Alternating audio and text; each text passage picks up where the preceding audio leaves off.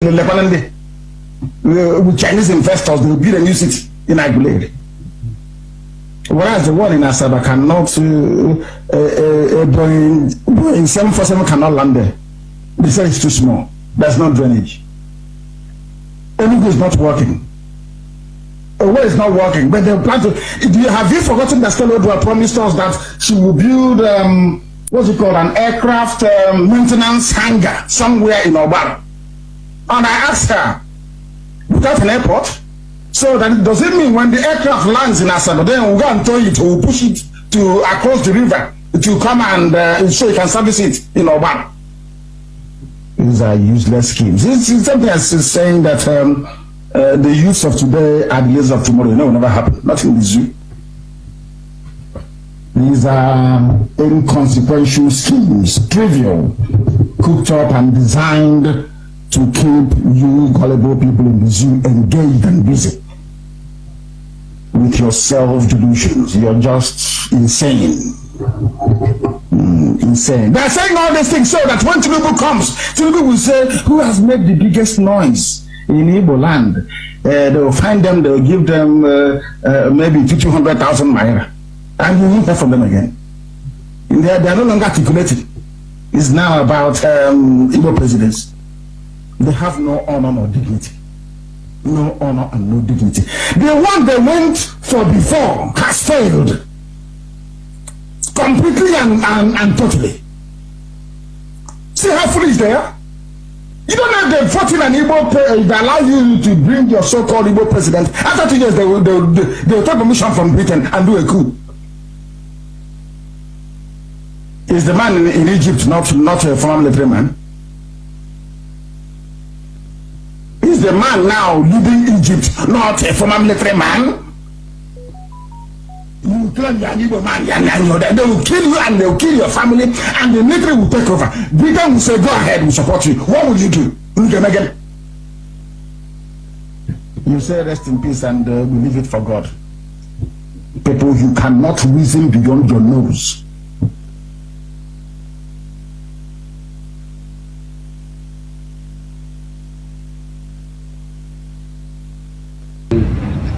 The threat letter was not sent to the churches.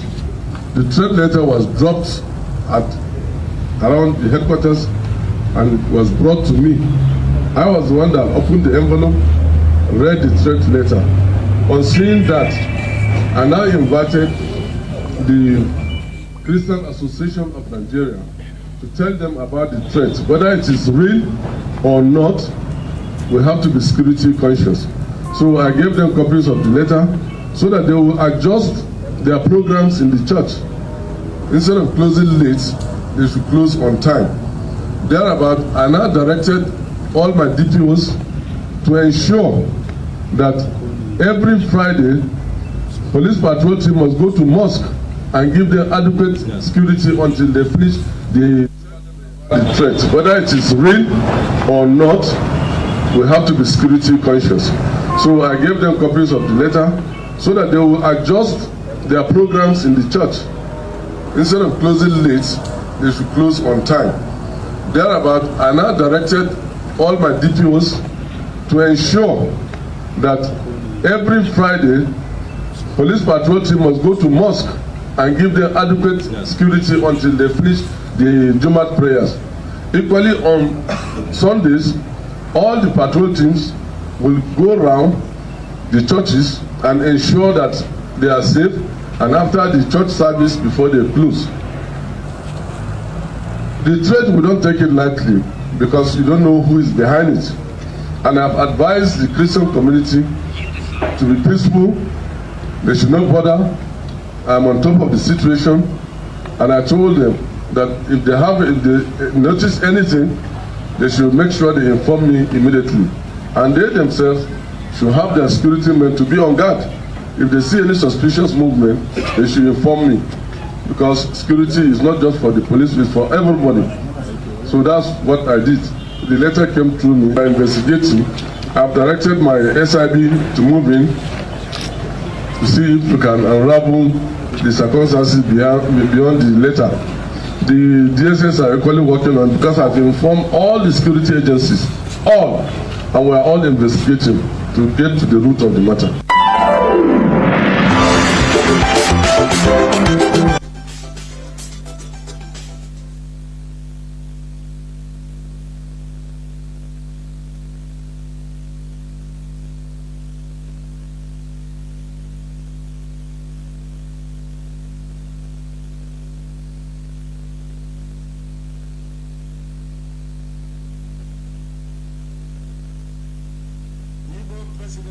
Is like the second Niger bridge. Igbo presidency is like the second Niger bridge. It will never be completed. Or maybe like Ogoni clean up. They flagged it up the first time, second time, third time. Instead, they will go there to destroy people's houses. How about the 30,000 minimum wage? These are promises made. Or it will return you back to 86 naira per liter petrol pump price. What happened? None of these things will ever happen. Because it's a dream.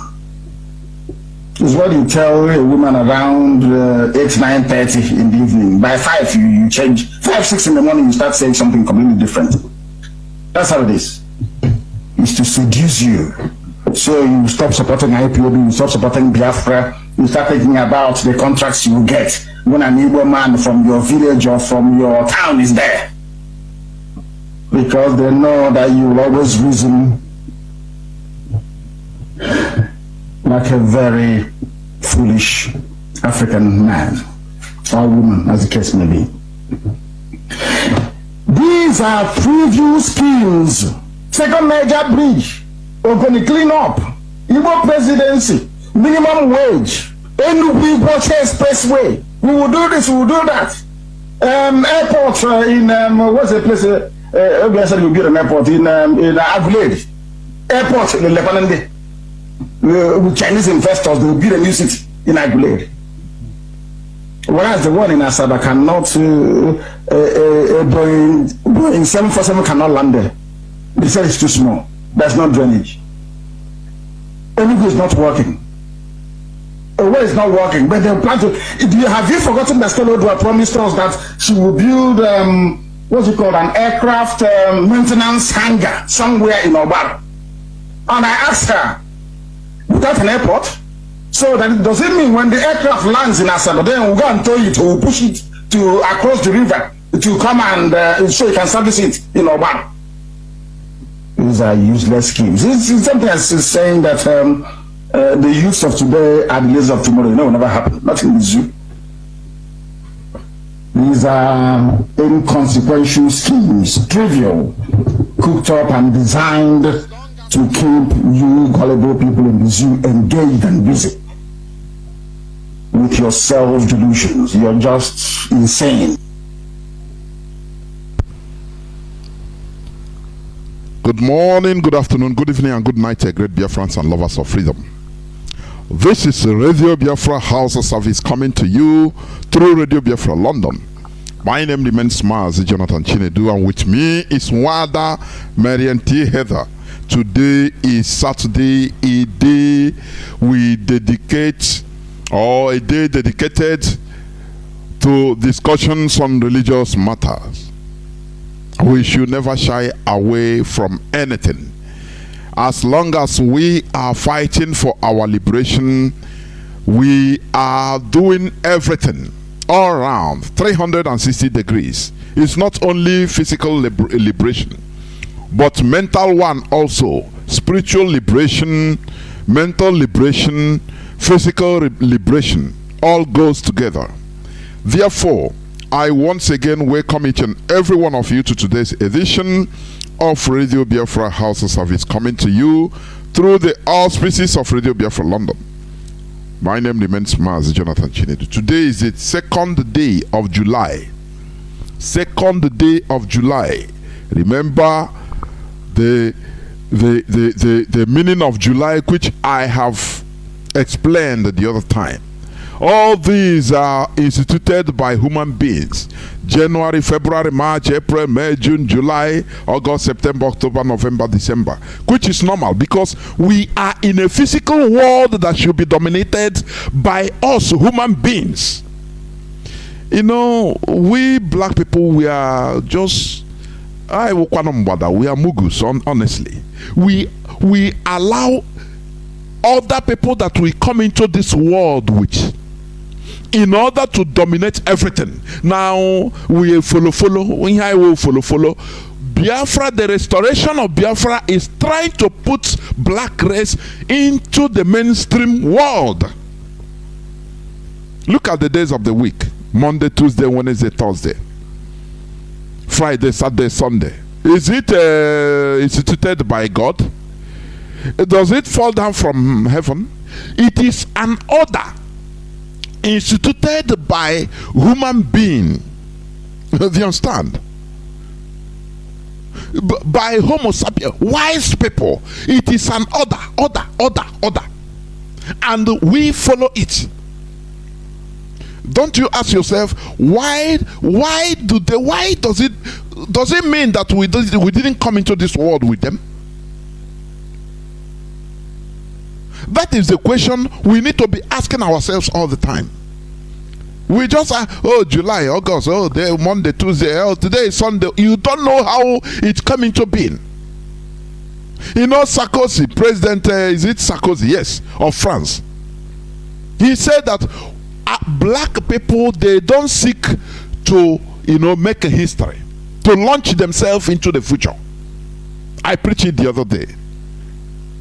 Just tell me what in this world now that you can say that it is instituted by black people, which everybody is following all over the world. Tell me.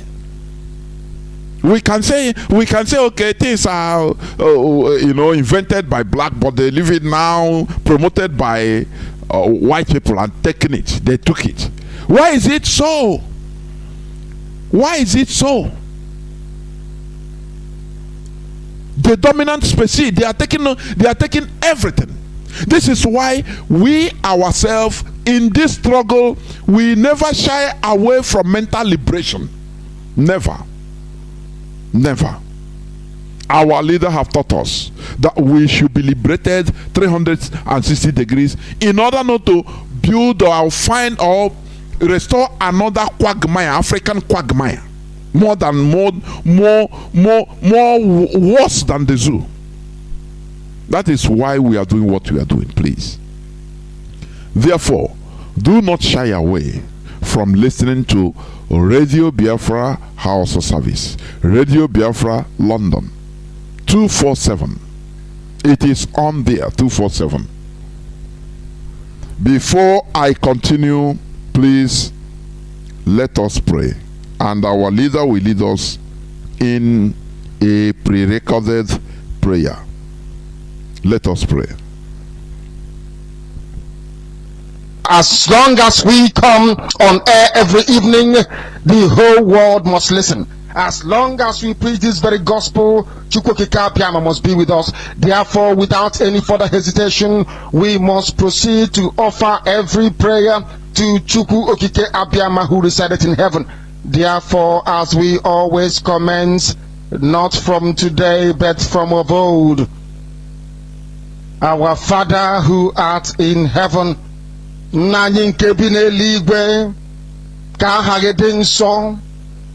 that your name may be hallowed by men, that we may bow at the mention of it, that we may offer every glory unto thee, that we may offer you every adoration and adulation, because there is none like thee. You fight our battles for us.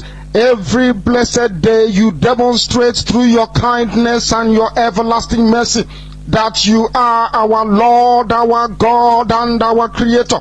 This evening we offer these your children unto thee all over this very planet that you created. They are listening across the entire 24 time zones on this very planet.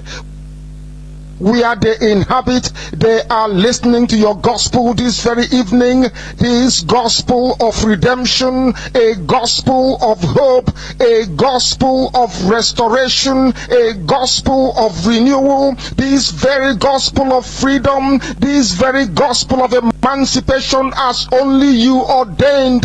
That this very gospel must be preached, that mankind may be set free from the eternal damnation of the creation of the British. My goodness me, I want to remain in the spirit, because we must worship heaven. We answer your name, O Lord of hosts. Everything about us is designed to offer glory unto thee. We have atoned for our sins last year.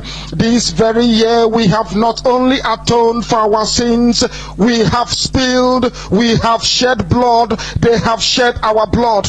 We have let our sacrifice be made unto thee. Even on the 30th of August, as we are being felled by the bullets of the enemy, by the workers of iniquity and of darkness, we remain very strong today to beckon upon thee, to ask you for your mercy and for your grace, to ensure that your kingdom is restored upon the face of the earth, that you can bring your healing hand to bear upon the life of those of them that you created for one singular purpose, and that purpose alone, which is to worship you in truth and in every honesty. Is there any way that we have erred? Is there any way that our ancestors may have sinned? We confess before a congregation of the whole of humanity to ask you, O Lord of hosts, to have mercy upon us. You must have mercy upon us. We have suffered enough. We have been subjugated enough. We have been tortured enough. We have been imprisoned enough. We did not do these people anything. Our only crime is to answer your name. Our only crime is to be born your children. Our only crime is to excel at everything that we place our hands into. Our only crime is to exhibit your glory and your blessing, which manifestedly is upon our lives every blessed day. That is why they want to kill us. That is why the British want to join those of them who don't know you to destroy your creation and your inheritance. You will not allow shame to befall your name. You will not allow the enemies to triumph over the lives of your children, because you created us to exist, to worship, to honor, and to praise you. That is exactly what we are going to do when this Biafra comes. It will come in truth and in every honesty, because we remain every blessed day whiter than white and whiter than snow. Is there any way that we have sinned that you cannot forgive us our trespasses, to enable us to fulfill your own word, which was spoken thousands of years ago, that instead of what you promised not to come to pass, that heaven and earth will cease to exist? You opened your mouth to bless mankind to the coming of Yahweh Yeshua, who came here and said, let your kingdom come on earth as it is in heaven. Those words can never be in vain, because they are anchored upon your holiness and your magnificence. That is why in the end we know that Biafra will come, that these children that we have given birth to all over the world, and their children, and their children, and their children, as long as they give birth to them and they are Biafrans, they will worship you in truth and honesty. Through this very work we are doing, mankind will come to understand you. Let your miracle be wrought in our lives. Let us witness and behold your magnificence, your holiness, your mystery, and your grace under our command. O Lord of hosts, we call upon you. We call upon you to heal. We call upon you to provide succor to those of them who are inconsolable. We ask you to come and strengthen those who are weak. We ask you to restore hope where there is hopelessness. We ask you for inclusion where there is destitution. We ask you for one brotherhood, one camaraderie, one bone, one blood, and one flesh of your children. The Efiks and the Bibios, the Izon, the Shekiri, the Isobos, and also those of them from Isoko. We are traveling all the way to the lands of Igala. We are moving on from there to Idoma, to Igede, to the territories of the Igbo land. All these places we dedicate unto thee. All these lands of yours, we ask you to cover it with your mercy, because Biafra will come, and when it does, we will dance on the streets. I'm telling you, by the time that we are done, humanity will think that we are mad, we are drunk in your glory, and rightfully so, because your kingdom will come to rest upon this very earth. That very kingdom is the unadulterated, non-negotiable sovereignty of the Republic of Biafra, that your will may be fulfilled in our time. All this we pray, all this we ask for, in no other name apart from that name that belongs to you. He said,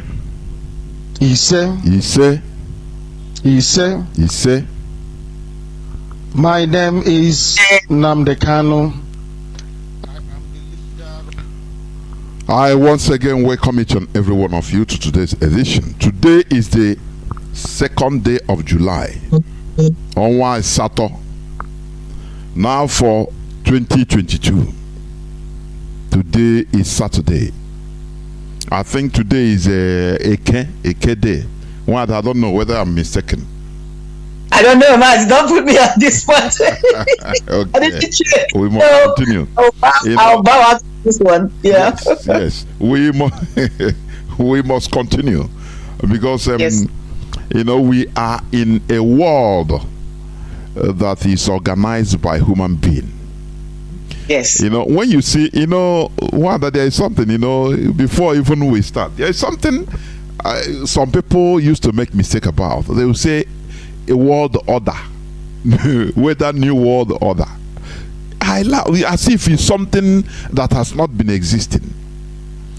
The world is being organized by human being according to the time. If humans see that this thing is outdated, or there is, in order to accommodate things that we should, they do it.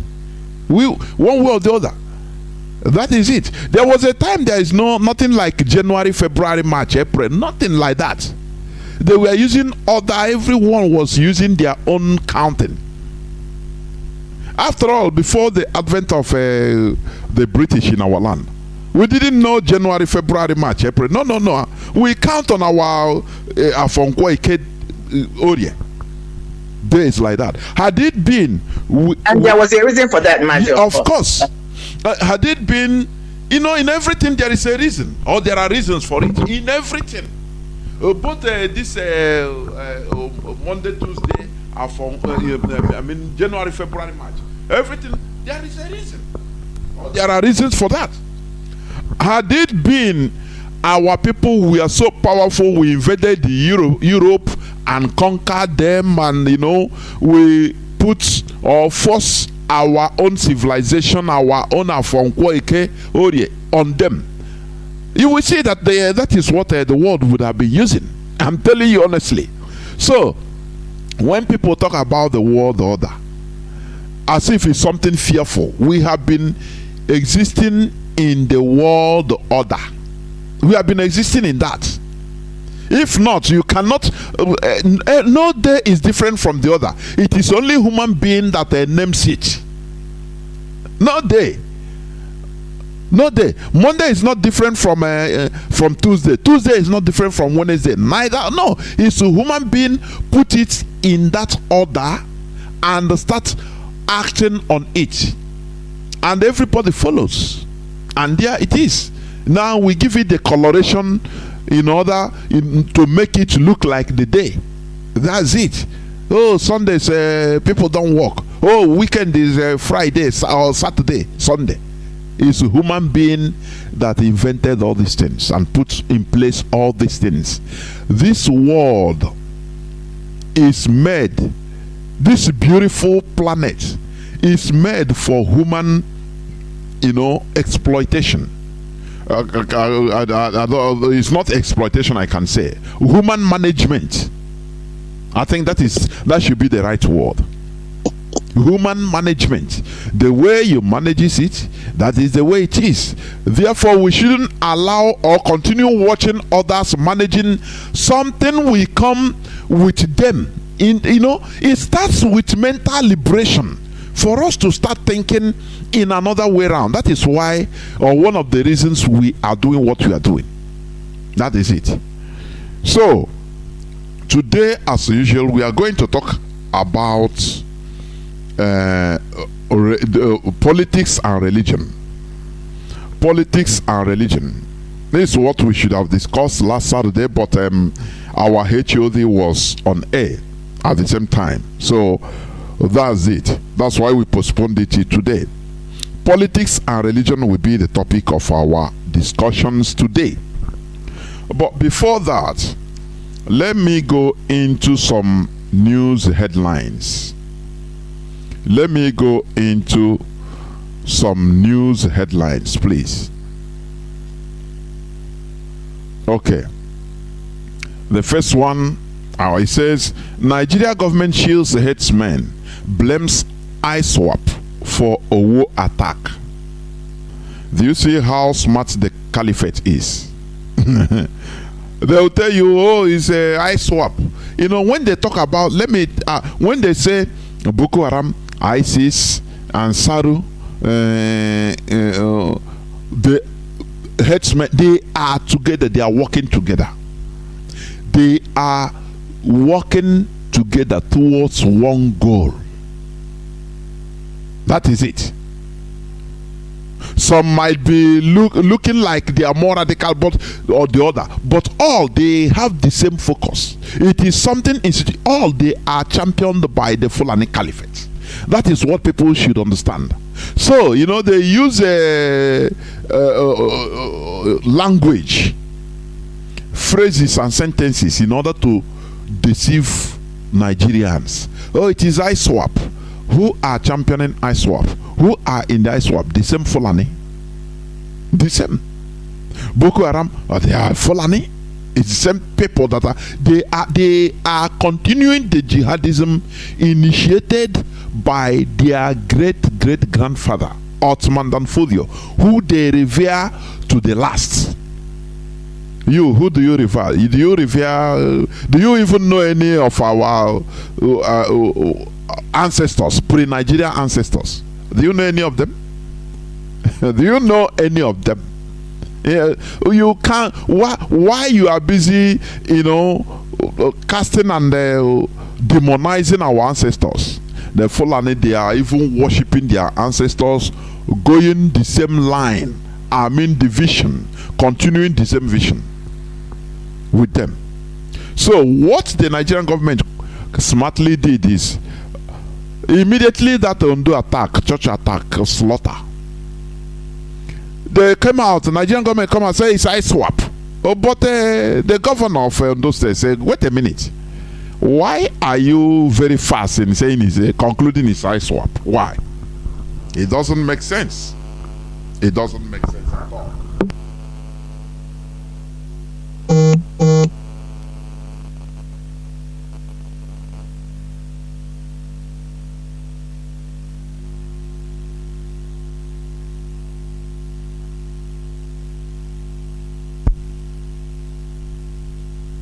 Hello? Yes. So, I'm sorry for the distraction. So, okay. What am I trying to say? All these terrorists are championed by the same set of people. Do you understand? So the governor of Ondo State said, wait a minute, why is it that you come out, the federal government just come out quickly But eyewitness accounts says the contrary, that these are the Fulani headsmen terrorists. Why is it very hard for the Nigerian government to, call Fulani headsmen terrorists? We see in social media sometimes they catch them. We see also eyewitness accounts of kidnapped victims, the bishop and very many of them talking about the same people, that they are Fulani. They are Fulani, but the Nigerian government have deaf ear. They are shielding them. Do you see how they are moving? Do you see? Whereas the governments in Biafra, the governors in Biafra land, the political elites in Biafra land are busy slaughtering their own, bringing their own people that will even protect them in case of anything. They are happy bringing their own people, slaughtering them. The Fulani Caliphate is protecting their own by any means, by all means. So he said Nigerian officials blame the terror attack on St. Francis Church in Owo, Ondo State, on the Islamic State of West African province, while avoiding references to networks of politically powerful headsmen. Do you understand? And that is the reality. Why people don't talk? Why they don't talk about it? This is part of the agenda. You allow the agenda to continue to our own detriment. But IPOB is here.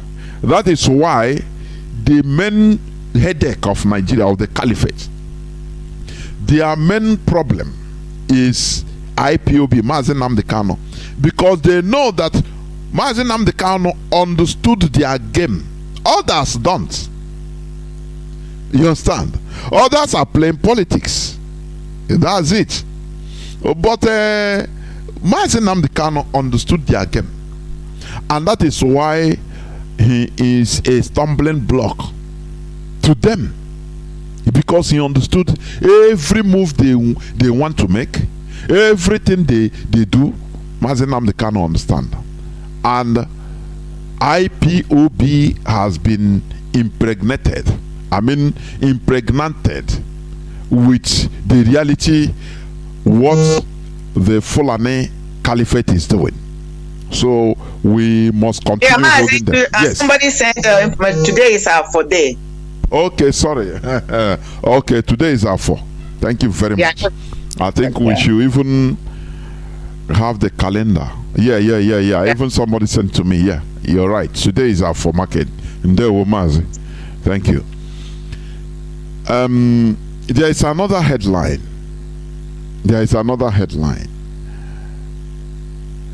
Police in Abia. I want to read this. It is a news of June 30th, 2 days back. But I want to read it, please, for people to understand the situation we are in Nigeria. The reality facing us in Nigeria. Policeman in Abia brutalizes motorists, detains sick wife in station for not giving bribe. June 30th, 2022.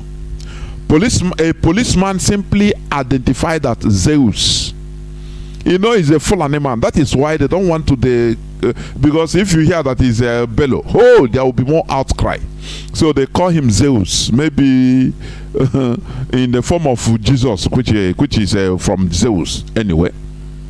A policeman simply identified as Zeus, attached to the Eziama police station in Abia State on Monday night, brutalized a man who gave his name as Samuel Okoye on his way back from a hospital with his sick wife. Okoye, while narrating the incident to Sahara reporters, said that the police officer stopped him in front of the station around 9:30 p.m. and after looking into his car, the policeman asked him to find him something as usual. But Okoye, who said he had spent all the money he had in the hospital, told the policeman, "Officer, I no get anything here with me. We are coming back from the hospital. Look at my madam. She is carrying a string in her hand. He said that the policeman got angry and then asked, "Where your paper?" He gave him the papers. According to Okoye, the policeman put the papers in his pocket without checking anything on them. And after waiting for some minutes without any response from him, I asked, "Officer, how far? Can I go and drop my woman and come back tomorrow morning?" Next thing he did was to cock his gun and told me that if I moved, he will fire me. I said to him, "Officer, what is the matter? Do you see it? My papers are okay." He started saying that as he was there, did I think that he was happy? Do you see it? Do you see that all this, this word means a lot? He is not happy seeing us as human beings. He's not happy. He's not happy being there, seeing you going with your car. He's not happy. As a Fulani Caliphate policeman. You know, police in every other country is there to maintain peace, to help the population, assist who is in need, on matters, to work with the population. But in Nigeria, no. He said, he cock his gun. He said, I will. If you move, I fire you, and nothing will happen. Do you see it? This is what we are suffering in Nigeria. The victim told the Sahara reporters that there were 2 other people who were also hurt by the same policeman for refusing to find him something before he arrived at the station, but the others insisted that they would not be forced to give him money. Okoye said, "Our papers are okay. All of us, we are there." And my woman was begging him. Do you see what we have been reduced into Nigeria? Begging. No person, you have no right. All you do is to beg every time. Now, what type of country is that? You want us to continue remaining in a place whereby you don't have rights? Oh, everything is you beg, Oga sir, sorry sir, Oga please now, for nothing. He said that I was trying to prove stubborn, and I said, "Officer, I am not proving stubborn. I don't have anything left with me." He started insulting me and asking and asked if I was the one that sent him to the police academy. Then I called the police friend that I knew and narrated the whole scenario, and he asked me to give the phone to the policeman, but initially he refused to collect the phone, but later he collected and spoke with my friend. Fortunately, my police friend knows him. After answering the call, he seized my phone and told me that I wanted to prove to him that I know policemen. He even told my woman that he could do anything to me, and the highest thing that could happen is that he will be asked to apologize to me. Nothing will happen. Are you seeing the impunity in Nigeria? I think people are listening. And that is what we are passing every day in our own land. The politicians are seeing all these things. There is nothing, they tell us to continue living like that. It's a normal thing. Well, let us take it as a normality. Because they themselves, they are being protected by these people. So they don't understand not that they understand. I cannot say that they don't understand. How can you live in a country whereby before you know anything, you must know somebody that knows somebody that knows somebody? You are not protected at all. You are a dead man, a dead person walking, if you don't know anybody. What if this man has no policeman or police friend to call? If you don't know anybody, they will just kill him, and before you know, they will put one gun on his head, he's an armed robber, and that is it. You see, Channel television will carry it that armed robbers and kidnappers have been killed. They were exchanging gunfire, and unfortunately they killed the kidnappers. That is, or they would call them ESN. That is the unfortunate thing we are passing every day. Our people are passing in Biafra land every day, every blessed day. Let me continue reading this. From 9:30 p.m. Okoye said Officer Zeus kept him and the sick wife at the station till 1 a.m. When he told the police officer what he was doing was not good, he started flogging me in front of his wife and slapping me as he wanted. He said that he would shoot me. Luckily, my police friend chatted with me on my Android phone. I told him that he was shooting a gun and that he said that he would kill me. My friend quickly rushed and came to the point and started begging him to leave me. He was boasting that if not for the sake of my friend, he would shoot me and tag me an armed robber, and my car a stolen vehicle. Do you see this? I never even read this thing, but that is what I said. Do you see it? So that when you see, oh, they killed an armed robber, oh, they killed a kidnapper, as long as he's a Biafran, know that there is something there. It might not necessarily be true. They kill innocent people and tag them anything they want. And the newspapers and the media, they will take it. They will take it up and sell it to Nigerians. Do you see what Biafrans are passing every blessed day in that zoo called Nigeria? The policeman is boasting openly that I will kill you and nothing will happen. Yes, I will tag you an armed robber or a kidnapper, and your car is stolen vehicle. So nothing. What will you do? How can we be in a country whereby you are not safe? You have nowhere to run to. Nowhere to run to. You have to be making a friend with a police officer or army officer. That is all politicians. That is why we are in a very bigger mess than we think. That is why people tend to sabotage, because nothing protects them. Nothing. You cannot go to the police for protection in our land. No way. They will kill you even. Is it courts? Oh, is it the courts that look at a high court in Umuahia ruled that Mazi Nnamdi Kanu didn't jump bail, that even he should be compensated, paid damages. I think I don't know how many, I've forgotten how many million naira damages.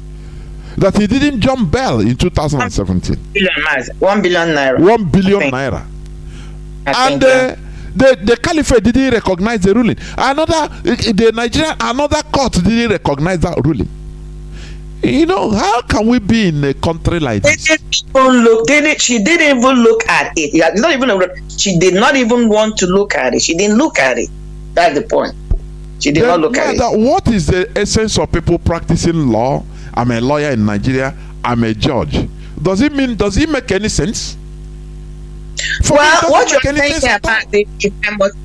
saying here, Mazi, hinges to the topic we are treating today: politics, religion, similarities or differences. It hinges on it. So go ahead with what you're doing. When we begin to unpack it, we see that it hinges. Everything you're saying hinges on these two bodies: politics and religion, Mazi.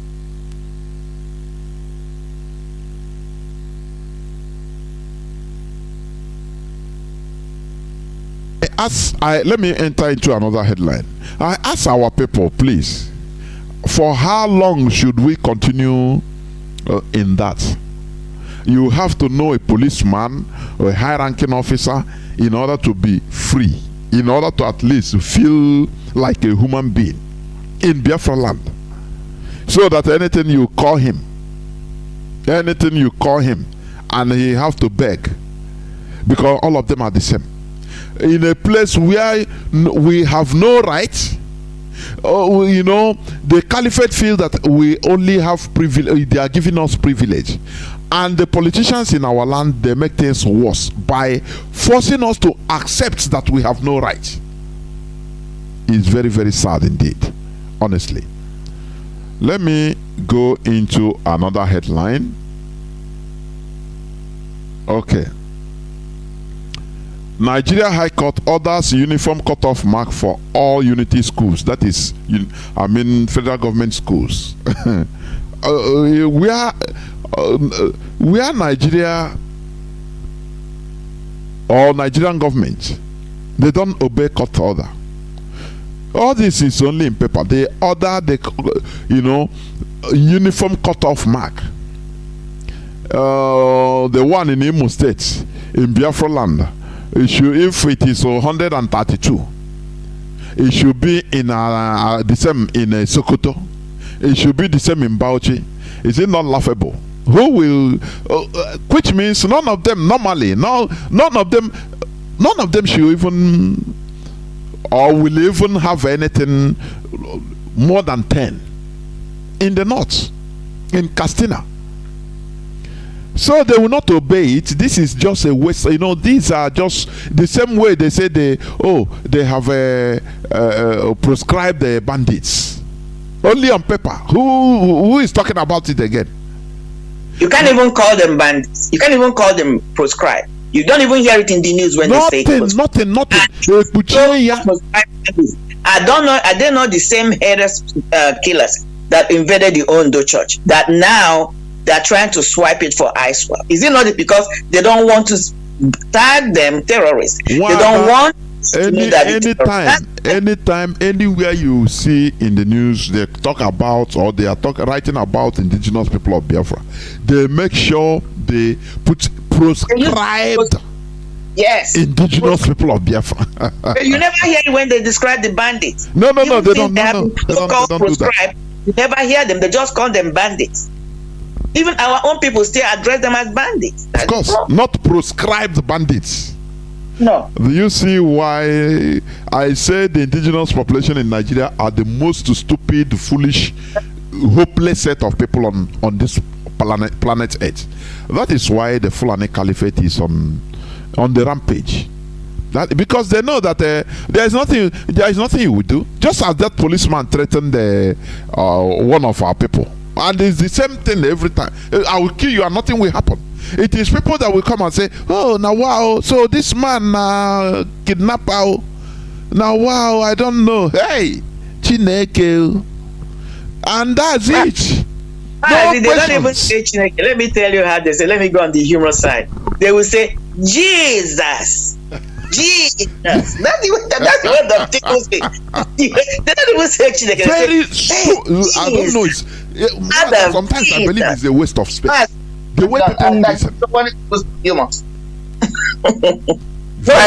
Very sad indeed, honestly. Okay, let me come to this one also. I will read it. And I know whether you come in there. It said, we paid 400 million in taxes. 400 million naira in taxes to bandits to allow us farm, says Kaduna community leader. This is a proscribed, so-called proscribed terrorist organization. But in Kaduna, farmers, the communities are paying taxes to bandits. The military is not doing python dance or crocodile tears there. No. All they are on the rampage. And the people, the worst is that Nigerians don't see this. Oh, it never happened to your community, so it's in Kaduna. No, it never happened. You don't know they are consolidating their launching pad. Once they are consolidated, they will look for more. Oliver Twist, they will always look for more. And they are coming. They are in our land already. Not that they are coming. Let me read it a bit. A former managing director of the Kaduna State Media Corporation and the community leader in the banditry ravaged Bininguari local government area of Kaduna State, Alhaji Zubairu Idris Abdul Rauf, has said that the farming communities in the local government area have paid over 400 million naira as taxes to bandits for them to be able to farm and harvest their farm produce in the last 2 years. This was just as he disclosed that the people of Bininguari Emirates have already been pushed to the wall by the bandits, and the people have embraced and already adopted the self-defense option as suggested and directed by the Zamfara State Governor Bello Matawale.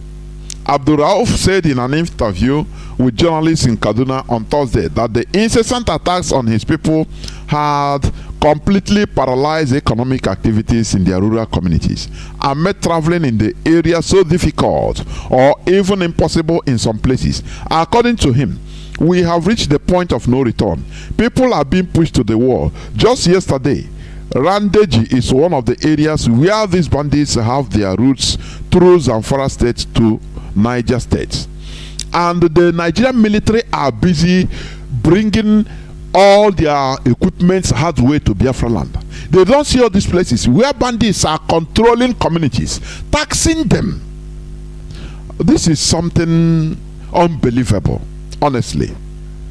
This is something unbelievable.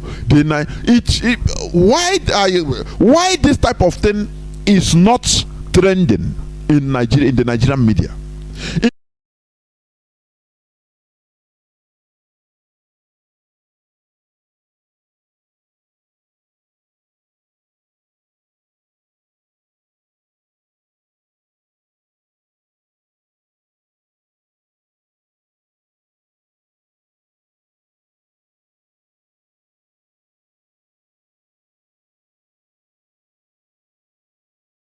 Type of thing should be trending everywhere in Nigeria.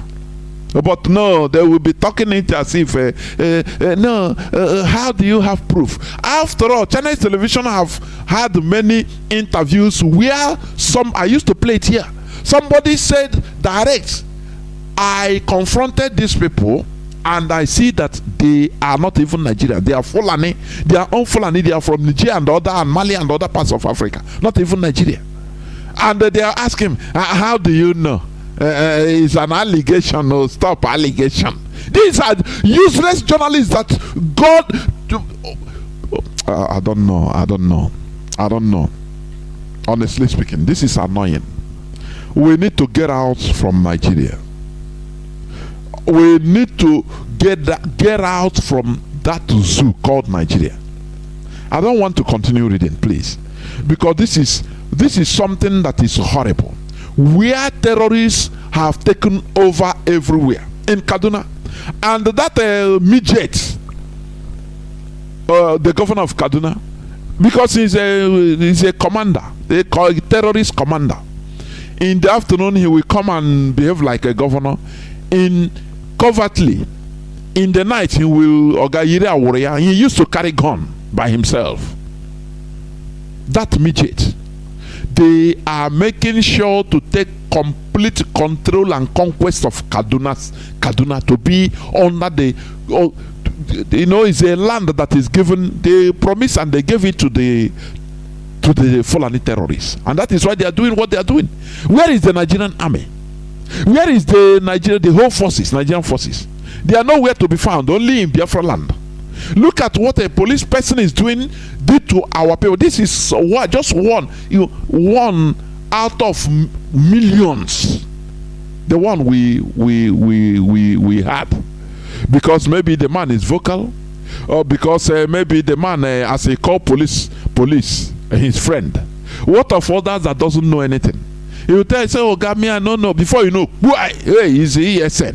They will carry Biafra flag, put there, say he's a ESN. And that's it. Chinese television, the Chukuga walk, they will come and start videoing. Oh, they have robbed there. Oh, he's an ESN. He's a kidnapper. He's a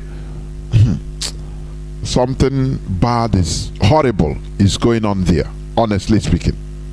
Now, let me also, before I bring in Wada to talk on all this, please, let me read.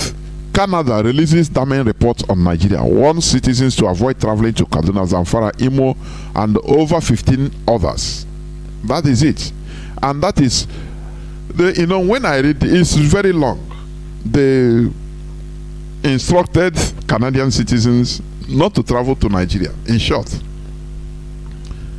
that is a fraud reading. There is a way they put it.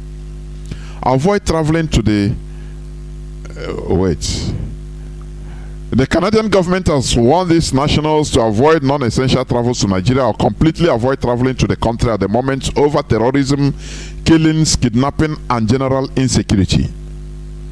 Okay. In the second, I'm jumping. In the second part of the publication with the caption, Regional Risk Level, Avoid All Travels, the Canadian authorities listed states and regions that Canadian citizens must not travel to in Nigeria. Okay. Avoid all travels to the following regions due to the risk of terrorism, armed attacks, kidnapping, intercommunal and sectarian violence. The northwestern states of Kaduna, Kanu, Katsina, Sokoto, Zamfara. The north central state of Plateau. The northeastern states of Adamawa, Bauchi, Borno, Gombe, Jigawa and Yobe. The Niger Delta states of Akwa Ibom, Anambra, Bayelsa, Delta, Imo and Rivers. Okay. The Canadian authorities could describe Nigeria as experiencing all forms of criminalities and atrocities. In the long warning publication, listed virtually every state and region in Nigeria with their associated crimes and criminals, while describing the most populous African country as a fraud and crime-infested nation. Do you see what? That's it. But you know, my annoyance is we want to find a solution, and we have been saying, crying to the international community. Look at what is it. You know, writing this is, they love it. They love it. When you want to look for solution, they will try to block you. But it is for us to bulldoze our way to solution, which is the restoration of Biafra. Because they describe many things that is happening in Nigeria. They want their citizens, everything is a crime, is they say Nigeria is a fraud and crime infested nation. It's not a nation. It's a contraption anyway, created by Britain for their fun. You know, you see, if I mean Queen Elizabeth wants to have fun, he will start watching what is happening in Nigeria. Say, look at what we created. Look at what we created, and they will laugh. They will laugh. They will have fun. Oh, look at how this person was. Look at how the policeman, so-called policeman, is shooting somebody. Look at, he killed the person. Oh, they will laugh. This is what we created. These are orang monkeys. It serves them good. But we must liberate ourselves from this mess. I'm telling you honestly. And that is it.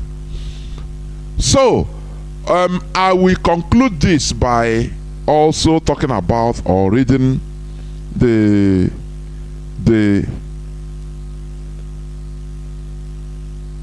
Quran, and that is it.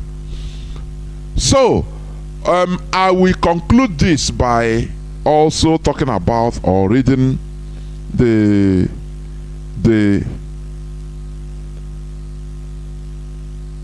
Quran.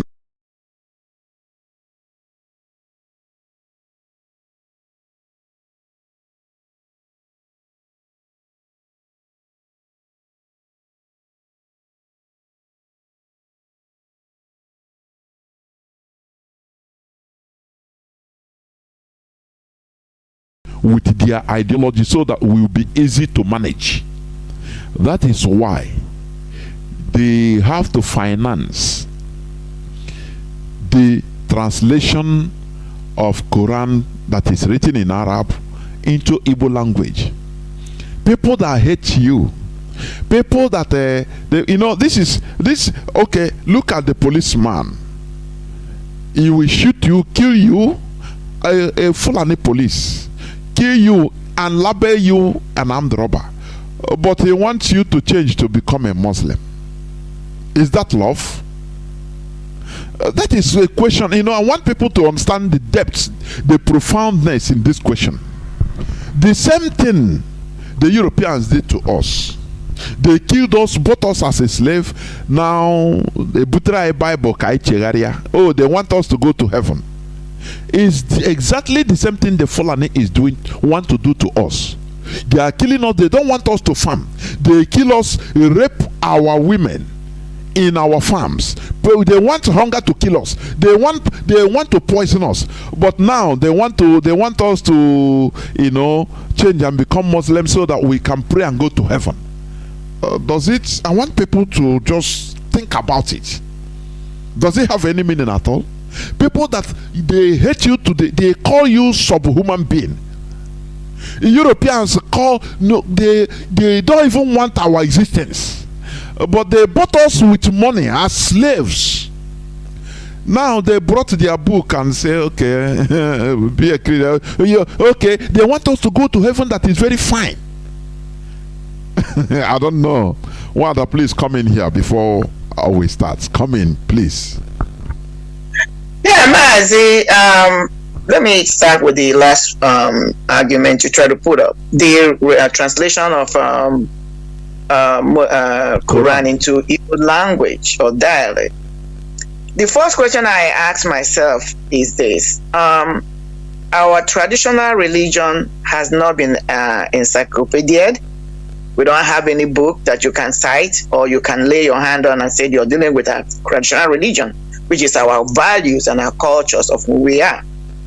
But now we're stepping into dealing with this translation of Muslim Quran. What do they call it? Korean. Might as well be. So, but if anybody who really wants to understand that this was a deliberate action being sponsored all the way from Saudi Arabia down to through the caliphate to destabilize us even further, because they're attacking us from different from different angles. Okay, yes. they have the headers coming as the full soldiers. That's number one. They have the political people, which are these what do you call them again? The cabals in Nigeria. Now they have realized, or it's obvious to anyone who wants to pay attention, that when it comes to religion, our people, you know, get excited, and because we are spiritual people, even though people misunderstand religiosity and spiritualism, which we're going to touch on it today again. So our people are spiritual people by nature, but a lot of us has construed it to be religiosity because they don't understand the differences. And this is something that is very important or appealing to our people. So they're trying to use it again to come in and get us even further, because I think they're realizing that we even have more effect than these other two facets they're using. The reason being what? Now, as you're getting Igbo people to be converted into Muslim, these are the people they're going to use now to fight us in later future. That's the game. You will not, because now it's easy to identify a Fulani man when they come to you.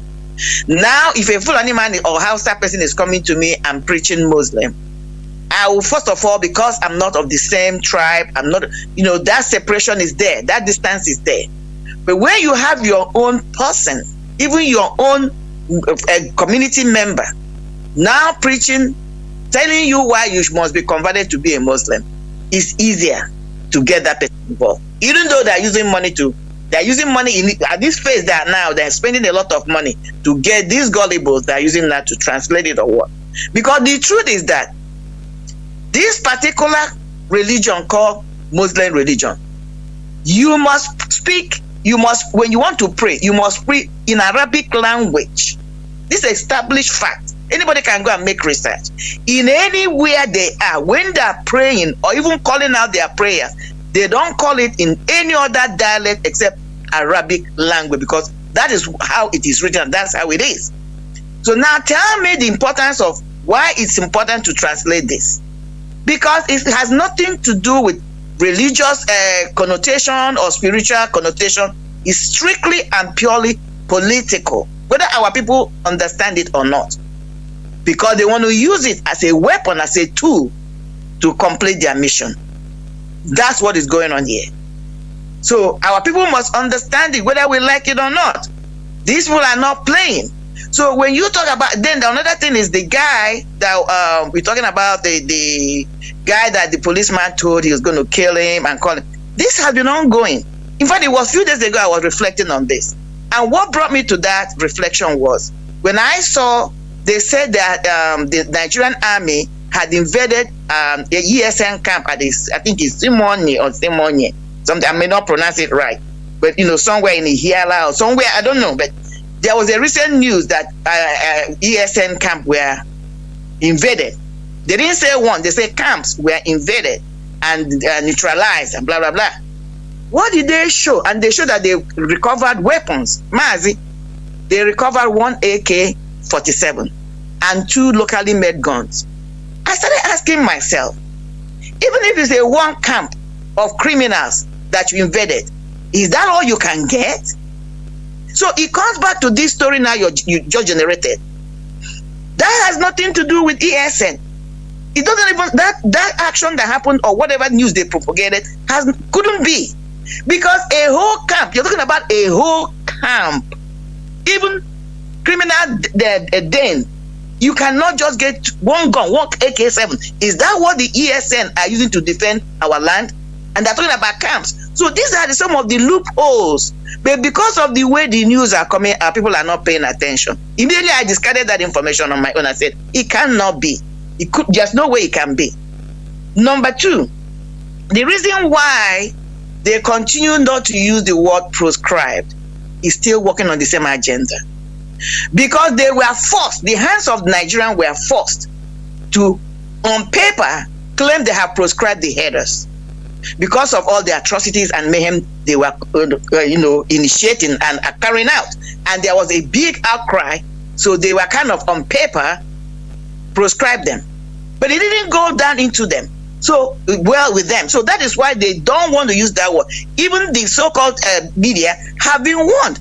I mean, Lai Mohammed said it. This is not a hidden fact. He came online and on a live program and said they should stop reporting what is happening in the north. They should stop it. But they want to be reporting what is happening in the east. And who is doing the bit for them again?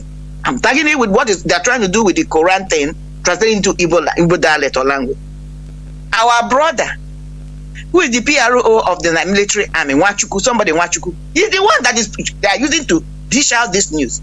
So when you have your own, bringing a counter narratives against what you're doing, it's easier to get your own people, some of them, believing, because this is one of us saying this. That's one of the games they are playing. They know what they're doing, but what is so disheartening to somebody like me is that I don't know why our people cannot get it. Our people feel so detached from what is happening because it has not happened to them. That's another thing I'm sensing, I'm observing, I'm realizing. Oh, it's happening in Zamfara. You can never get to me. Look at the distance. It's a lie. Just like you said, they are trying to have a base from there. That's exactly what they did in Afghanistan. Go and check anywhere these people operated. That's their modus of operandi. That's how they move. They want to have a particular place, location, geographical location. From there, they will start launching attacks. That's what they're doing. That's why they're having this hold on Zamfara. Now, let me quickly, so that we can get into the main subject. What Canada, this article Canada put out, I saw it. And this is what I said. I like it, Mazi. Why do I like it? Knowingly or unknowingly, what Canada have done is counteracting that stupidity Buhari did in Rwanda. He goes strictly against, he was trying to convince talking about again, world leaders or new order, the people of the new world order, okay? Buhari was making an effort to convince them that he has put a lead, if not completely eradicated the insurgency, the terrorists that are operating in the northern part of Nigeria or any part of Nigeria, that under his own regime, he has been able to bring them to naught. In fact, he quoted and he cited and said, the weapons I bought from America, that's what we have used. He inferred it. It was an inference. That's the way he brought it in to impress them, like, okay, I bought weapons from you. I know you advised me to use it to fight terrorists. I have done my job. So the terrorists now are no more. I have eradicated it. So now I'm begging you, or I'm asking you to work with me to suppress the IPOB movement under the leadership of Mazi Nnamdi Kanu, who are agitating, this one agitating for their right, which is, we have every right to agitate for our freedom. We have every right to complain. That is human element. That's the game he played there. That was why he did what he did. So, but now, when you read this thing Canadians did, I say kudos to them, because it directly contradicts everything. Because in 2 weeks ago, you are trying to tell the world community you have eradicated whatever is banditry, whether it is terrorists, whether it's insurgency, you have brought them to bare minimum or possibly eradicated them. The only problem now you have is these agitators. But look at what Canadians have done. They have put him, they have inducted him, and I'm sure now I'm so grateful, because he's not coming from IPOB media. He's coming from another power, another world power that the world can pay attention. So if Britain, as they continue to put their head in this under the stand, acting like they have no idea what is happening. This is from Canada. It's coming from Canada. It's not coming from IPOB. It's not coming from anybody in Nigeria. And I have always told people, when we are saying we want the world to know, the world knows what is happening in Nigeria. In fact, they have more human intelligence in that contraction more than some people in that country. They know. But people have always asked, why are they not coming to our rescue? Because again, Mazi, you're going to hint to what we are talking about today. Order, organization. They just cannot come in, because now they have succeeded. People like Ekperemadu and co, Nigerian and Igbo politicians, they try to bring a lot of different factions. So anybody that this, so they're watching, this is my own, I may not be right, but this is my own deduction, what I'm thinking. Even though it's not a reason. But we have to stand and let the world know this is what we want as a unit. Then they can work with us.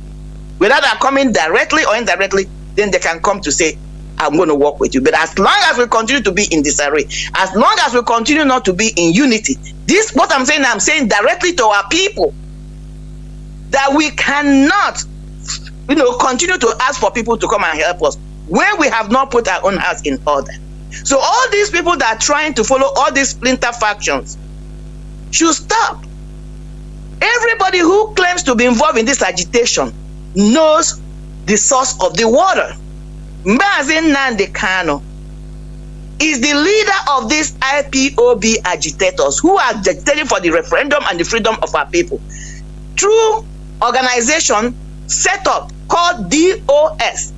Any other organization, any other name attached, removed, whether it's auto, whether it is Idu, whatever you call it, as long as it's not IPOB under the leadership of Mazi Nnamdi Kanu, now that it's in a place we cannot touch him, speak to him one-on-one, he said, listen to DOS. Anybody following any other person, you are the one delaying people coming to our help.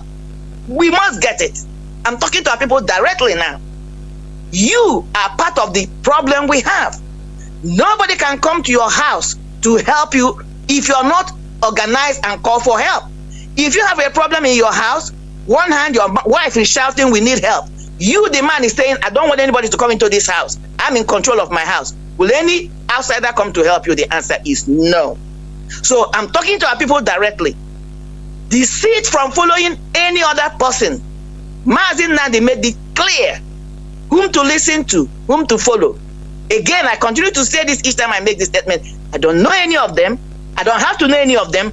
But order, without order, this world cannot function. So when people are talking about world order, like you said, Mazi, I'm recapping back to where you started. There has always been an order. Even according to the Christians, take them from their Christian Bible. He says in the beginning, God created heaven and earth. Something happens. It becomes tohu bohu, confusion. The earth was filled with the surface of the earth was filled with water.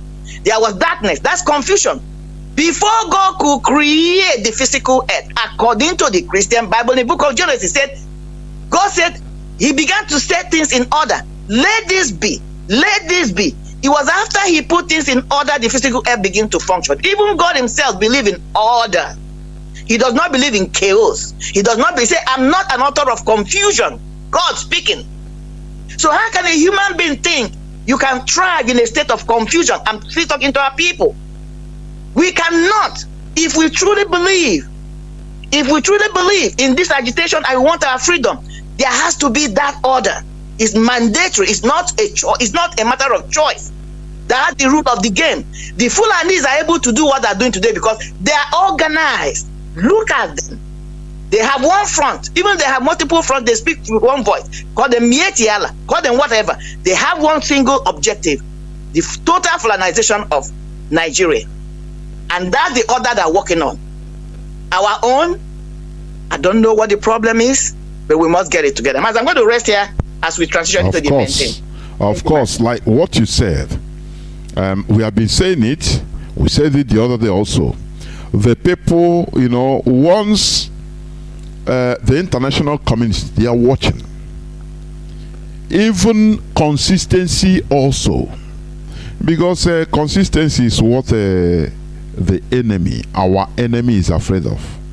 If you are consistent in what you are requesting, in your agitation, also the international community, they are watching. Like this election favor, they want to know whether, these people, is it Biafra they want, or they want a Nigerian president that comes from their place.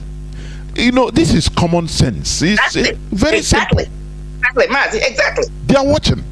People think that they are not watching. They are watching. Those are talking, Biafra, Biafra. Do you think that if you go to Nigeria politics election and after you fail, you come back and drop back and say, okay, now if you're not loud, let us get Biafra.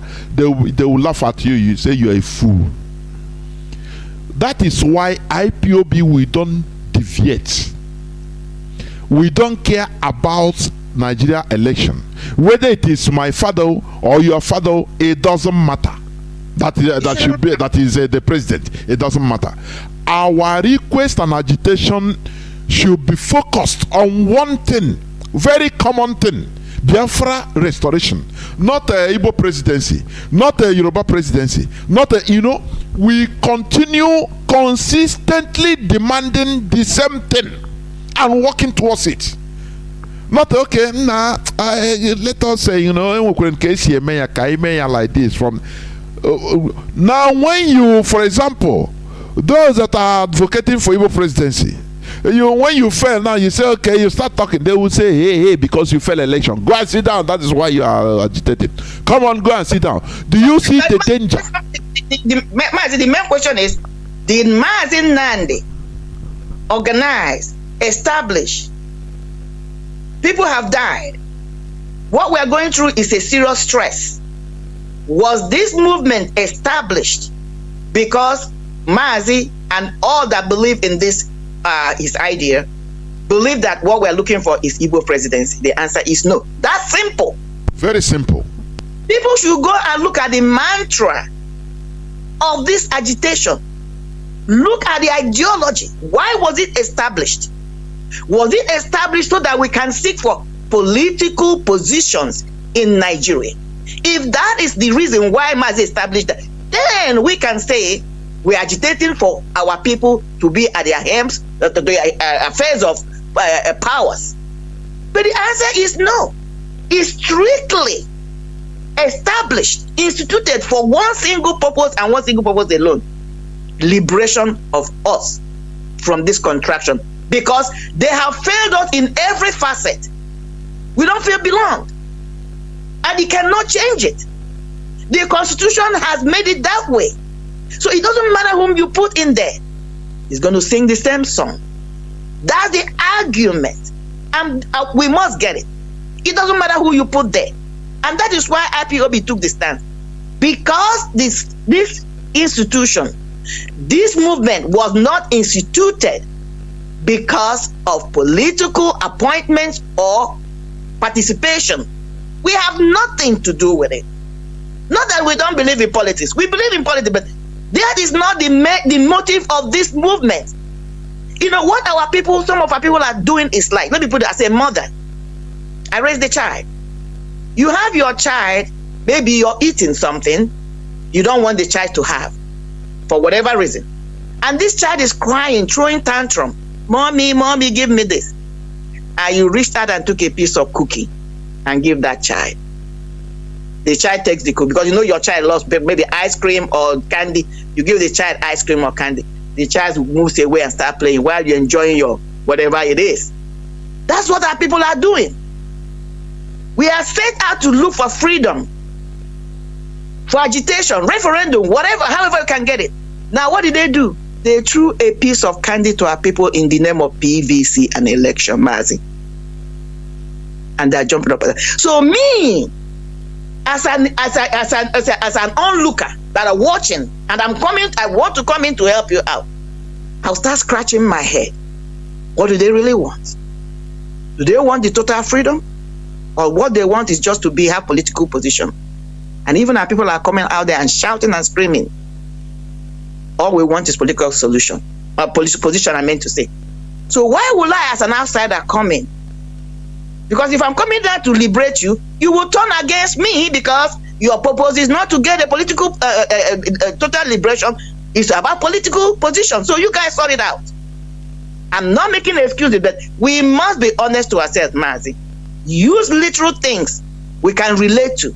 Use even your family.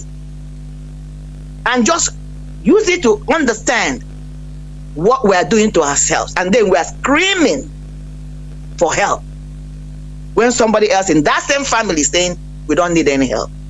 What we need is candy and cookies. Go ahead, Mazi. That is exactly what we preach here. Our people should understand it. We should be consistent. Not one leg here, one leg there. No. If you know that all you want to, this thing all you had wanted is just Igbo presidency, please go and join them and leave us alone. We must continue in our focal or towards our focal point. That is the restoration of Biafra, because Nigeria is no, bring an angel, any angel you want, or bring him to come to Nigeria. He will to be at the helms of affairs of Nigeria. He will become corrupted. The system will corrupt him. That is it. We want to, separate ourselves where we were before, so that we can be able to manage ourselves the way we want, govern ourselves the way we want, not being imposed, or governorship being imposed on us. No. Let us go now direct to the topic of today's discussion. Though we have taken a little time, but it is worth it. All are the same. Yes. We're doubling and doubling out. Of course, it is worth it. There is nothing wrong about it. Yeah, they're all related. Yeah. As I said, as I used to say, please stop calling these people Hausa Fulani. Let me reiterate it. One thing I see in our character is this fatigue, tiredness, mental tiredness is too much in us. Why Mazi Jonathan used to say this, whereas they are all the same. They are not the same. They are not the same. They are not the same. We should always remind them they are not the same. Have you seen the Fulani, the so-called Northerners, tired of dividing us in their statements? Southeast, southwest, south, Igbo. Have you since the creation of Nigeria, they have been talking the same thing till death. Even if you correct, they say no, these are the same people. They say no, in their statement they continue saying the same thing, because there is something they want. They want to make you how do I say, they want to wear you out until it sticks. Yes, they want to wear you out with their statement, so that you, for peace to reign, let me accept it's like that, it's like that. That is what the situation they want you to be. This calling them Hausa Fulani. Some of our people, they'll say, no, why Hausa? How can you distinguish them? They are not. They are almost. No. we continue saying the same thing till tomorrow. We continue isolating. Look, there is something I went to Wikipedia and I saw they have inserted Fulani. No more Hausa Fulani. Go and ask, type in your computer now the biggest 4 tribes in Nigeria. Go and type it. Type in. They have added one. That is Fulani. It's no more Hausa Fulani. They added. I saw it. I think yesterday I was just browsing. I said, "My goodness me!" Whereas these people are busy doing their thing, focusing towards one goal, we are sleeping. Well, that just as you said, look at this Quran. The Quran they translated to Igbo. Why can't they translate or write down our ordinala in papers? There's no way our people are. Oh no. Why can't the so-called Igbo intellectuals now gather together and say, look, we, even if it takes 10 years, they take it little by little. Look at our ordinala. Now they will be in book. People will be studying it. New generations will be studying it. This is our ordinary as it is written down. Wow. And then go back and do researches and see how our ancestors lived. Wow, that we are far. Honestly, sometimes let's abandon this. They're bringing another layer of enslavement, which is through this Quran, the translated Quran to us. Tell me any other tribe where this particular religion has been translated into their dialect. None. Even if they translate it, maybe it was before. Why is it this time in this 21st century? It becomes a project. It's absurd. It was a project. And the guy used the word project, which is very giving out. But what I'm trying to say, go and check what I'm telling you. It has never. The closest they have done is English, okay? Maybe French, I don't know. But English. But even that English version, is not accessible to you. I tried several times because I read that book. If you try to access it, they will ask you questions. But now, they find it so convenient to do a project targeted this particular tribe that the whole world, look, there is something our people don't understand. I'm going to use my place as an example quickly, Mazi. During the time human beings were moving forth and back trying to find settlement, there was a period even in our community, in our society. My tribe, my particular people, we are one of those that left Arochukwu during the crisis. I'm going to cut it short. We first moved to somewhere in River State. You still have the remnants of our buildings there, our ancient buildings there. It's called Ozuzu, somewhere in River State, Ozuzu. From there, we migrated to where we are today. When we arrived there were indigents that were the owners of that land. But when this is what how this game is being played. When my people came, they were friendly. That is even where we derived our name, Umunne Oha. We were friendly. They started intermarrying, doing a lot of things. They just allowed them to settle their friendly people. By the time you know it, our people overwhelmed them, both in population, both in politics, in service. Those people became the minority. But as I speak to you today, unless somebody like me who sat at the feet of my elders will tell you this story, most people in my community don't even know this story. Those people are literally non-existent today as we speak. That's how this conquest happened. Our people don't get it because they're thinking the Fulanis will just march in, kill everybody and take over. They know that it's not going to be possible in this 21st century because the whole world is watching. They will call it ethnic cleansing. They do it by soft method. And one of them is this translation of the Quran into our dialect. Because our people now will have, access. We like Newton. Our people, we like Newton. And we like things that are exciting, new things exciting to us, even whether it's going to be poison or not. We just want to try it. And they are not just bringing it to them by saying, okay, we're going to give you this Quran, it's translated in your dialect to read. They're going to match it with money because they know that's one of the weaknesses of our people. Meanwhile, they have introduced poverty in the society, okay? So now people will look at it. That's how people think. But there's a catch there. That's what we don't understand. That's why they're doing this. And Mazi, I'm telling you, even as we speak there, I can tell you how people are now beginning to go to mosque because they will give them money, give them food, give them whatever. But they don't know. You know, when they read, when I was in church, you will always hear people talking about, oh my God, Esau is stupid. Just for a porridge of yam, he sold his future. Our people are doing it even now.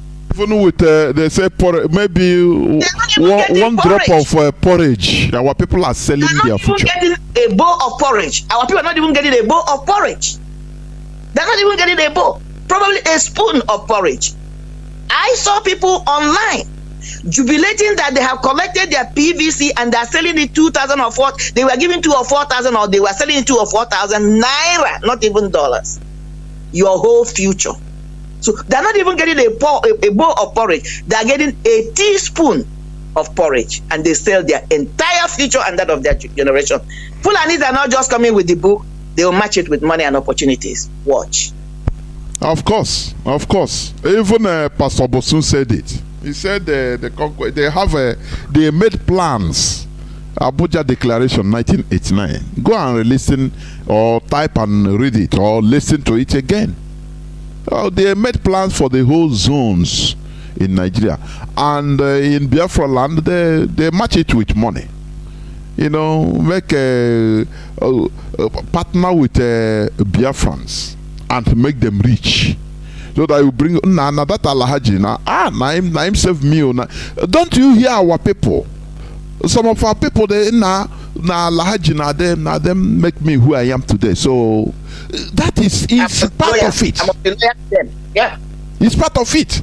So as Alhaji make you bring others want to go and join. If you want to Alhaji, okay, you go. They will tell you what it takes.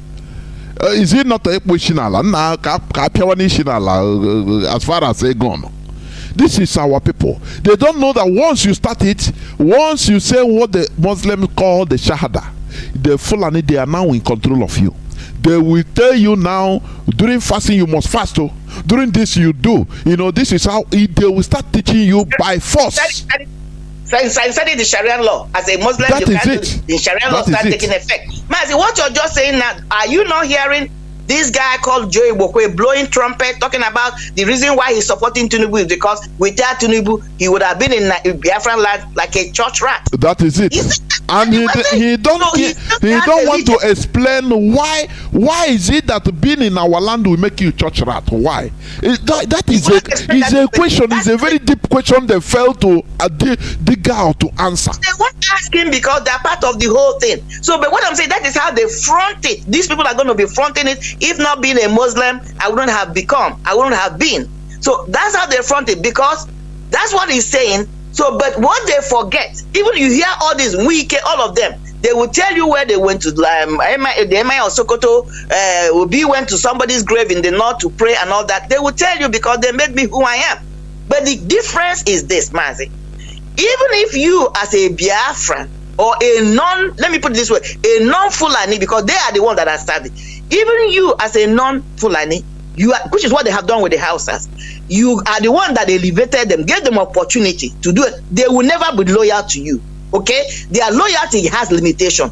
Once they are it's put before them, loyalty to you or loyalty to their Fulani plan, they don't have to think about it. Okay, they will take their own force. That's what happened to the Catholic priest. It was his gardener or his gate man that tipped off the Fulanis. This recent Catholic man that was killed, it was his own maid he hired and put in the house. You would think that man would be loyal to that priest, because if that man was an Igbo man, he would have defended that priest with his life. But no, he was the one that went and told his fellow headers to come and abduct that man and kill him. He was just apprehended. So that's the difference. They will use you to achieve their aim, but they can never, their loyalty to you is never total. Can never be. Never. It's subject to something. Never. It's subject to whatever is it that I want at that moment. And that people can never get it. That is how crazy and stupid some of us are. And also, what I want to also say, we should also stop calling Biafra land Southeast. I have been saying this and I will continue saying it. Even in our official statements, we should stop referring, calling ourselves what our enemies want us to be called. It's a very dangerous mistake. They are trying to confine us and we agree, Southeast and the Southeast. What is Southeast? What of, sometimes our leader have said it. The boundary of Biafra, they ask me, say, anywhere the indigenous people, not migrated, indigenous women are wearing two-piece wrapper. They are Biafrans. Right from Kogi, Lower Benue, down to Atlantic Ocean. How come now we are shouting the Southeast, using the tune of our oppressors? It is, sometimes I look at this as innocent. I'm telling you, I cannot understand for the goodness of me. What our leader have tried to fight, now we are unconsciously trying to dwindle him. It is absurd. You are traveling them. It makes me mad. Yeah. Why should we be calling ourselves Southeast? What is Southeast? So other parts of Biafra land, there are no more Biafrans? What our leader have taken years to enlighten us, now under few months he's not around, now we are trying to, we Southeast, it's not, please. Heaven will bear me witness. I've been shouting this. I've been shouting it. I have been shouting it. Yeah, but then when something like, what happened in River State, the pipeline were blown, that's when they remember that Biafrans, okay? They will tag us all Biafrans. And people are not saying these things. Then they will tell you, it's IPOB. They are Biafrans. But then when they want to divide and separate us, they will tell you that River State, somebody like that crazy Wike will tell you it's not part of Biafra land. But now that pipelines were blown, that's what Buhari took to that place, telling Boris Johnson that what is happening, why IPOB must be tagged terrorist organization international, because we are blowing pipelines. My question became, are we the River State militant that are mining those pipes? Are they now trying to say, are they not acknowledging that all the South are Biafrans? Is that what they're trying to say? No, because what they do is when it's convenient, they will call Southwest, Southeast, South, those pipes. Are they now trying to say, are they not acknowledging that all the South are Biafrans? Is that what they're trying to say? No, because what they do is when it's convenient, they will call Southwest, Southeast, South, Biafrans. Is that what they're trying to say? No, because what they do is when it's convenient, they will call Southwest, Southeast, South,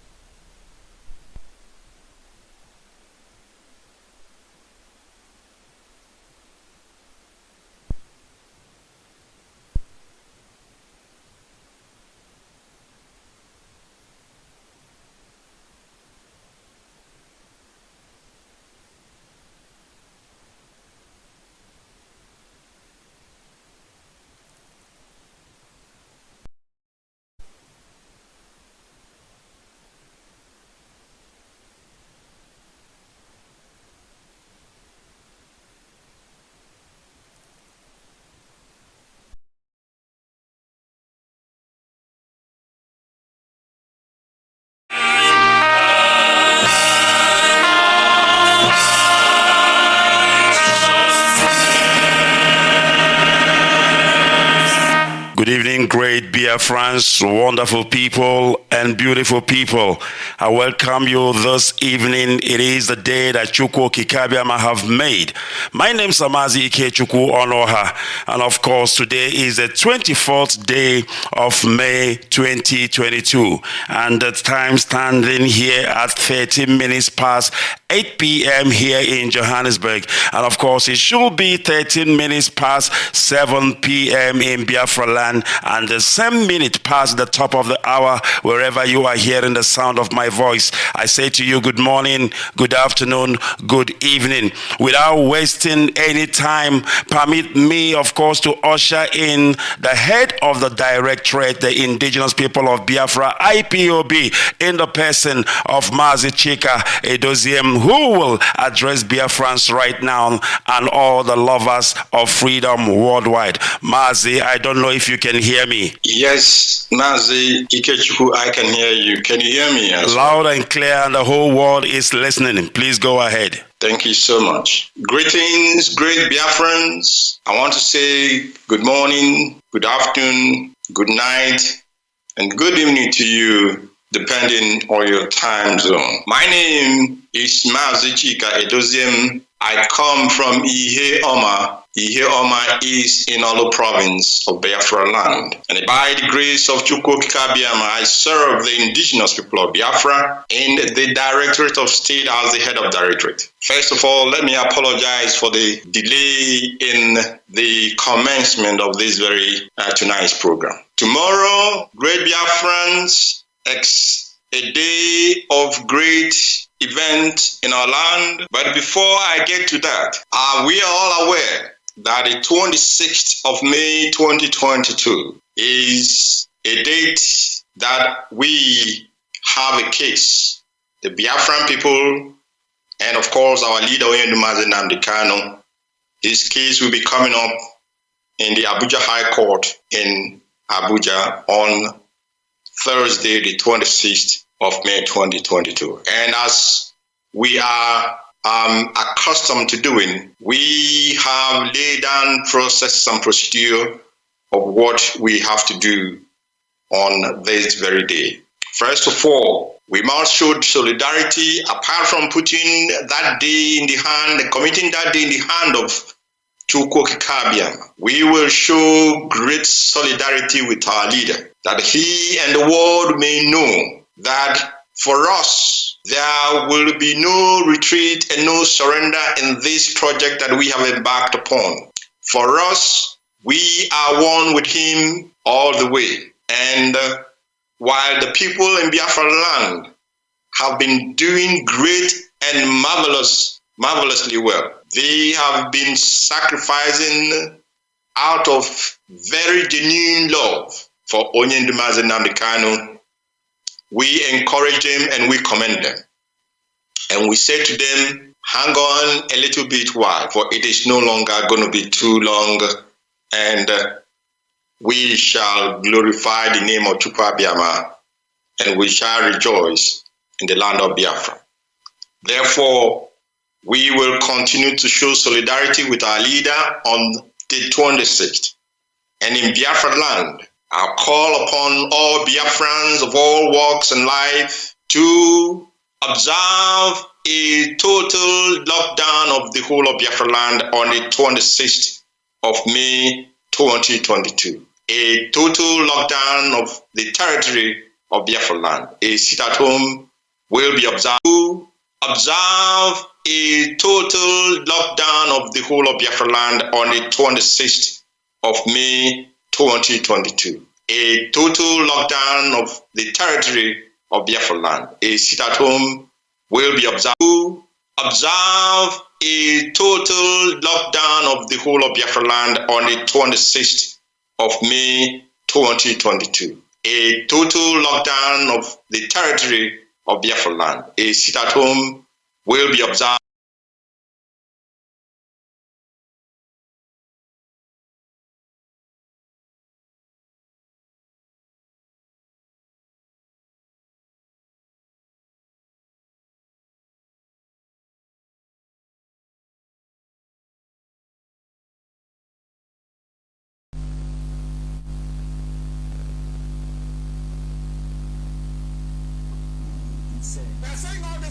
When Chinedu comes, Chinedu will say, who has made the biggest noise in Igbo land? Igbo presidency is like the second Niger bridge. It will never be completed. Or maybe like Ogoni cleanup. They flagged it off the first time, second time, third time. Instead, they will go there to destroy people's houses. How about the 30,000 minimum wage? These are promises made. Welcome back after a very sudden interruption from my dashboard. I don't know, but we must continue. I think my voice is coming out. My voice is coming out now. I've been battling seriously on this sudden issue, but we must continue, please. As I was saying, we must stop calling ourselves Southeast. We are Biafra or Biafra land, for goodness sake.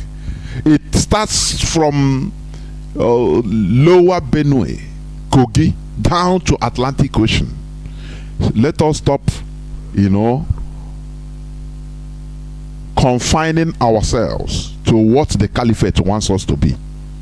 Division in order to rule, divide and rule, making sure that they divide you from your brothers. After clearing this side, they will now face the other side. No, we are wiser. So the topic of my submission today, as I said earlier, said politics and religion. Politics and religion. Politics, as we all know, is the activities associated with the governance of a country or area. Religion is a very good weapon that could be used to gain political power, mostly in underdeveloped society. Mostly in underdeveloped society. The era that religion was used as for government is gone. Now, political power, we should know this, is the ability to control the behavior of people and or influence the outcome of events. Listen, political power is the ability to control the behavior of people and influence the outcome of events. Political power enables people or groups to control the policies, functions, and culture of society. Political power is the ability to control the behavior of people. I want you to note that. When you see in Nigeria people are aggressive, naturally it is not like that. It is political power that puts people into that aggressivity, that situation they are in. As I said, human beings creates systems. It is human beings that makes order. Do you understand? You see that in Nigeria, people are not civilized. The military, the military took over power, and for many years, the caliphate. Now, everybody in Nigeria become militarized till today. That is why a policeman can openly say, I will kill you, shoot and kill you, and nothing will happen. Do you see? It's a system. So political power, the behavior of people everywhere, it is being done by human being. That is political power.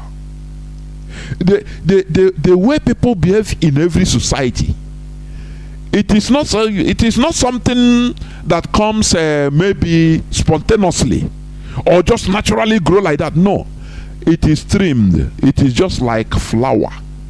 Remember, we are talking about politics and religion. I'm coming one after the other, please.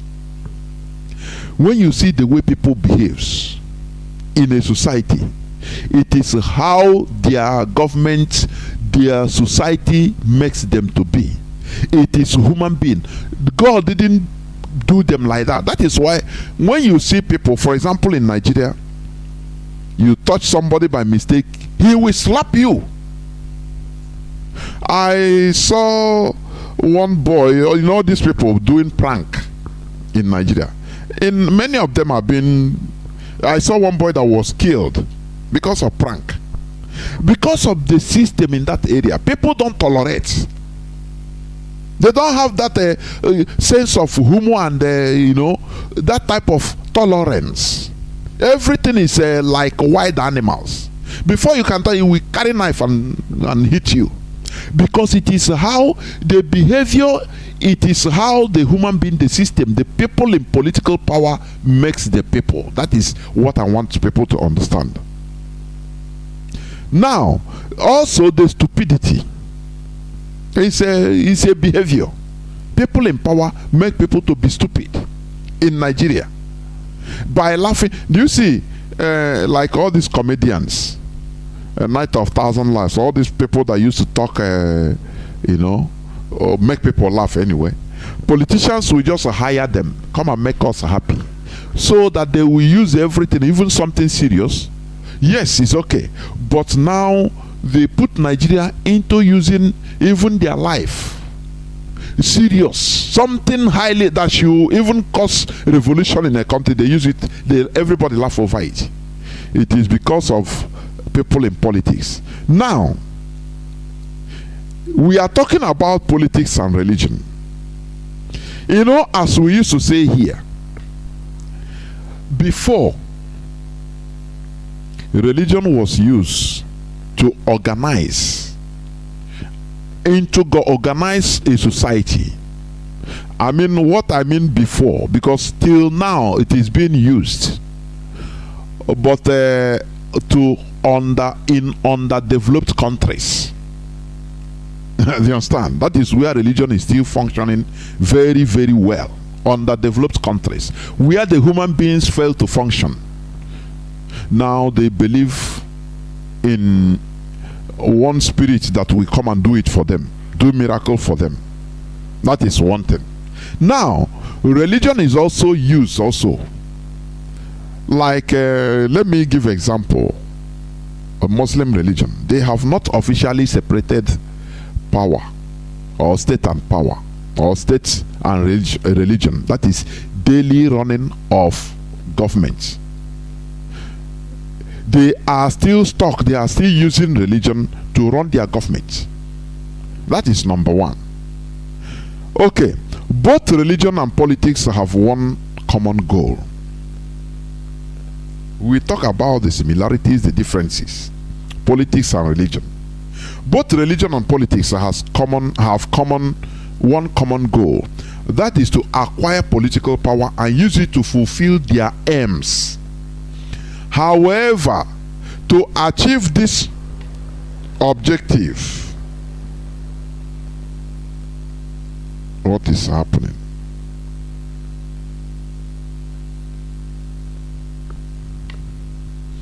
Sorry, I have to bring our sister back. I don't know what happened.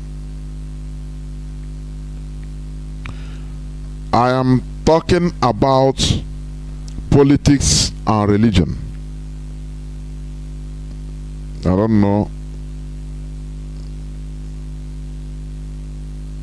Okay.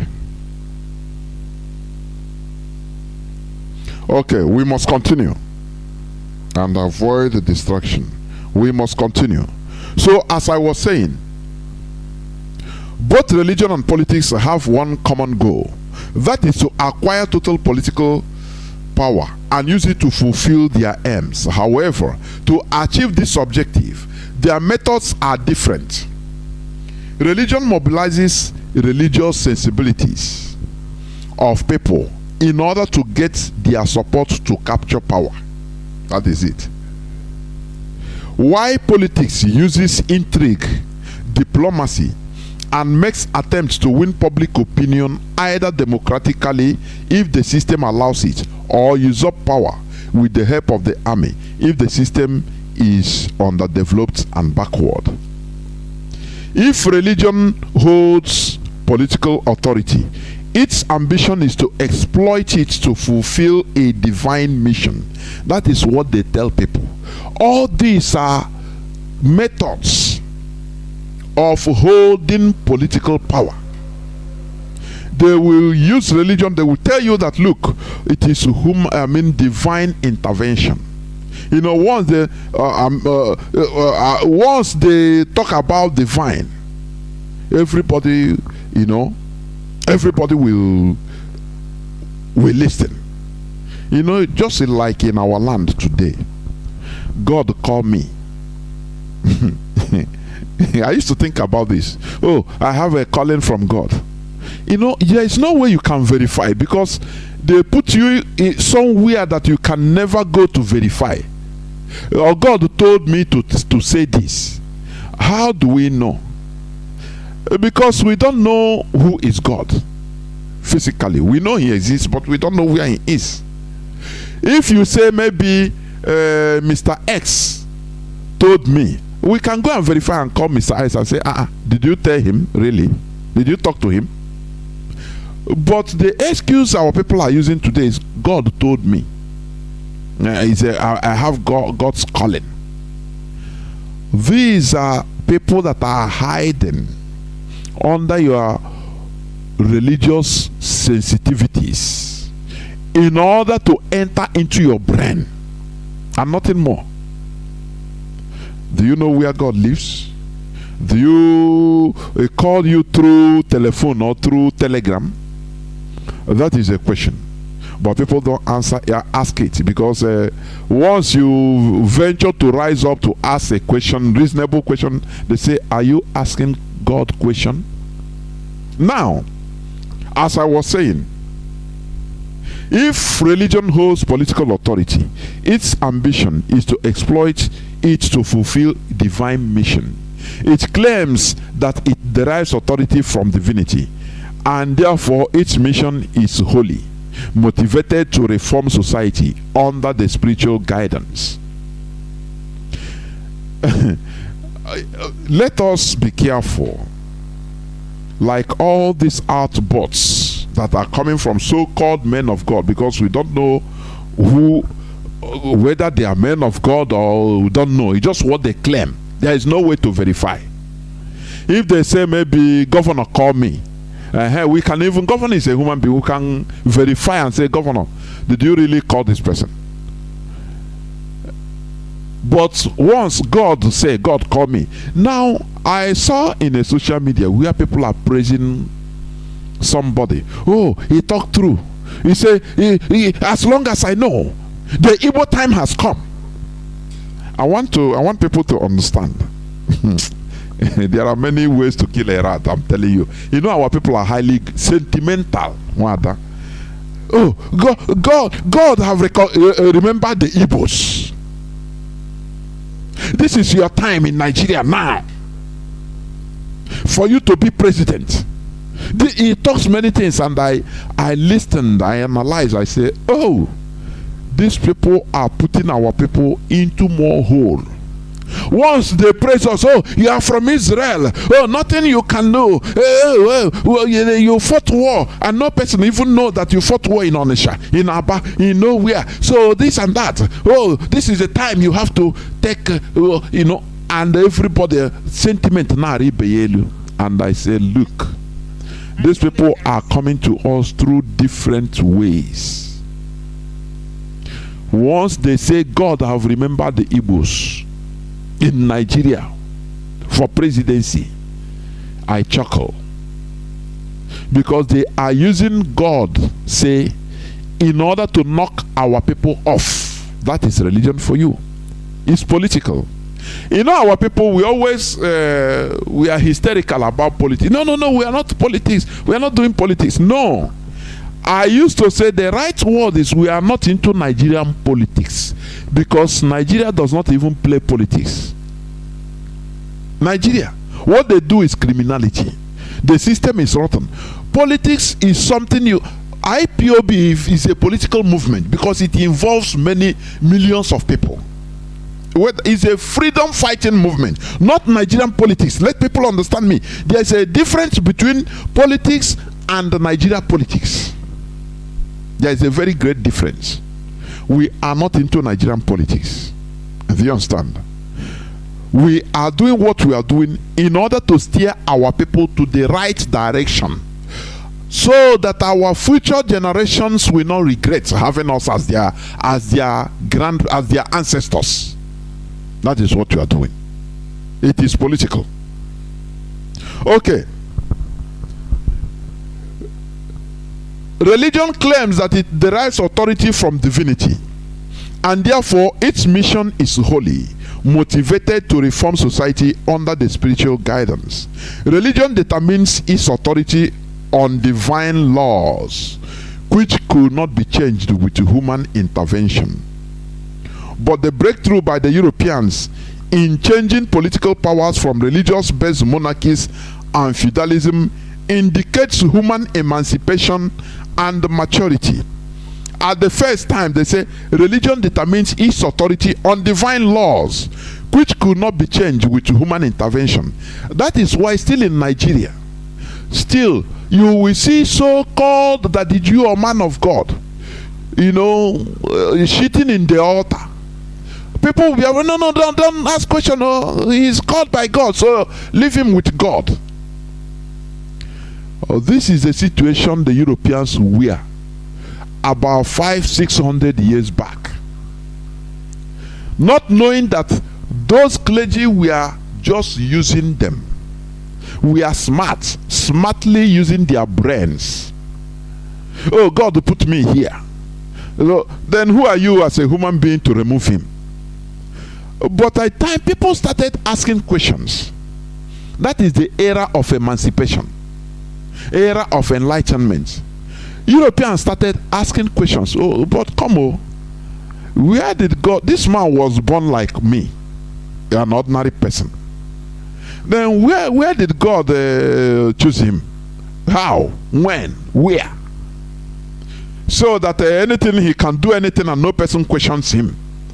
Why is it so? Whereas if I have to abide by the law, they will come and jail me or kill me. Exactly the same thing that is happening in Nigeria.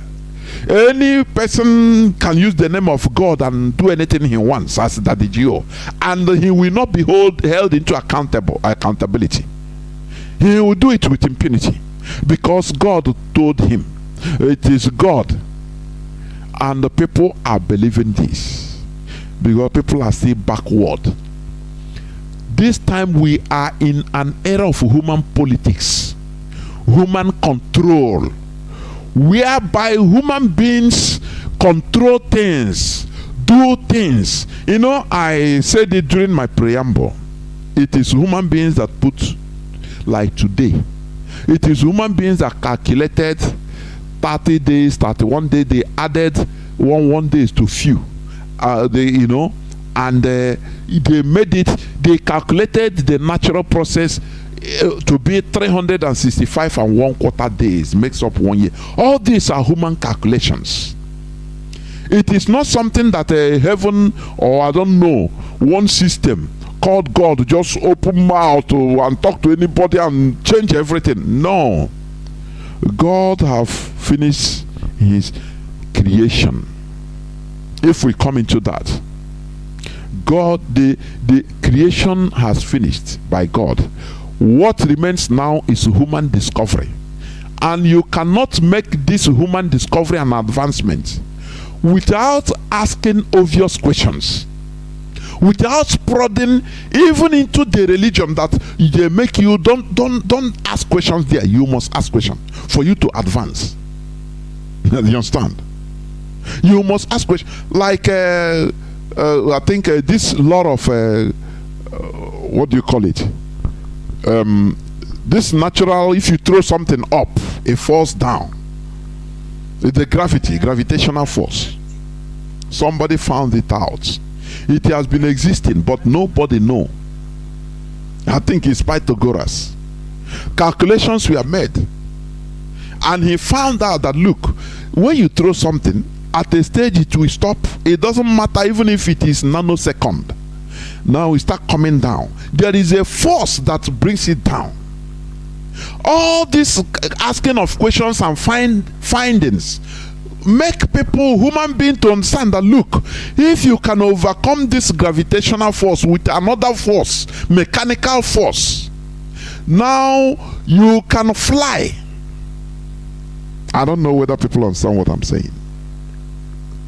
You know, but for a religious mindset, he will accept it as, oh, that is how God put it. Yes.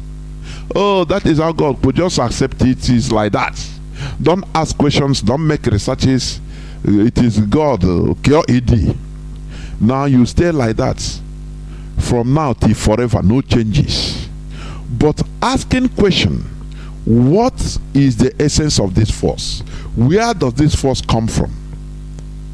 They now understand that the earth is the center of the world. The center of gravity is the ground, the earth. So when something goes up, it must fall down. Now when you develop something, the force you use to throw that thing up, which means you have overcome that gravity by using a force to throw something up. All these things are human brain that started analyzing all these things. But religion will tell you that, oh, God created it is like that, just accept it and praise God for it. And you stay like that. You don't make advancement as a human being. You continue believing in nature, that is God, for provision of everything. Whereas people today can even manufacture artificial rain. They can throw some chemicals on the air, and within small time it will coagulate into rain. It will start falling. Do you understand? So what am I trying to say? Religion and politics, there are similarities, but politics now taken over by human being in this our own time, in this era of enlightenment, in order to advance human being. That is why if the people that knows or people in control in this world, if they start taking some strategies, it looks absurd. Like, let me give you an example. I'm not supporting anybody, but I'm just giving an example. You know, this world, like let's say Nigeria, I think in 1960 was about 50 million or 50, so 1960. But today it is quadruple or even more than centriple self, 200 and something million times 5. Do you understand? Or times 4. Now people looks at what the rate people are, population is growing. There should be control. There should be control in the world, so that a world with overpopulated, or a world that is overpopulated, there will be high consequences. Look in cities, they devise a means, irrespective that it is even, you can refer to it as criminal, in order to curb. In order to curb, because when you look at population explosions, it mostly happens in countries that are underdeveloped. Now they look at things that will happen, how the world will be in the next 200 years if we continue at this rate. There is a need in order to control the population. So the so-called world order bring out something like this COVID-19 and make everybody hysterical. Bring out a drug in order to inject, so that maybe I'm not trying to promote a conspiracy theory, please, but I'm just giving an example, so that maybe people will not be burning. Oh, they inject you, you become kind of, you don't burn as you want, and it is painful individually. But when you look at the global outcome, the people that sees tomorrow, that is what they are seeing. That is human politics. Control. They need to control. You know? So, what am I talking about? Religion and politics, they go hand in hand. But in this case, we need to do what? We need to remove ourselves from all these useless theories that they put in religion, mostly imported religion. We have to remove all this thing, anything that is anti-people. One of them is being so much peaceful. You know, when they slap you here, you turn the other side. You are stupid. You are stupid. Even human law, country's law does not do like that. Why should we be like that? Why should we be, be told to behave like that as sheeps? When they slap you here, you turn the other side. But when somebody offend you, you call police, they will arrest the person under normal circumstance, and the person will go to jail. That is the law being put in by human being to maintain order, because without law there will be no order. If you want, look at the man I read the news about, that was harassed by a policeman because there is no law and order. There is no law and there will be no order. Everybody is behaving as he wants. If you can kill any person you jam, as long as you can get away with it, you know somebody that knows somebody, finish.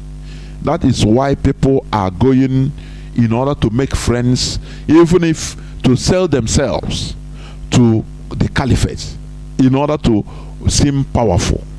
What we are saying today, in this secular approach, man is responsible to determine his destiny.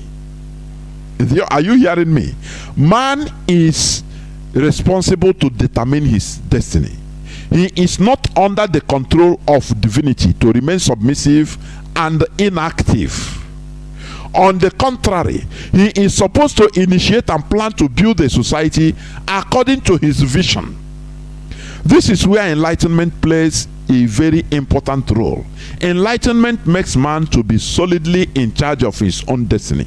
Religion played the role of the milk formula used in feeding a baby until it comes of age.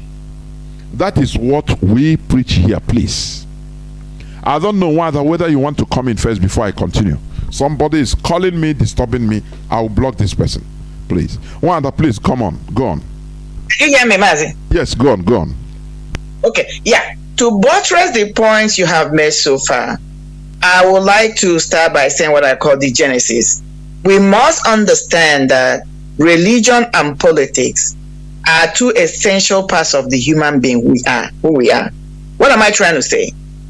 If we look at this physical earth we are in and look at the community web we all belong to, we are the only species that has the ability to organize politics or play politics and organize religion and play religion.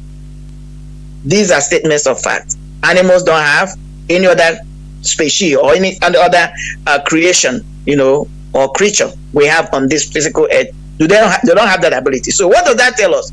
It tells us that these are two essential parts of who we are. But the argument becomes, what are they? From my perspective, or if we pay attention, we can understand that religion, what it deals with are the things of the soul and heart, our emotions. Why politics deals with our outside potentials or outside of part of who we are.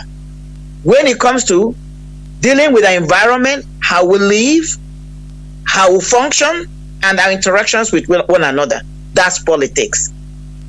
So, having said that, the question becomes, these two, are they similar? And do they have differences? The argument is yes, they are similar. What do I mean? This one of the major similarities between religion and politics is this. Both of them are instruments a society uses to govern. They are for governance. That's what they are. And the ultimate measure or ultimate aim is to offer some measure of control over the people, whether on the spiritual periphery, on the physical periphery. That's what they are. So, when we understand this, we ask ourselves the question, what are the differences?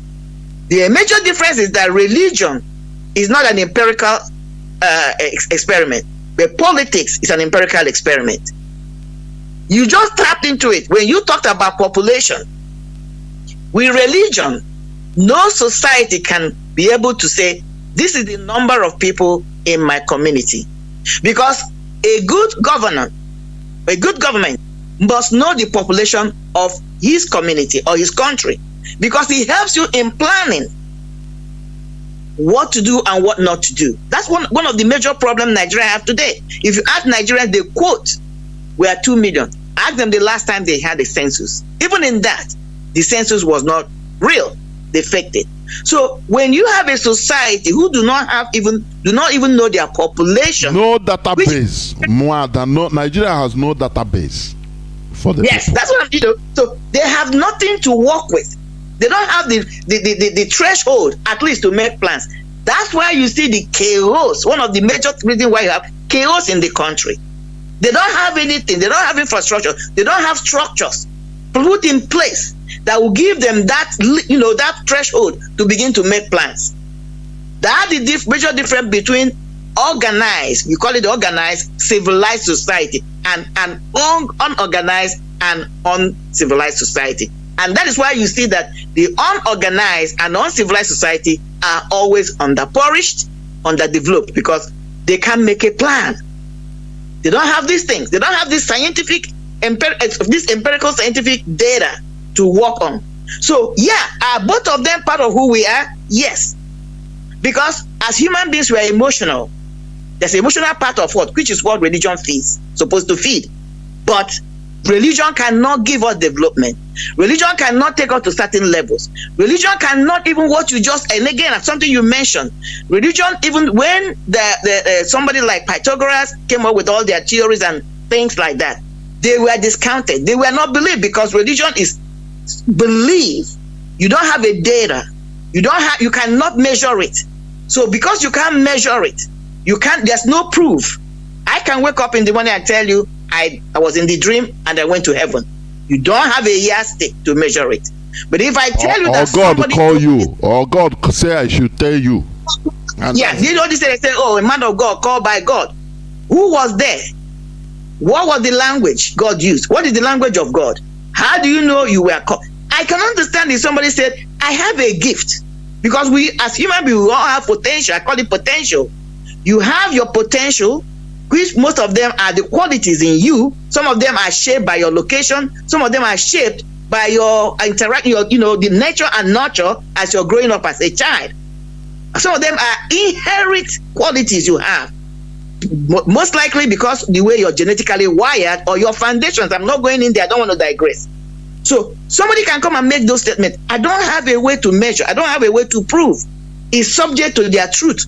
That's their truth. Their truth may not be my truth. But when it comes to politics, everybody understands that statement. If you say this is like this, you can verify it. That is the problem we have. And that is why it looks like those who have latched onto this, let me tell you, Mazi, let me say this quickly. Nigeria don't even play politics. What they're playing is, we don't have politics in Nigeria. Because you cannot play politics without an order. I have no idea what they're doing there. Even look at them. They're in disarray. Moving from one political party to another, there's no difference. It's the same thing. That is why, because they don't have order, they don't have a plan, they don't have anything. That is why people can move from APC to DPD or PDP or whatever. They're going to give you the same thing. Because there is no standard, there's no order, there is nothing different from one of them. They are the same thing. They are chaos, they are confusionists. So that's what I want to bring in here. And then when we talk about war order has been in existence. Just like religion, politics too were organized. Laws were written by men, are written by men, continue to be written by men. Religious beliefs are written by men, were written by men, will continue to be written by men.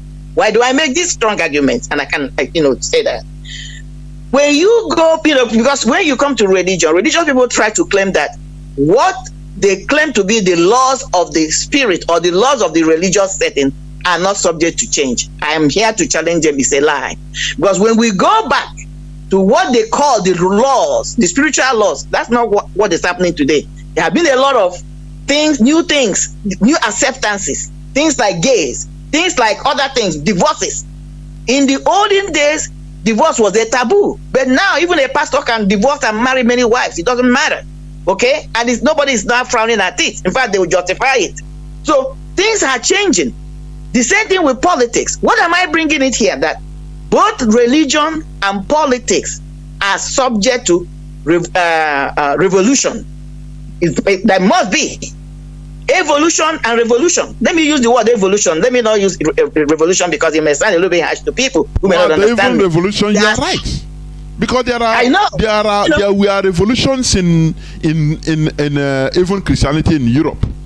John Wesley was the founder of this. Where they are. Yes. Yes, man. Yes. So let me stay on evolution because there's something I'm trying to bring out here when I use the word evolution. It will bring out my argument better. They are both subject to evolutionary processes, whether we like it or not. So the earlier we understand and follow, because when you come to the laws or principle of evolution, is the survival, the fittest that survives. Okay, even when you go and study evolution, there are the reason why some species goes into extinct and some species continue to strive. It's during time of crisis, or you can call it crisis, you can call it conflict. All those species who are able to adapt to that to survive that condition, they are the ones that will survive. Those who refuse to be, their gene refuses to mutate, to adapt a new condition. It could be appendages, it could be anything, it could be behavior. They will go into extinct. That's what separates the civilized world and the uncivilized world, or the what we call first world, Western world, where we are. Our people have refused to adapt. The world is moving on. It's not waiting for you and I. They continue to move on. So those people who are seeing what is going on, they are the ones that are making these laws to take us to the new frontier. That's evolution. The world is evolving. It's not staying at one place. Either we kill in or we don't, and we're going to be stuck. So that is one thing. I mean, look at where we are now. Most of us, before the incension of Mazi bringing this ideology and trying to carry us, most of us were not thinking. Where we are now, we are not thinking about it. Nobody was talking about restoring Biafra. Nobody. It was like a dead thing. But because a human being came out,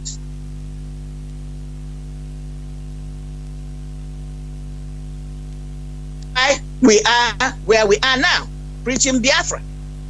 Is somebody that has come to evolve us so that we can trust ourselves into where the whole world, the rest of the world are, and stop being where we have been. So that's what this thing does for us, and we must continue to evolve because the world is not stagnant. We cannot afford to be stagnant.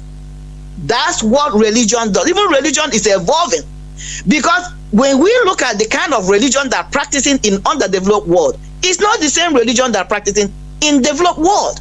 They have evolved. Where I am, people are still religious, but they have been able to realize that religion can only take us so far. So what did they do? They separated religion from the state laws, because the state laws are what is going to give us the physical manifestation of what we're looking for, to make our lives better, to make our environment better, to be more productive human beings. Religious laws cannot do that because it's internal. It deals with our souls, it deals with our emotions in the aftermath, which we don't know whether it exists or not, but I'm not going there. But it's just a belief. Nobody has able to go to heaven and come back to tell us exactly what heaven looks like. Because one of the criteria to make it to heaven, you must die. You understand? So, because I hear people, once you die, you are out of this world. You are no more. You are insensitive to this world. You see, there is a mystery there, honestly. Yes. Okay, you want to find out, go and die first.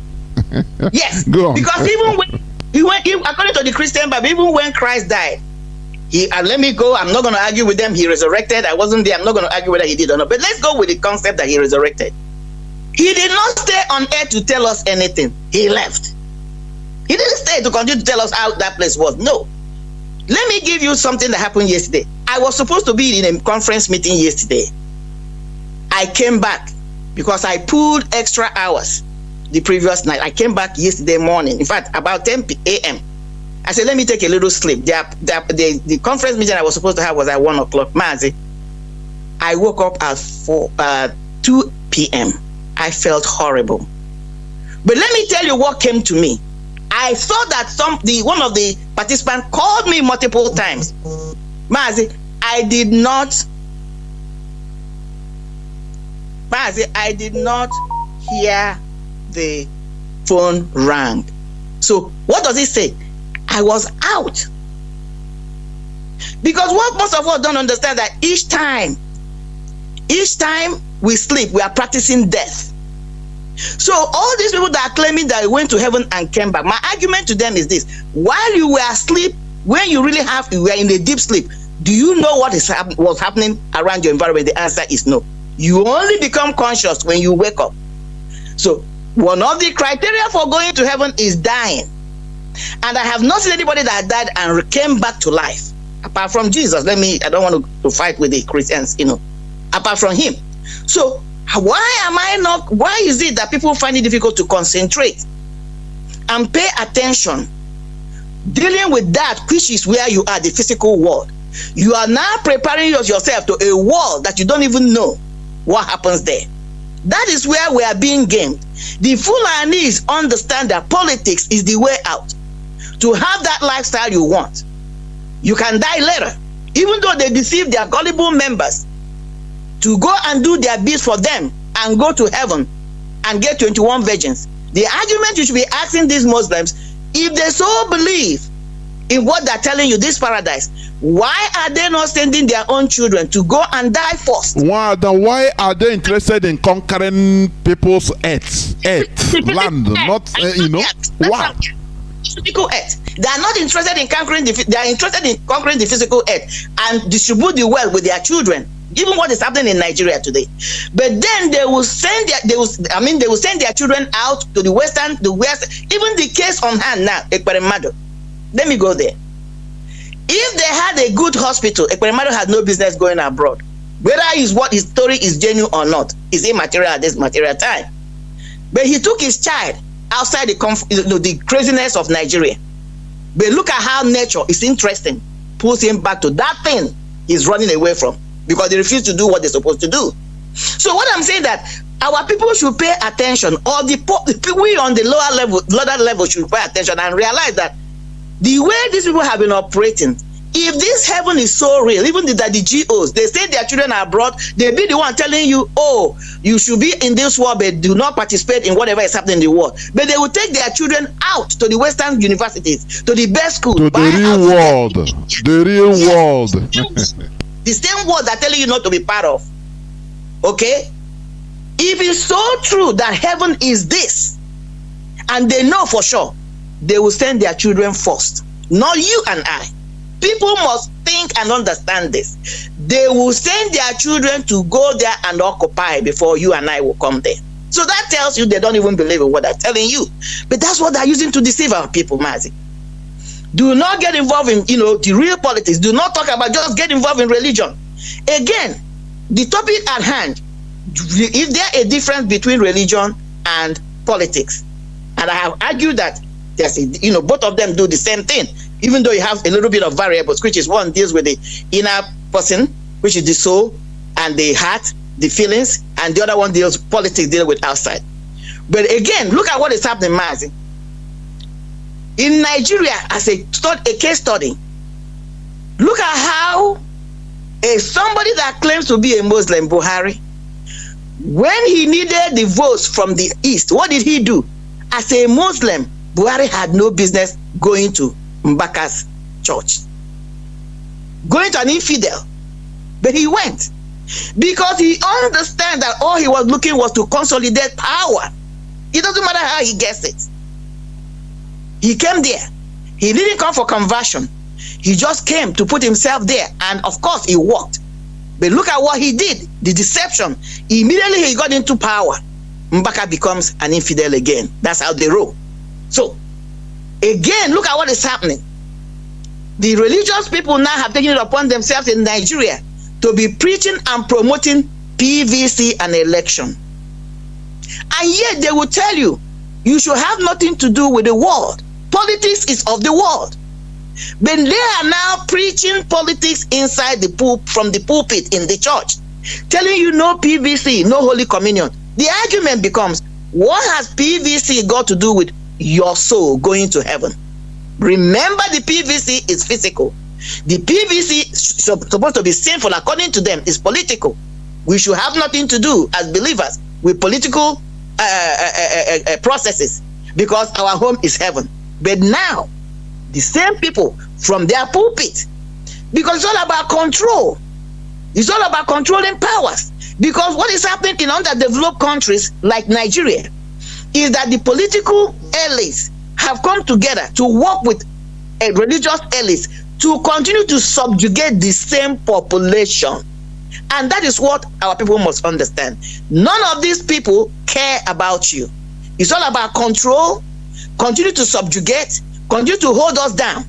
These pastors are telling you about liberating your soul and making it to heaven when you die. But now that you're on physical earth, they are not telling you to liberate yourself from both physical and mental anguish.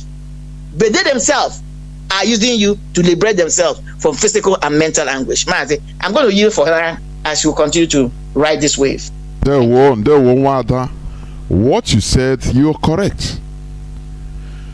Because I cannot see the rationale where they will tell you that, oh, no, do not join worldly agitation, worldly government. But today they are telling you, no PVC, no communion. Don't enter this church. Do you see the hypocrisy? It is stinking. The hypocrisy is there. It tells you that what religion and politics, they are going together, but with different variables, as Wanda said. It's about control, controlling you. In Nigeria, they will control you physically. In the government, the caliphate will control you. Today, they are bringing, when it comes to religion, they control you also. They use religion to tell you to accept the system. They are looting. They are, stealing your future. They are wingers, because I call the Dadijos and the imams the wingers of. They are playing. They are the same team. Politicians. They are wingers, and they will pass you to their wingers, and their wingers will now dribble you also. No, to make you accept what the politicians are doing you with impunity. Don't ask questions. Just pray to God, and then you will receive your own miracle. The problem is not the politicians. No. It is God that will do everything. Please, just pray to God. God will give you money. Do you see it? Why you are sick, why you cannot get job is because they are tying your destiny in their village. There is one tree in your village. It is where they tie your destiny, so that they can remove your eyes from the politicians. The real cause of the problem, the real people tying your destiny. They remove the religious people. The religion in Nigeria makes you remove your eyes. Now you'll be pursuing shadow. You'll be fighting with a fellow miserable person, sufferer like you. You'll be fighting and hitting him. You are the problem. There is in social media, I was watching the other day. I saw, I think in Lagos, in the streets of in the zoo, how people were fighting with these NEPA people that came to cut light. Today, saying that many of them are wounded and beaten into stupor. I say, look how the system have, made the people, the miserable people, instead of fighting the system, fighting the people that are really on the head controlling. They are fighting themselves. The miserable NEPA man that they are paying 30,000 naira a month, they will send him to go inside the city where hungry lions are living, go there and cut their lights, and they will be fighting. I saw one draw the ladder of one NEPA man, and the man fell from almost 5 meters down. I'm telling you. And I was wondering if Nigerians can channel their anger towards the source of their problems, but they will not. Muslims, imams will tell the Muslims, they are adherents, Muslim adherents, that no, it's Allah. Just make sure you pray 5 times a day, and vote. Do not allow any Nyamiri, any infidel to enter power. Don't vote for them. As long as it's a Muslim ruling, who is ruling? He's a Muslim, he's Muhammad. Oh, don't worry. Even if they don't care about the policies, they don't care about any other thing. What matters to them is, oh, it's a Muslim in power.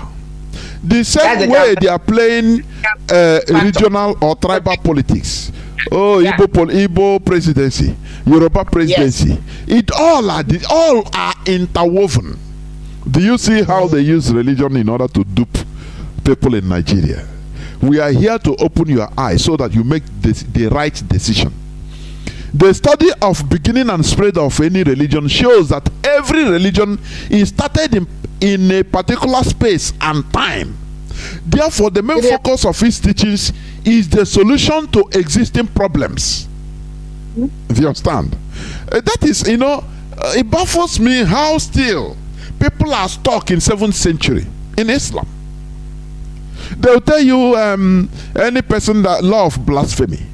Blasphemy law was put by Muhammad in order to put himself, Prophet Muhammad, in order to make himself as a demigod. An authority. Yes, as an authority. So that any person that doesn't believe, you talk against him, kill him. As of that time, because of the difficulties he faced that time, and people believing in him as a prophet. So now, how can you be stuck in that era till today? You are talking about, oh, that is the law of Allah. Who tell you that? All these things are what religion is putting in people, the danger. People are still stuck in that old era, old time. The religion, what I want to bring out is that the religion, it is the teachings that time come specifically for the problems of that time. That is why even the Europeans, I love them. They are smart. As time goes on, they continue, accepting things, evolving as a word, as you said. They continue evolve. It's not a bad thing. Human being evolves. Do you understand? You see how Kumuyi, before he condemned, he said no person should watch television. But today he have a television station. I cannot blame him. He has evolved. He's evolving. He sit down as a human being and think the advantages and disadvantages. Now you have to take decision. That is what enlightenment brings. Europeans did it. That is the reason why they have reformers. Yes, in Christianity. In European Christianity, they have reformers. People, at the olden time, they say, Pope is infallible. The infallibility of Pope. It was preached that time. They call it in Igbo language, Pope, de mefie. Pope doesn't sin. But the time came, the reformers, they challenged that. They say, he's a human being. How can you say he's infallible? He's a human being. And they brought war. Because human beings think. That is why you have somebody like John Calvin. He's a reformist in religion. He brought Protestants. When you hear about Protestant churches, people, the church born out of protest. Let us understand English. Protest. That is why they are called. They use that name. That name stuck on them. Protestants. That is church that is born out of the protests. Because they protested many things, they challenged many teachings of the Pope.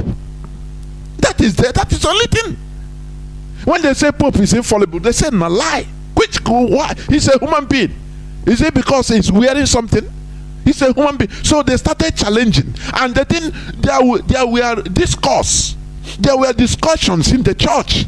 Some it makes people enter into more research to find out how can you call human being that he doesn't sin, is infallible. That is not true. So they now excommunicated them. Do you understand? Some even they exiled them. They have to start war. They fought religious wars in Europe. Christianity. Let me tell you. All these things you are doing now, like in our land, CMS cannot marry Roman Catholic. Before it was war, killing. You understand? They pacify everything. That is why it's only now they come only in marriage. Okay, don't marry, don't salute this one, don't go to their meeting. Before it was outright war, because they wanted, some people. Control. Some people wanted the religion to evolve. They challenge many things, many teachings, because it's of human making. Do you understand? Yes. So that thing brought about Protestants. Even to the extent the people they call the Huguenots, Europeans, most especially France, excommunicated. They sent people into exile. Many of them landed in America. People that they arranged exiles of these Huguenots. The people that were challenging the authority of Pope, of Catholic. Now they have to exile them. They killed some entered into Britain, accepted some. Some were, there were too many. Many of them went down to South Africa. Many of them to Brazil. Many of them to USA. The white people you are seeing today. Protestants, the Huguenots. Okay. However, let me start. The study of beginning and spread of any religion shows that every religion is started in a particular space and time. Therefore, the main focus of its teachings is the solution to existing problems. However, with the change of time, there are new challenges, and a religion has to respond to them for its survival. In this process, it has to adjust its teachings according to generational changes. With the passage of time, a stage can come where a religion fails to respond to a challenge of its time and finds hardly any space to adjust according to new environments. For example, in the case of Islam, it took nearly 2.5 centuries to complete its orthodoxy. What do you mean by orthodoxy? Because it is just generally accepted teachings and rules as a corporate religion. It took 250 years for people to accept the fact through cohesion that Muhammad is a prophet that is sent from God. It took 250 years. Not that it's a fact, it's a historical fact. For people to now imbibe and say, okay, we believe, because people for their blood were shed. Conquest. That is where the law of this blasphemy came into existence as of that time. That any person they hear that you say that Muhammad, you talk against Muhammad, you will be killed with the most horrible death. You will be burned to death. You will be killed. And that is why all these things is in order to subjugate people, to subdue people. Do you understand? That is the reality. Now, with the passage of time, a stage can come where a religion fails to respond to challenges of its time and finds hardly space to adjust according to environments. For example, in the case of Islam, it took 2.5 centuries to complete its orthodoxy. Once the process was complete, it became impossible for orthodoxy to give any place to new ideas and new thinkings. It was believed that any change in the structure would weaken its base. On display, it persists to retain its old structure without any addition. This is the reason why most Muslims find it difficult to adjust to the current era. Do you understand it? Therefore, it is either religion is weakened for humans to advance and shine, or humans weakened for religion to continue advancing and shining. Are you understanding what I am saying? It is either religion is weakened for humans to advance and shine, or humans are weakened for religion to continue advancing and shining. That is what is happening in Nigeria. Human beings are being weakened for religion to continue shining. That is why in Nigeria you see that the GOs, pastors, all these imams, they are semi-god. You That's see, thriving. you see pastor coming into, people kneel down, kissing the foot. I wonder, I say, my goodness me, because their human beings are being weakened. Human advancement are being weakened for religion to continue advancing, shining. Do you see it? The helplessness of religion is obvious in the present circumstances in which scientific and technological inventions are rapidly changing the society and its character, making it more complex and mechanical, especially with the extension of knowledge, politics, economics, science, technology, and other branches of knowledge. Assume a separate entity that could be specialized and handled by professionals. Religious scholars are not in a position to understand the intricacies of these professions and adjust them with religious teachings. This is the reason why in some societies religion is separated from politics and economics, and it no more enjoys the domination over the society which it did in the medieval period. Because during the medieval period, scientists are, you cannot have scientists. You cannot, because they use religious belief and teachings in order to dwarf everybody. But today, in this our modern world, you will have professionals, you will have scientists that can build space shuttle. That you ask a religious imam or pastor, he doesn't even know how it does. It happened. You will have scientists that build aeroplanes. You understand? And even the religious leaders are enjoying it. They own private jets, but they don't know how that thing happened. An object, a very huge object that defies the gravitational law. They don't know. It is no more God to say. We are no more in the era of God to say, God, call me. People should understand this in Nigeria, because that is a thing that they are used, the phrase that they are used to quieten everybody. It is time for people to start asking questions, the obvious questions. Where did God call you? Well, and God call you and what?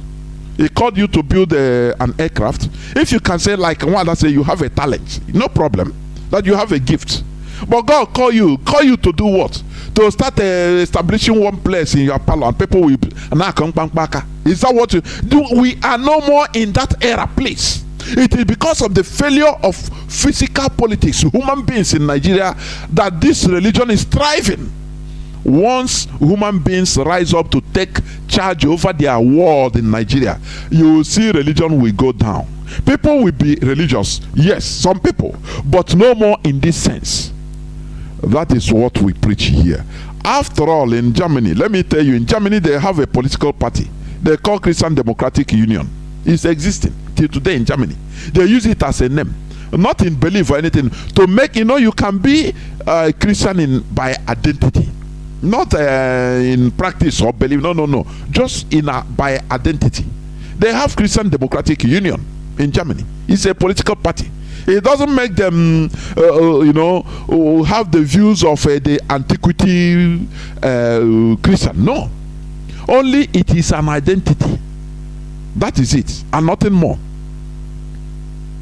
You have also, this, as I said, a reformer, Calvin. He asked questions.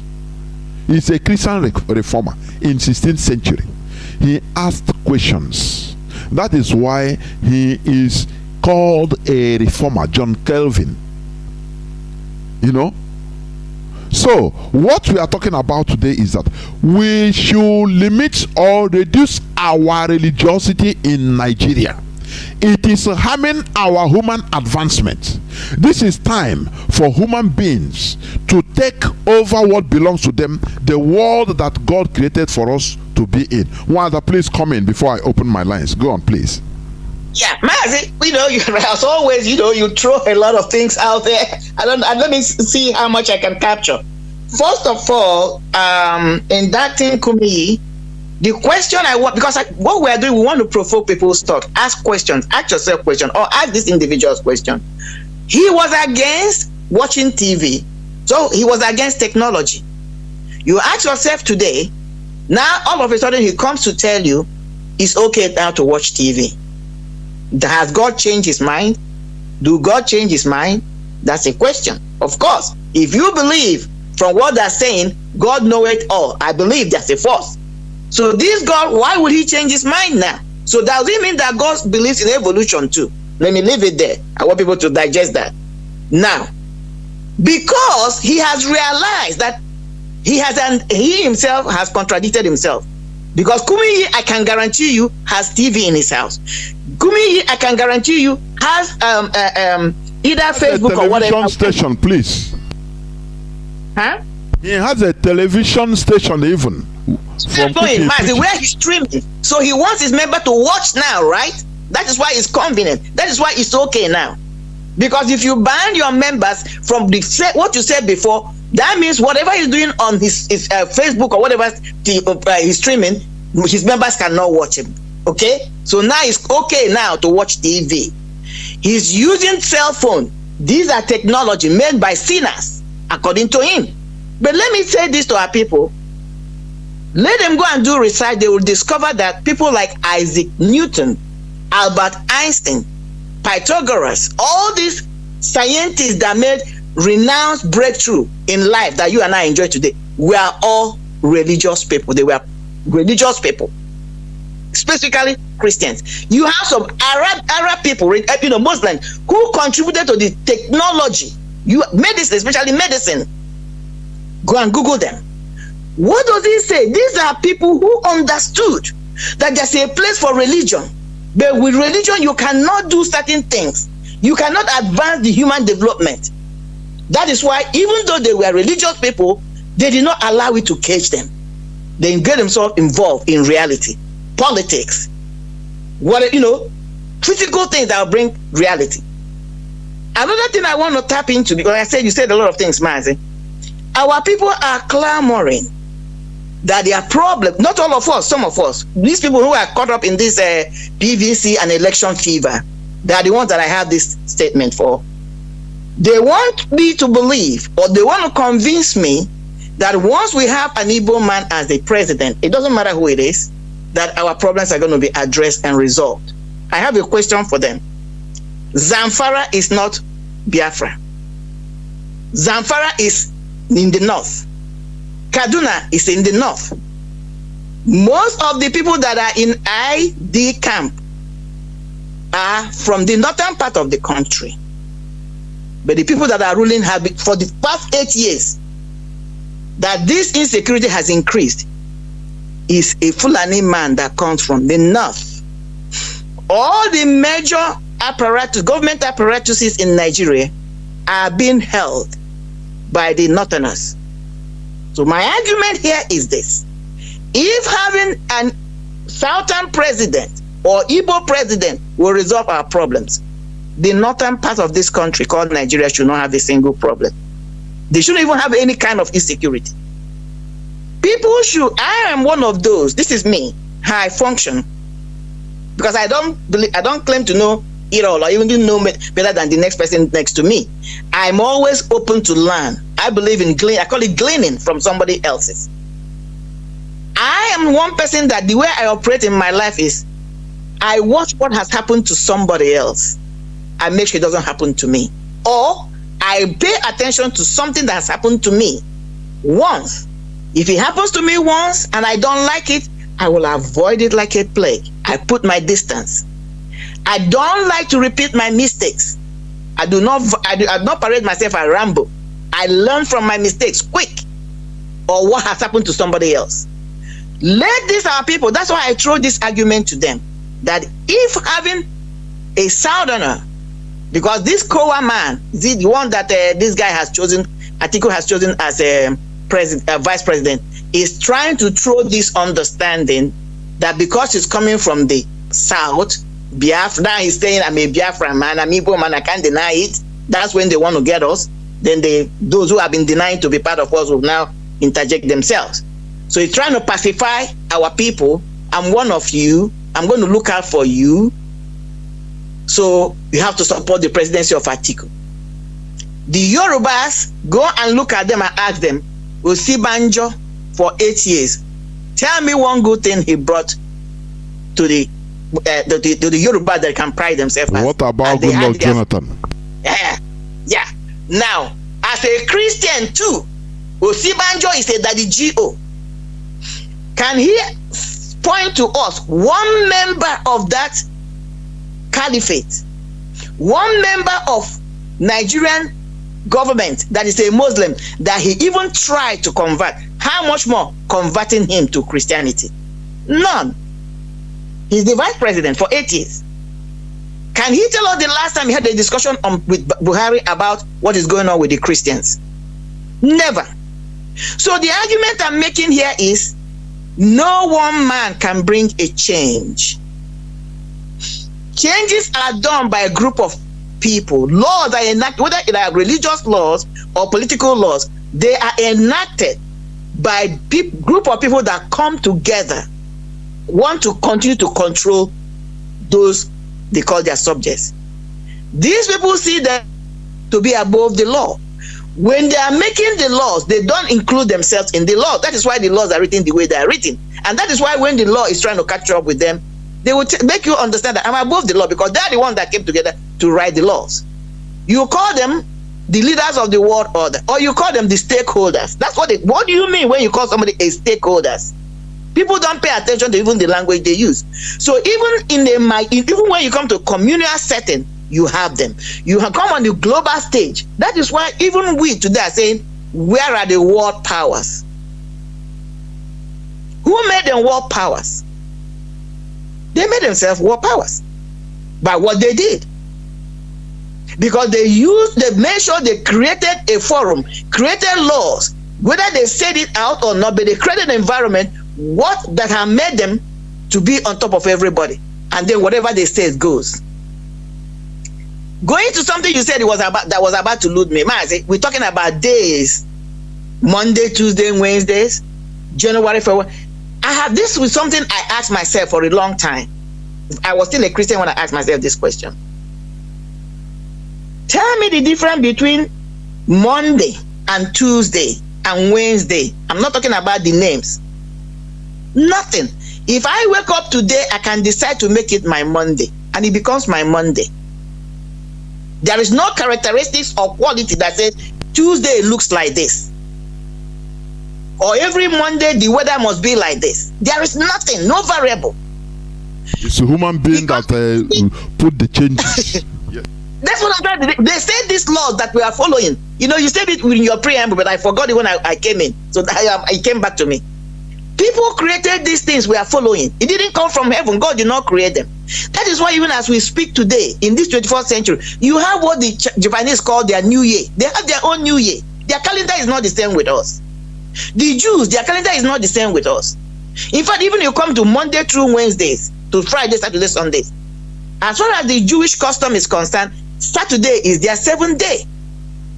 But the Roman calendar is this Sunday. Just like in our own, we have our Monday, our 4-day market. So what we're trying to say here is this: every law, whether you call it spiritual laws or physical laws or political laws, were enacted, created, and set in motion by humans like you and I. But the only difference is that because they have been able to convince us through subjugation, through wars, through manipulation, through psychology, philosophy, whatever, they have made us to come to believe in their own belief. We are living their dreams. We are living their dream. That's what we are doing, the whole world. You want America? America has their own state rules. The powers, we're looking up to come and help us. They already set the guidelines. That's what we're following. The only way we can compete with them is when we begin to assert ourselves and begin to believe in our own core values and principles. And then they see the consistency, like you've been saying, Mazi, and we're serious about it. And that is why they will make sure not to make it easy for Biafra to come, because you're coming, you are sitting on the ground, and you want to come and climb to the table and eat with the masters. That's the game. We must understand it. They won't want you. Just like the political elites in Nigeria don't want you to have a good life, and they don't want you to travel abroad, but they can afford to take their children abroad for whatever reason. Why didn't Nnamdi bring his child back to Nigeria to do the operation where he has the so-called candidate? No, because it doesn't trust the system. But this is the system they created. So what I'm trying to encourage us that we must stay the course for this Biafra getting our Biafra back, restoring Biafra.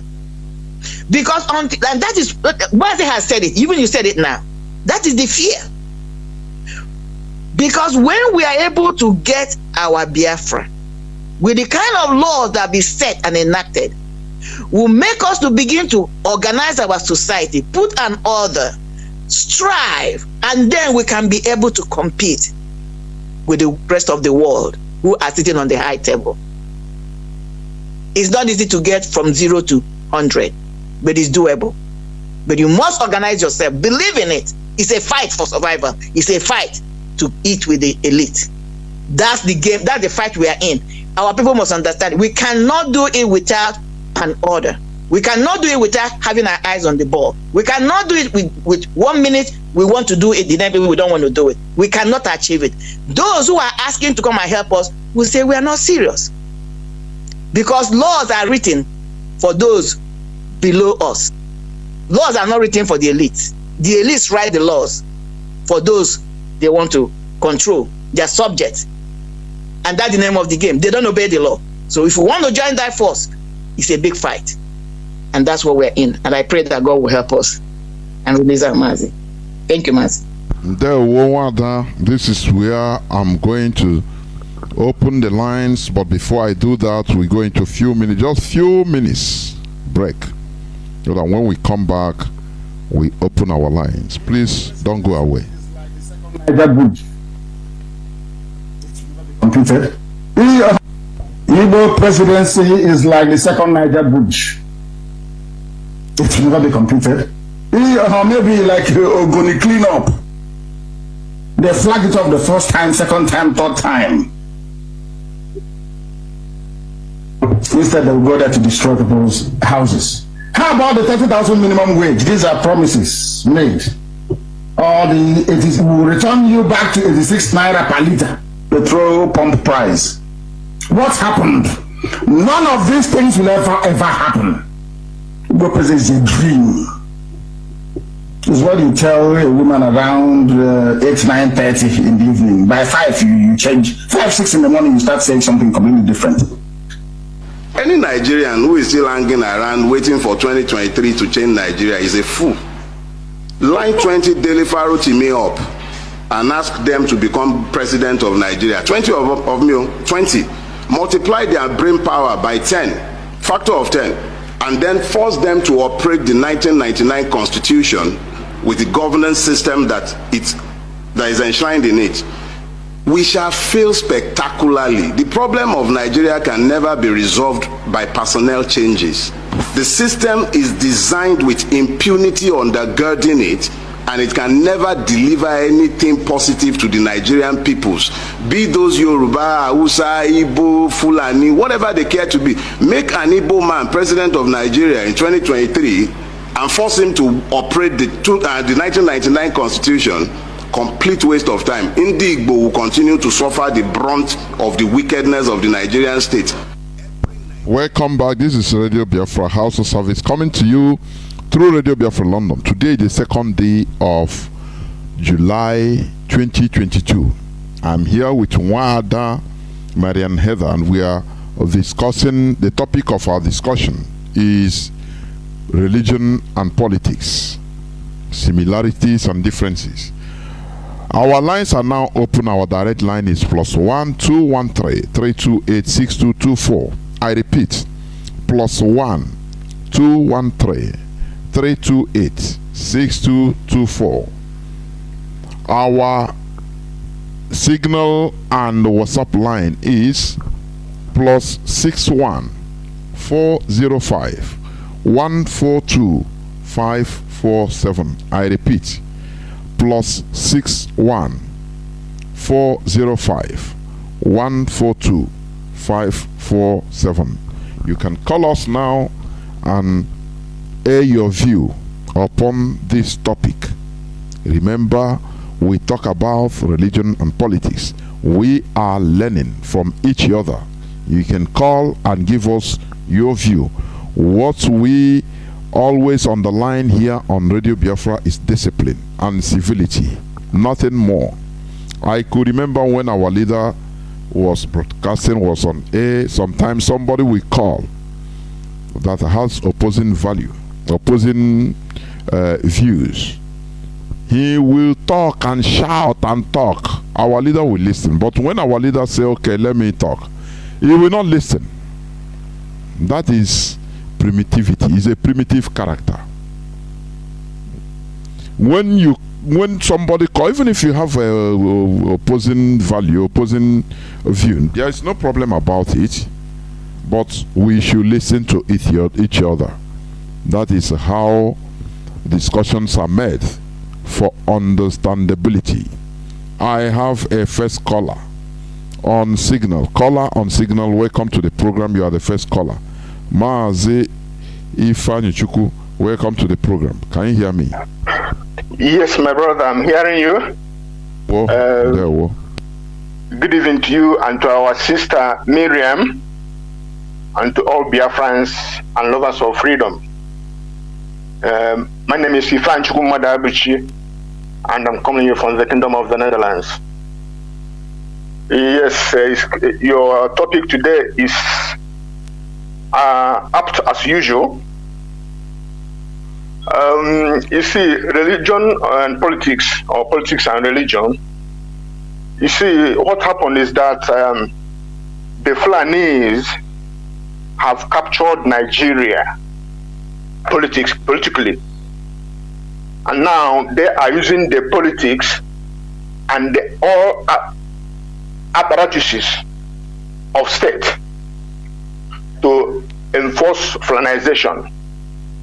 That means the whole of Nigerian armed forces, intelligence and security agencies are being used to intimidate and terrorize our people.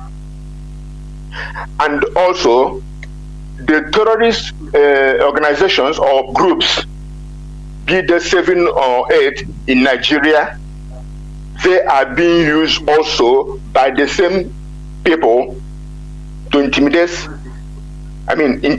our people with intention to ethnic cleanse and grabbing our space and eventually conquer our place by sending their people from the Sahel all over Africa to come into our space. And now you have what you call population that shift. That is a mode of conquest that's shifting their population into our the indigenous nationalities to dilute it, and they're using strangulation. And when they strangulate you economically, they start inducing some people to do their bidding. And then you have this indoctrination with their reference book.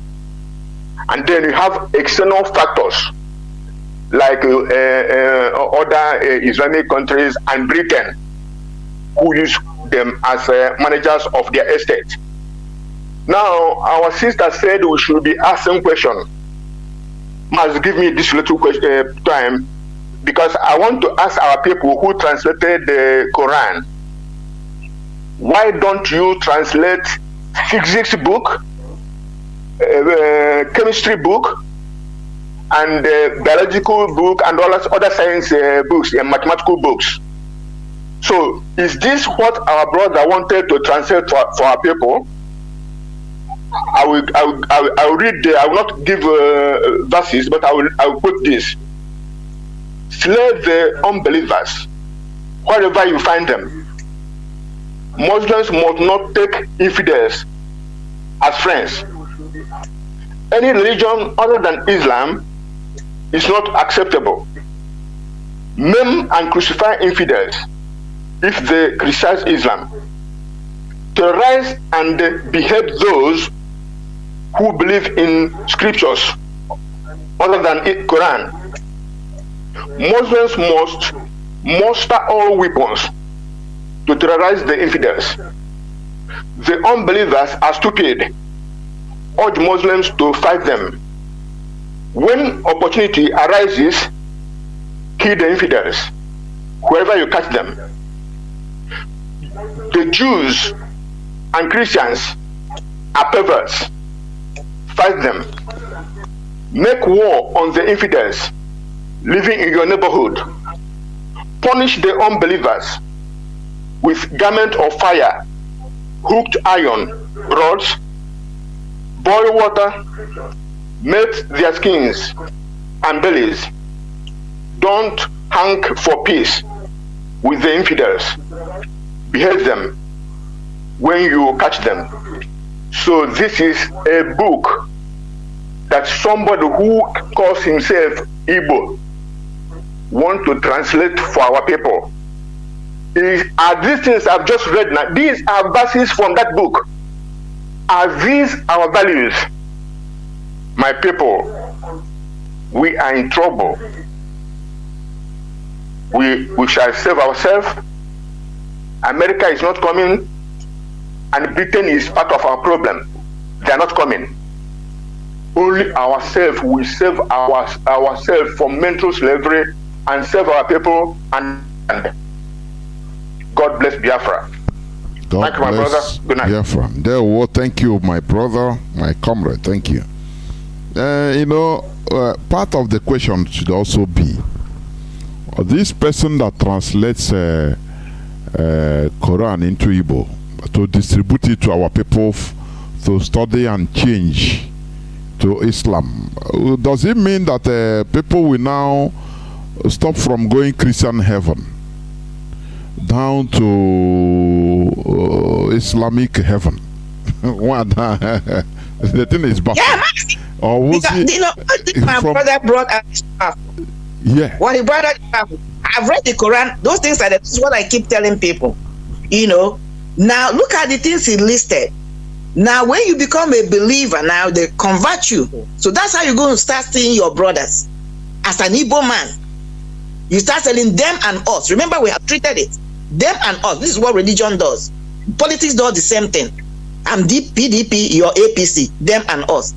You are a Christian, I'm a Muslim, them and us. That's what they want inside. This is more serious than even guns and bullets. That's what they want inside in our society. That is why this thing is so crazy. Now, when an Igbo man now seeing his fellow Igbo man or woman as an infidel, because Mazi, what I'm telling you is happening in America here. The first thing they do is they ask blacks that Muslim religion is black religion, which is a lie. Muhammad was never a black man. Muhammad was an Arab man. He might be dark in color, but he was an Arab man. He's not even dark. He's not even. There is one man. The only black man there was, I think, is a slave. They call him Bilal. He was a Bilal. He's the only person in the company that time, a black person. Yeah. So, Mazi, why I'm bringing this in is that's how what they use is try to begin to coerce people. When I had this experience many years ago when I was still a practicing Christian. I was coming back from church with my daughter, and I ran into this brother. I saw him at a shopping mall, and he wanted to talk to me, preach to me about Muslim. I said, no, I'm not interested. He started telling me, sister, this Bible you're carrying, do you understand that it's a white man's religion? I said, but what of Muslim? They said, oh, it's a black. I said, no, it's not a black man's religion. Go and do your history, do your research. So this is the first thing they will come with our people, that Muslim is a black man's religion. That's number one thing they tell them. Then they'll tell them that it's peaceful. Remember, our people have a problem in reading.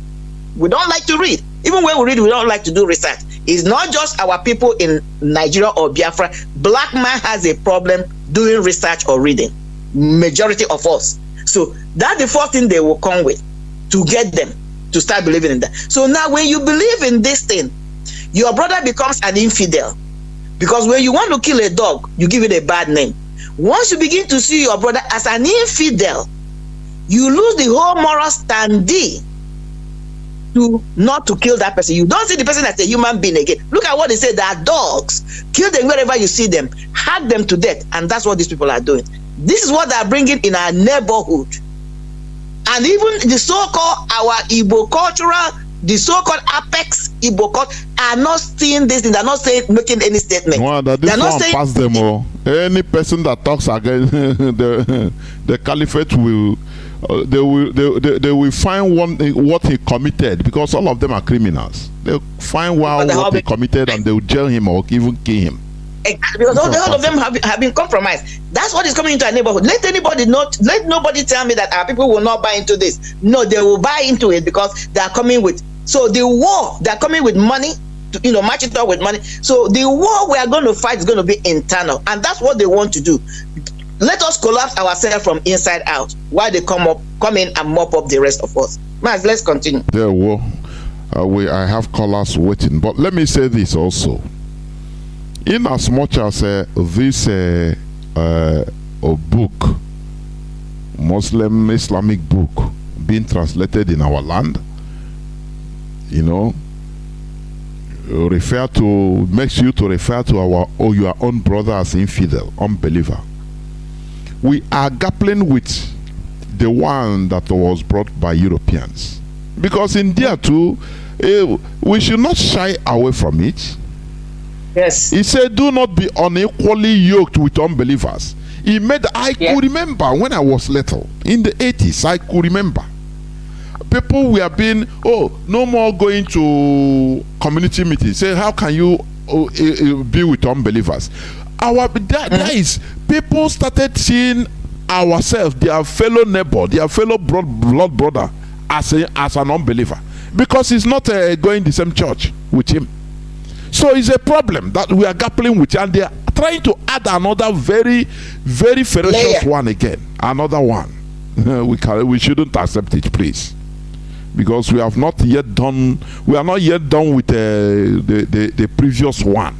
That we are also. It makes us start. How can in some places in our land, somebody from this denomination, they will not marry with another person in church, but in another denomination. Is it not the same? Almost the same thing. Only that it was kind of mild. Family members are divided because of religion. Yeah, this person is Pentecostal.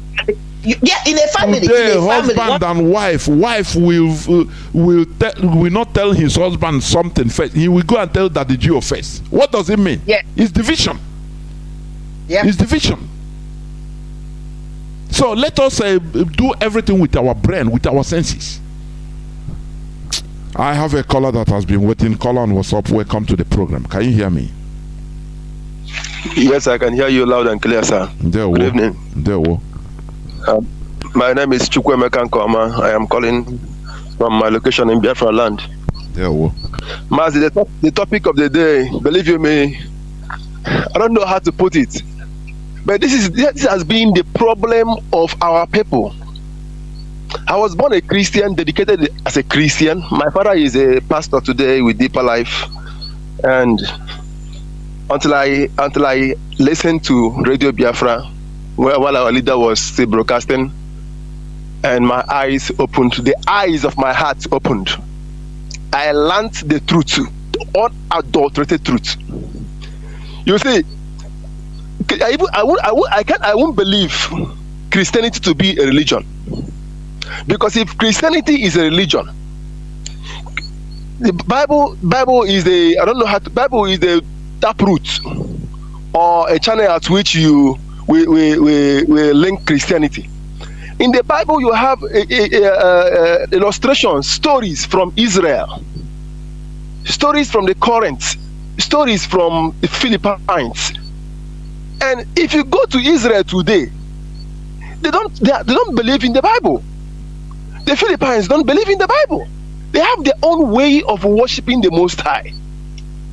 Here, before the Westerners came here, I used to tell people, when you come to preach to me about the Bible, I will ask you, what conviction do you have? How do you want to deceive me with something? A white man came here on a suitcase. Bible came in here on a suitcase. One day they came in here and started to preach to us, to our people. They have deceived us with everything, and it didn't work. They found out the love we had for Chukwuemeka, because before they came, we were answering our names: Chukwuemeka, Chigozie, Chidimma. Ihe was the name of our lands. We had our own names, which at the mention of our names, it worships the Most High. They came here, they took away those names. They gave us Bible. They made their ancestors so holy. You have St. John, St. Peter, St. Moses, St. Barnabas, St. Mary, St. Everett. Why is there no St. Okonkwo? No St. Ifeanyi Chukwu? No St. Chukwuemeka? They demonize everything about us. They demonize even our herbs. People, we never fell sick here before.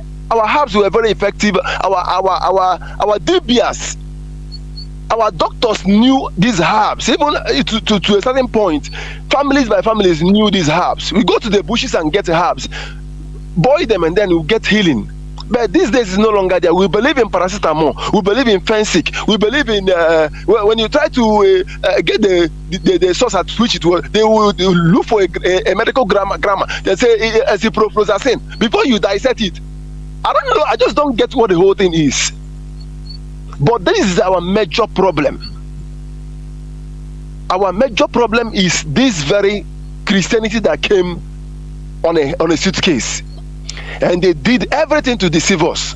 They took away our names and gave us their own name, John, Blessing, or whatever the names are. They took away our foods. We no longer eat our foods. They gave us Indomie. That is why today, 50 years, 45 years, we are sick. You go to hospital, you figure out that you are either sick by diabetes or hypertension or arthritis, one sickness or the other. The pictures that I have seen of our ancestors, they were old. They grew very old. Even at 150 years, they were going to farm, marrying new wives. Here we knew nothing. We never sold land. We knew no currency until they came here and introduced cowries to us. We never knew jealousy. Like our leader opened my eyes. Before I used to say mad without knowing the full meaning. And I realized it is the beauty of life. How can we refer to human as the beauty of life and then we still kill human? These things were not possible. We only realized now our mistakes. And believe you, my leader, every clan in Biafra land are waking up. Our youths are seriously going back to tradition. They now realize the mistake we've made. In as much as there are no saints like we used to have before, those who have the truth, the sanity about our ways of life, to re-educate us again, to bring the light back to us again. But our youths are going back to tradition. And by the time we finally get there, I believe our eyes will be opened. How can somebody wake up in the morning on Sunday morning, you go to church, from your account you may be having like 20,000 naira in your account from your salary. You dip your hand inside your account and from 20,000 naira and get 2,000 naira as your tithe. Then you go and pay into a church account. If you go to that church account, it is nothing less than 10 million naira. How can I be paying to an account which is richer than I am? Mazi, thank you very much. Thank you very much, man. Remember this. There is something before I have people calling anyway, and some people are already on waiting. But I want to say something. Referencing what our brother said, I want to make some clarity also. When we talk about our traditional belief, people should not think that we must go back to 15th century, 10th century, how we were, and get stuck there. just like I used to say it. When you see people that they say they are practicing our traditional religion in on social media, you see them, they are doing things like as if they are still in 10th century. Yeah. slaughtering animal on camera, which is disgusting. It doesn't mean that, look, we must go back and get stuck there. Listen, let me, just like the example he gave, it's not that eating processed food is bad. No. Look, industrial revolution in Europe, that started in Europe, in France and in England, in other parts of Europe. From, what does it mean? Artisanal working of things, making things one. Now people started, machines were made that help people, help in manufacturing something in big quantity. That is what is called industrial revolution, and that is what is happening today. It's been improved. The issue is this: I love eating natural food. Something from garden is very healthy, but we shouldn't get stuck at old time, because as we say, the world is evolving. You see, in Western countries, mostly they eat processed food. It comes with a price, but as human evolution also entails, they continue bringing up state-of-the-art hospitals with equipments that you can go, if you have, for example, something that comes with gradual food poisoning from industrially produced food. Because to be honest, any food that is non-ampo, poison, that is for sure, for preservation. It doesn't matter. Once you continue eating that thing, that poison continues growing. It can bring cancer, it can bring any type of sickness. But the advancement, human advancement, also means as you are industrially producing food, you have to also think about the bad consequences to the body, so that you have hospitals, you have health care system that will be up to the challenge. Do you see how because at that you have to balance the situation, equilibrium.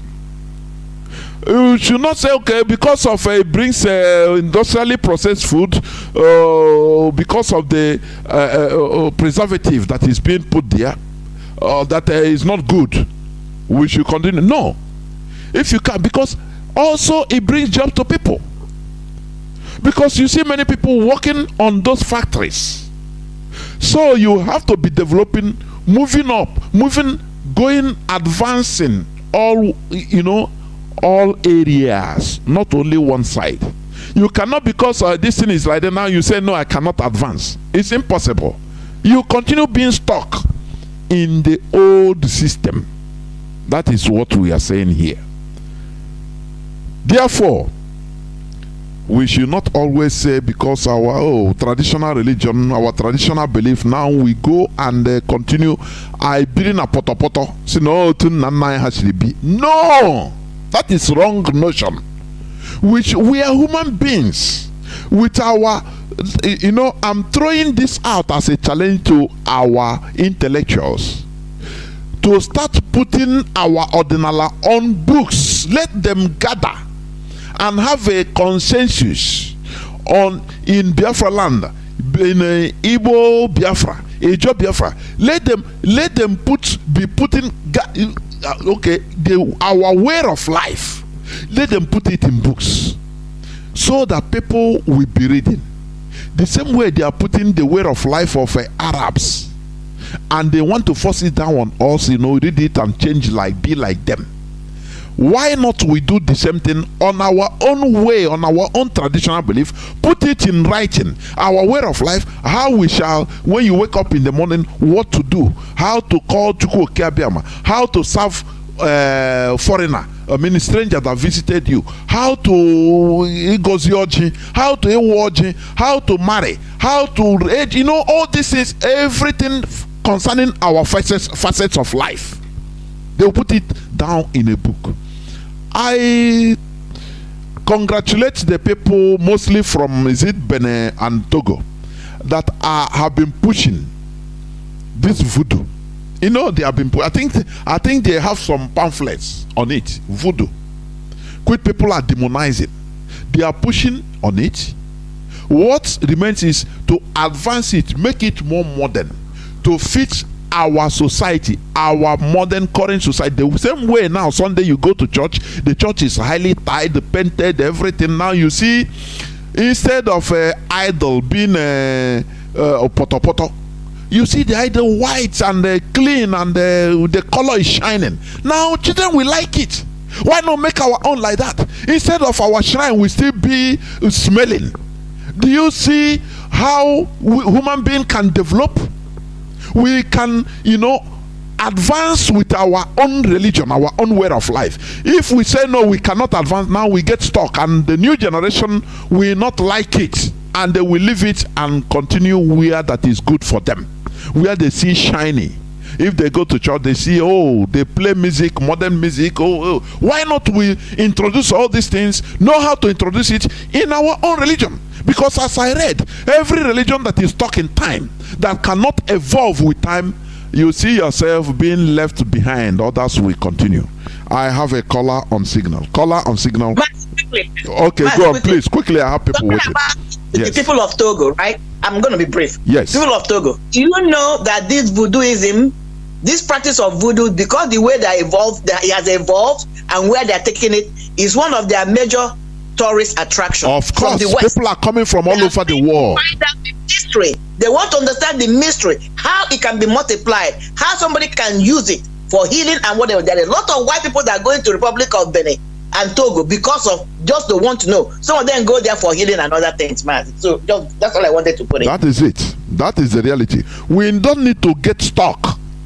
I know since 19 I am traditional. No, let us modernize it. Why not in our shrine we bring a modern music, everything, you know, make it nice, look nice, so that new generation will be attracted to it. That is what I'm saying. Because all this is a great creation of human being. It is we humans that have the ability to create and evolve.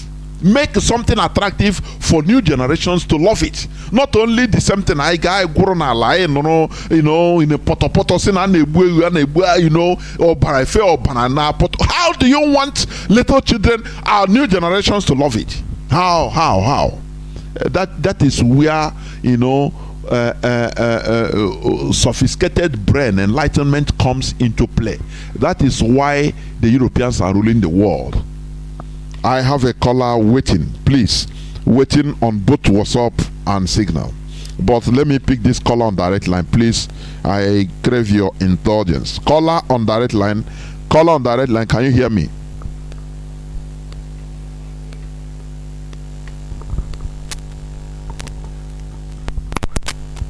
Go on, Mazi, please.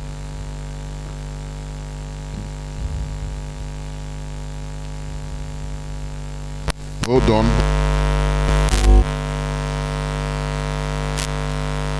Caller on direct line. Go on, please. Every that's always good, but there's a particular one that is always cherish most. Today's topic, I cherish today's topic. Is my favorite topic. This religious topic today is very, very fantastic, Mazi. I'm telling you, Mazi, you see, what that brother says, he says his own idea, but human being is developing from puberty stage to adult stage. So that's all about the world, because no religion is better than others. Every religion is about people use it for their own betterment of their own race. Now, let me come back to the zoo, Mazi. In that zoo we are in today, Mazi. Zoo, what is happening in the zoo? Zoo is suffering from the sickness. And what is the name of that sickness? That sickness is this: religious war and ethnic war. That is what is driving the zoo. And that religious war now, the Fulanis are fighting tooth and nail to conquer, because that is the agenda that is on their table. And they are pushing so hard in order to achieve their aim before this, what have you, die remaining. But the people that are being killed under this religious battle, who are the people? Mostly the Christians. And the majority are from our side.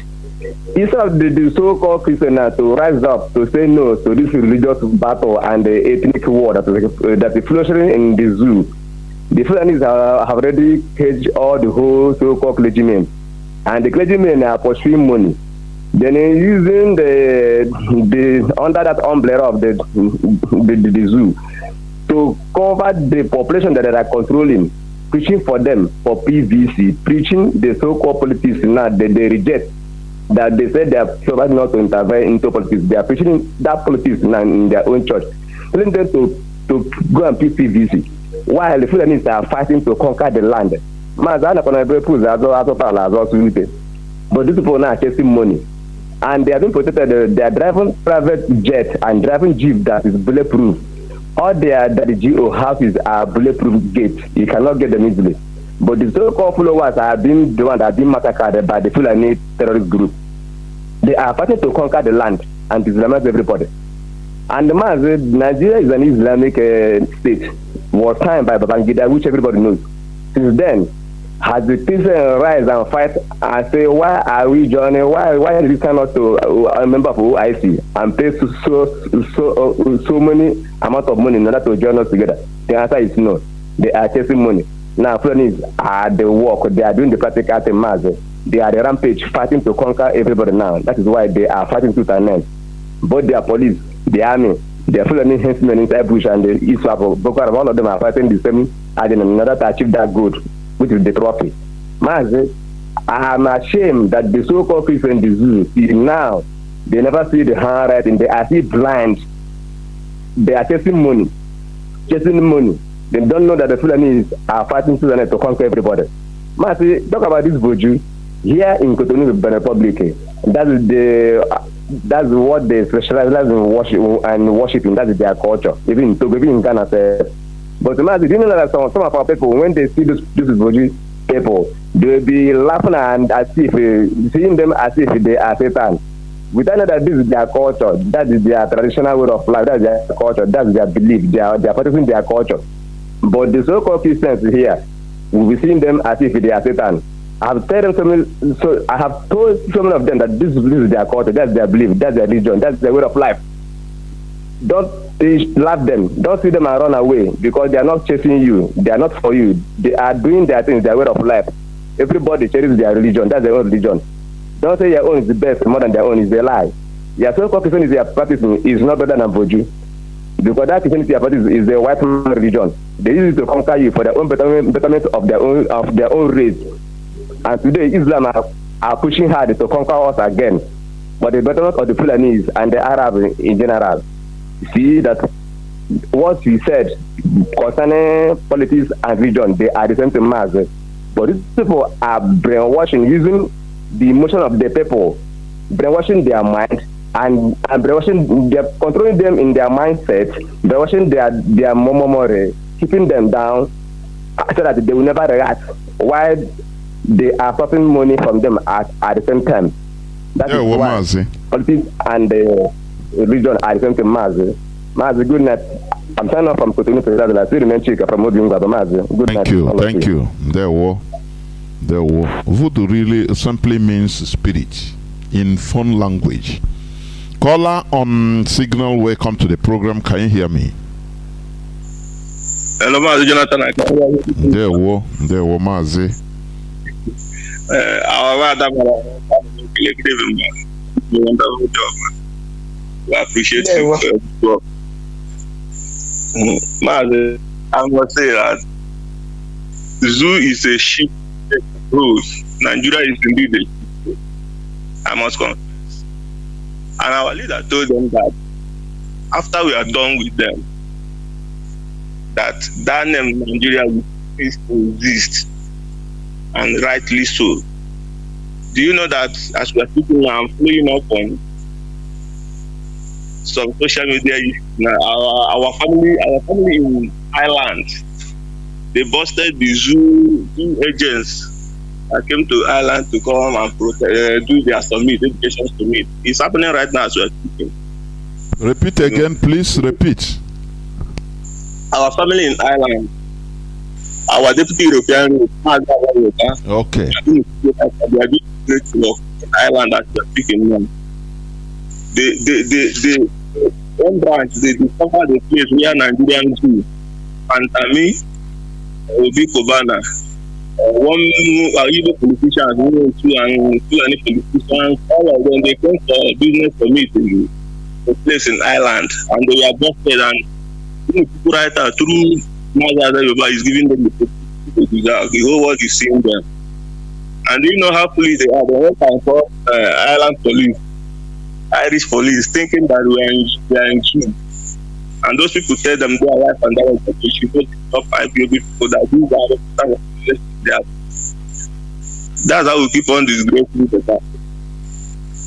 I have to talk on the headlines we read out today. You know, there is something I saw on social media, and from our sister shaking her food. Breaking news, and it says delegate sent from Nigeria by the yes, I'm just reading it now. Have been arrested by UK government. By UK, all delegates sent here were arrested. UK government arrested that delegates sent here from the UK wanted list for sponsoring terrorism. Very my goodness me. This is a breaking news. This is a breaking news. Let me say so that people will understand better, please.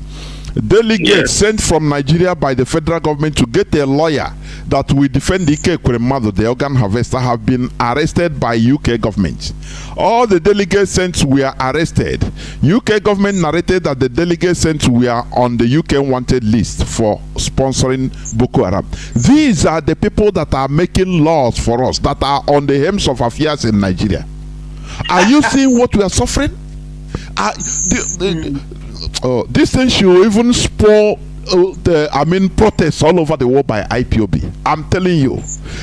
Now they are seeing that the people that are politicians in Nigeria, they are terrorists.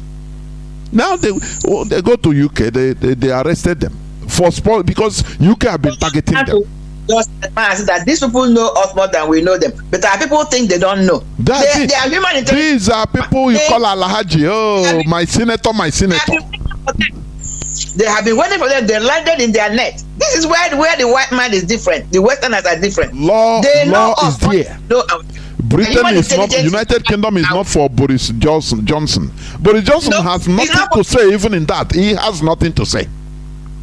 He cannot say anything. Boris Johnson can go and have whatever with Buhari.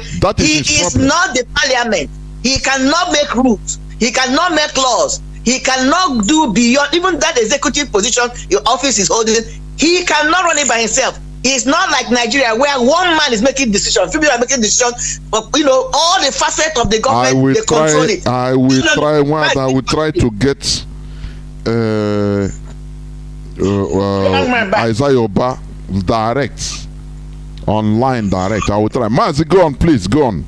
As I try. And another thing, you see from the report, the press statement the Canadian government released at that. You said something about a man. You read out something about the policeman in Abia State brutalizing a man with a wife from hospital. Now, do you know that the Canadian from that press release, the Canadian government pointed out very fast about the police brutality. Police escort people, brutally escort people. How police people brutally escort people. They pointed it out of that particular press release. Like today, I was arguing with one of my friends. I told him, see, you and I, we are here clamoring second Niger.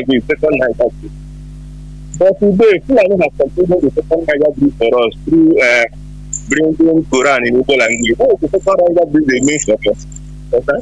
You are there looking at the structure they are building for centuries, but they have completed the second Niger bridge logically through the farming, bringing it into your language so that it goes to the graphics. You know, when they mix up with you, they counter you. That is the way they approve. They strangulate you, they mix with you, they overwhelm you before you know, they counter you, take over your land. That is the second Niger bridge they promise us, they concluded it. It's now left our people to know if we are going to pass through that bridge or we are going to say no, this is not who we are. No, this is all I have to say for now. We remain their friends and they will remain blessed. Thank you very much. I will bring Mazi Isaiah direct if I could. Caller on Signal, Mazi, welcome to the caller on WhatsApp, welcome to the program, please. Can you hear me? Caller on WhatsApp, thank you for holding on for 22 minutes almost. Caller on WhatsApp, can you hear me? Yes, I can hear you. Can you hear me? The whole world is hearing you. Thank you so very much, Mazi Jonathan, for bringing me to your program tonight. Mazi, your topic, your submission is very, very, very thought-provoking. My name is Obin. I'm calling from London. Mazi, you know, anytime I go through the line of religion and politics, it makes me wonder. Human beings are not, you know, seeing past the marriage between politics and religion into the society that we are building. Mazi, in summary, politics and religion are actually the same. They are the same is this. What I mean by the same, not that they are the same in literal meaning, they are not. Mazi, let's have a look at what religion brings and what politics brings and how they are together in achieving the same purpose. Then I will focus more on religion and draw religion down from hierarchical order down to the present day Pentecostal Christianity that we have today. Mazi, religion, as you mentioned, you've actually touched a lot of stuff regarding religion and politics, but I just want to take it in another angle, Mazi. Religion determines its authority on divine laws. Means for religion to convince followers to join, they have to tell them that their power is coming from a divine authority. That is how they get followers into their group. In politics do not get their followers by telling them that their powers is from divine. Politics they do a lot of activities that is associated with making decisions within the group. Mazi, why do they do that? They do that for them to get power, isolate power to the few, so that they can make decisions for the individuals who are not able to fight for themselves. And Mazi, why do they fight in politics to get power? Because the sole interest in politics is distribution of resources and determination of status. You need to get this right. It's totally different from governance. Mazi, then let's come together. Why did I say that politics and religion do the same thing? In politics can achieve their aim either through conflict, through coercion, through war. Sometimes they can even go to the extreme of destroying a lot of stuff just to achieve their aim. Religion does the same thing, but the modern religion perceives not to do it.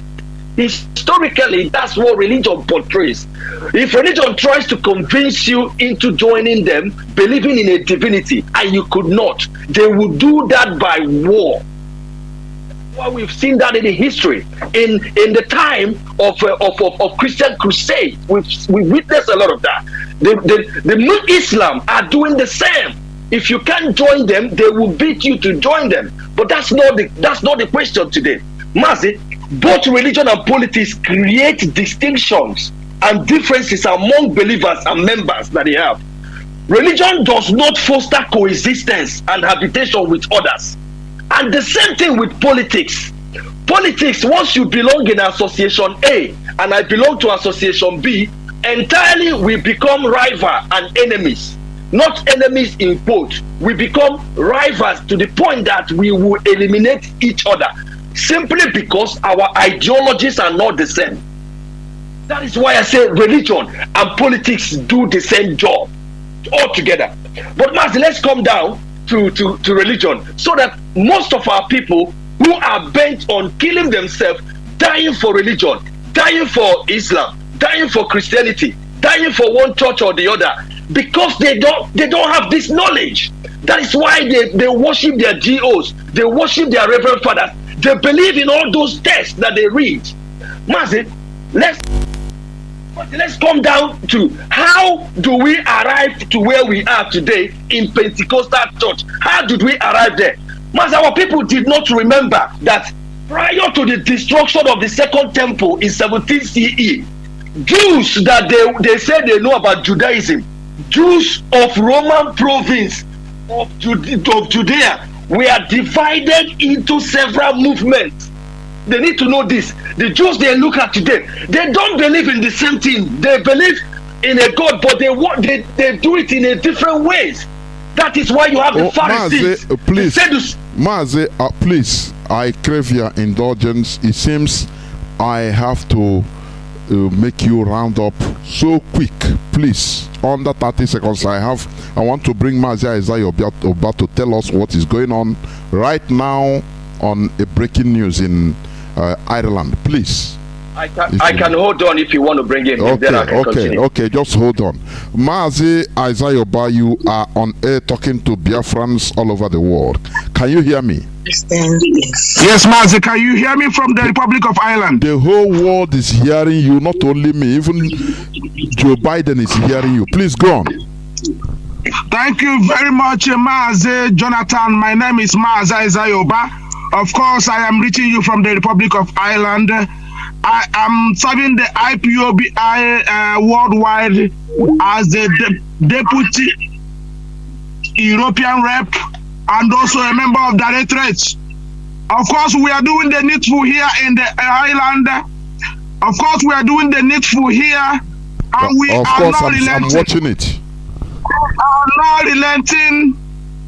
Today, 2nd of July 2022, we got the information that the criminal, corrupt Nigerian ministers we are sneaking into Ireland here. Really? Because they thought that UK is no longer safe for them. Because Ike Kuremadu was arrested in UK, and the zoo corrupt politicians send another lawyer to go and defend Ike Kuremadu, the organ harvester. They arrested that one too.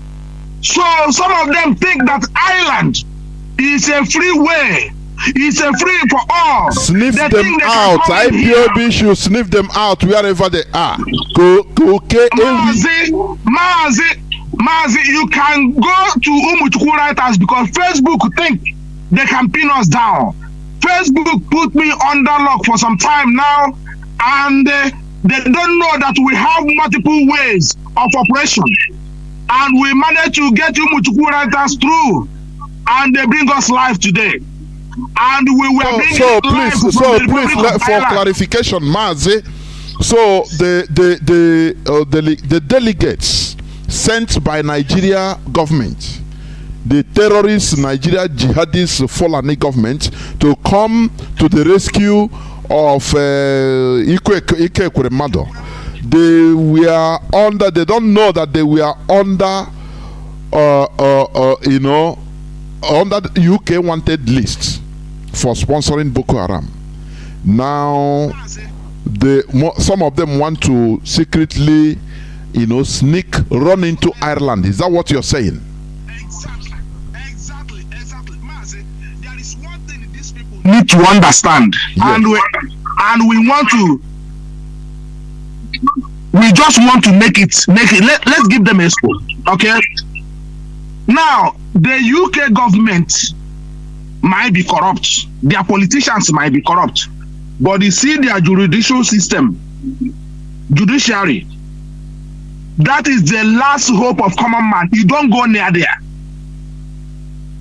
You may have corrupt politicians here, but when it comes to their judiciary, you don't touch there. Now, these Nigerian politicians, this Nigerian government think that in Europe here, they can bribe everything. You can bribe politicians, you can bribe newspapers, you can bribe world media, you can bribe anything you can bribe. But once it comes to their justice system, you don't touch there. This nonsense they are doing with Mazi and Nnamdi Kanu, they don't know that the world is watching them. They don't know. They don't know that IPOB, they don't know how far IPOB have gone in diaspora. Because we are not coming to the public to tell the people what we are doing behind the scenes. They think that nothing is happening, that Mazi and Nnamdi Kanu is in their dungeon. Now they have got IPOB under control. They don't know that the way we operate now is more deadlier than when Mazi and Nnamdi Kanu was visible. They don't know. And we have proven that to them today and also in UK. And there are a few more things that is coming. We are saying this now so that our people back home will know how much effort and how we are doing here. So they will remain resolute. Mazi and Nnamdi Kanu have appealed to them that they should be more resolute and remain peaceful back home. We know whom we are fighting for. We are not fighting ourselves. Those who are instigating violence across Biafra land, Biafran citizens should watch them and inform the authorities. I mean IPOB authorities. They know how to get the message across. Because we don't want these people to use the infiltrators they are using here and there to cause more disaffection in Biafra land. Because what they are trying to do is to make IPOB look like IPOB are not the one doing the freedom. And this is what we are telling them, that Mazi and Nnamdi Kanu control millions of IPOB outside. They should forget about these shenanigans. These people who are coming to cause confusion in social media, they are being paid to cause this confusion. But the real IPOBs will know where to press the button. Let them go to Mutuku Writers pages today and see what we have done here. Mazi and Nnamdi Kanu is looking for 100 men. And we are resolute. They think they can come to Ireland here and sneak in and have their useless party.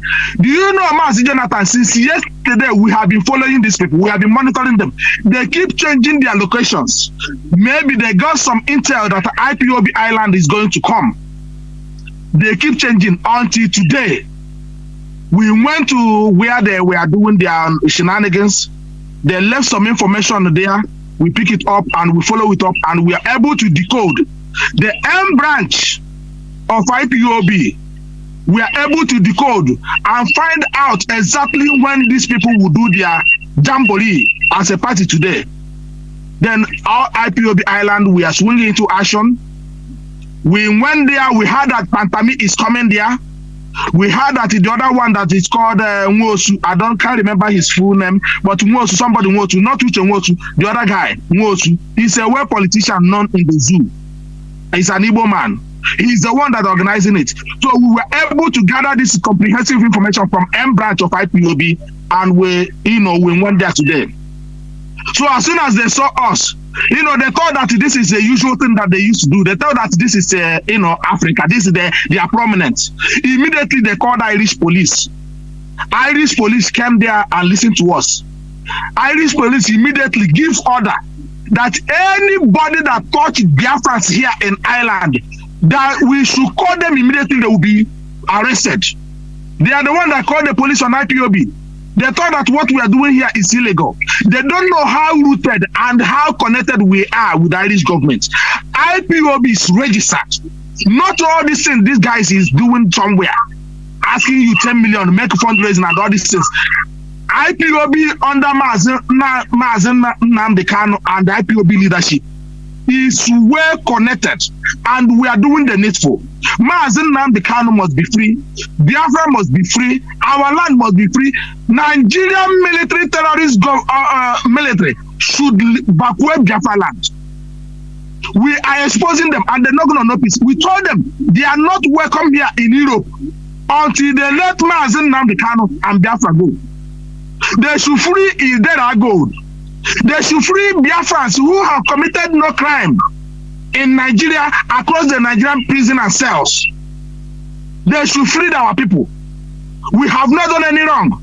We can't see Nigeria police and Nigeria army going to villages. Look at our communities today. How many houses we are destroyed? Civilian houses. Nigeria army that is meant to defend, that is meant to protect Nigerian borders, is now in Biafra land, inside the community, raping and pillaging and burning houses down. This is what we expose today.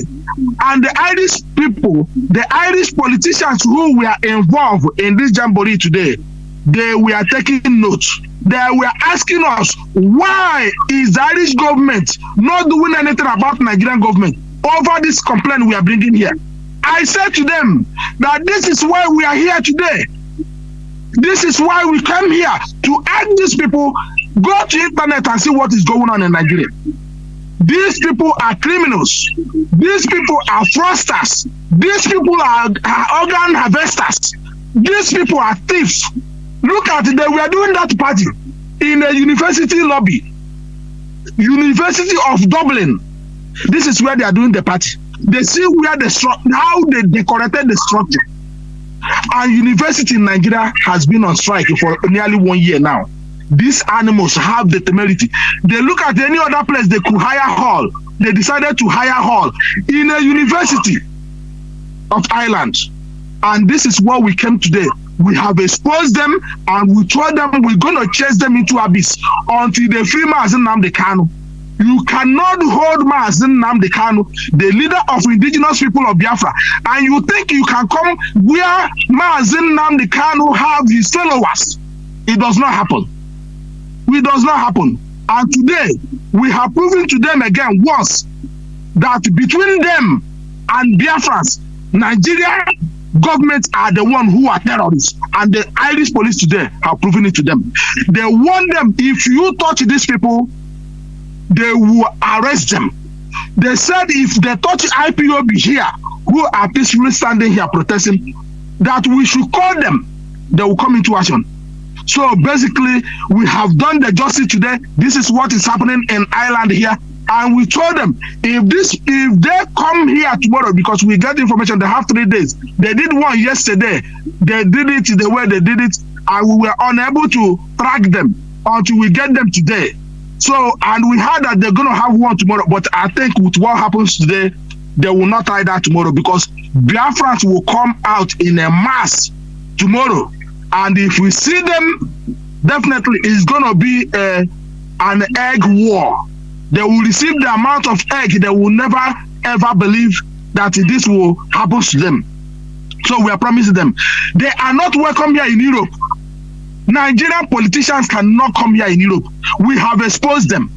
What happens to Ike Kuremadu lawyer that the Nigerian government sent to UK will happen to any of these fools, any of these bloodsuckers, any of these criminals who will come here in Europe to think that this is a free land for them. It's not going to happen. As long as injustice, equity, and law is being denied to Biafrans, to innocent people, to unarmed people, they should obey court order. They should obey court order. That's what we're asking them. Leave Mazi Nnamdi Kanu and let Biafrans go. Otherwise, they will never know peace until they let Mazi Nnamdi Kanu go. And we are not backing down. This is what is happening here today, Mazi. This is what is happening here. Ndewo Mazi, Ndewo. I hope that every Biafran there is safe. Yes, of course. What we are saying is we are encouraging Biafrans. We should remain focused and concentrate. Know who you are following. Know who is your leader. Mazi Nnamdi Kanu cannot make all this sacrifice. Some of you are now saying you are getting confused with the useless boy who is sitting in Finland defrauding you. You must remain focused. You must protect Mazi Nnamdi Kanu. You must follow IPOB order. Do not listen anybody who is not among the leadership of IPOB. There is a structure to guide this family. There is a structure. Biafra is a nation. It's not what anybody can jump in and start talking rubbish. We do not know who is the brother of Mandela. If Mandela have brother today, we do not know. We do not know who is the brother of Thomas Sankara, if he has brother. We do not know who is the brother of Patrick Lumumba. Biafrans, remain focused and protect Biafra. Protect this family. Mazi Nnamdi Kanu have sacrificed a lot. And Mazi Nnamdi Kanu, we must protect him until he comes out. He has paid a huge price. So anybody coming to give contrary order, to mess up, to use his name to mess this ordained family, to mess this ordained organization that is designed to restore Biafra, that one we will hold you accountable. It is up to you, Biafrans, to make sure that we protect this family. Do not let anybody to confuse you. The leadership that is piloting this affair in absence of Onyendu is here. And we are not going to betray you. And the evidence is there for you to see. There is no autopilot today. We didn't see them. We didn't see any of these criminals who are ranting all over the place, sitting in their comfort zone, sitting in their houses and telling you rubbish. We have do the physical thing today, and it's out there in the public for you to see. I don't see the reason why you will not remain focused and stand for what Mazi Nnamdi Kanu have fought for. We don't want to have a Biafra that will be, after our generation, an idiot will come and confuse you and mess it up. We are building an edifice that will last for centuries. When people will come, they will know that we've gone through thick and thin to build this Biafra, and it cannot be destroyed. This is my advice tonight. Remain resolute, remain focused, and support Biafra, and support Biafra, the leadership of IPOB. So we will get this. Don't get distracted by anybody. The structure is there. We have not been distracted before, and we are not going to back down on this until Mazi Nnamdi Kanu is free. Thank you very much for giving me this opportunity. I've lost my voice because I've spoken a lot today. Thank you. And we must continue. Well, thank you very much, Mazi Ayoba. We must continue doing the needful. Thank you very much. You know, the zoo politicians, they thought that their ego, social status, that they can show it anywhere. Anyway, we must continue. Let me keep it there.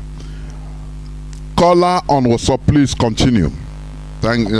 Sorry for the interruption, and continue. Please use 5 minutes to round up, please. Caller on WhatsApp, Thank can you you very hear much. me? Yeah. Yes, I can hear you. Thank you very much, Mazi Jonathan. Yeah. And thank you for that breaking news, for sharing that with us. Mazi, I continue. Like I was saying, Mazi, like the difference between the politics and religion, they focus on the same goal. But the only thing is that each and every one of them takes a different route, which I have explained here. Mazi, let's now draw this down to how religion is organized, because I am of the opinion that religion is a man-made. But I will show you how religion organization is drawn down till the present day that we have.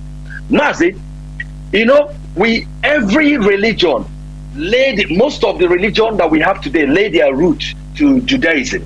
Then the Judaism we speak about have different factions, believe in the same thing, and that is how they disagree until it moved down to the early Christians. And from the early Christians, they still did not believe in the same thing until it moved down to Catholic Church. From Catholic Church gave birth to Protestants. Protestants gave birth to Anglican Church. And Anglican Church gave birth to Pentecostal Church. Mazi, we might not have time for me to show you the discrepancies between each and every one of these stages that break away from from this religion down to the current Protestants that we have today. That is why our people should focus more on organizing a society that will benefit mankind, animals, human being, and nature on planet Earth that we live today. Not every day you're praying to God for water, praying to God for health, praying to God for school, praying to God for every single thing you do. Whereas the problem you are taking to God is the problem that is caused by human being. And the same problem, human being is responsible to fixing it. What we're saying today. So, Mazi, in summary, I so much appreciate the knowledge you share today. But this dimension I'm taking our people through is that they need to study the book that they have critically. When they read the Bible, they see the Pharisees. They don't know who Pharisees are. They don't know who the Sadducees are. They don't know who the Essenes are. They don't know who the Zealots are. They don't know. These people were part of those people that created this religion that they are worshiping. Until they brought down to writing this book that they are undertaking. Everybody is praying to Jesus Christ. Jesus Christ himself told you that he's a Jew. And all of you are praying to him. You know, so in summary, let's take this down to our Biafra land. Mazi, you know, until we wake up and understand that Fulani is towing the same train that this hierarchy that I presented to you tow several years ago. They will not stop. They are using the same religion, which is Islam, to further the agenda called Fulanization. But the people we have in Nigeria, they are blind to see what we are sharing with them. Forget about religion. Forget about everything they are telling you. Their central goal and agenda is to take over Nigeria and create a caliphate for the Fulanis, where they can take and launch war and fight to the Western world. That is what they are doing.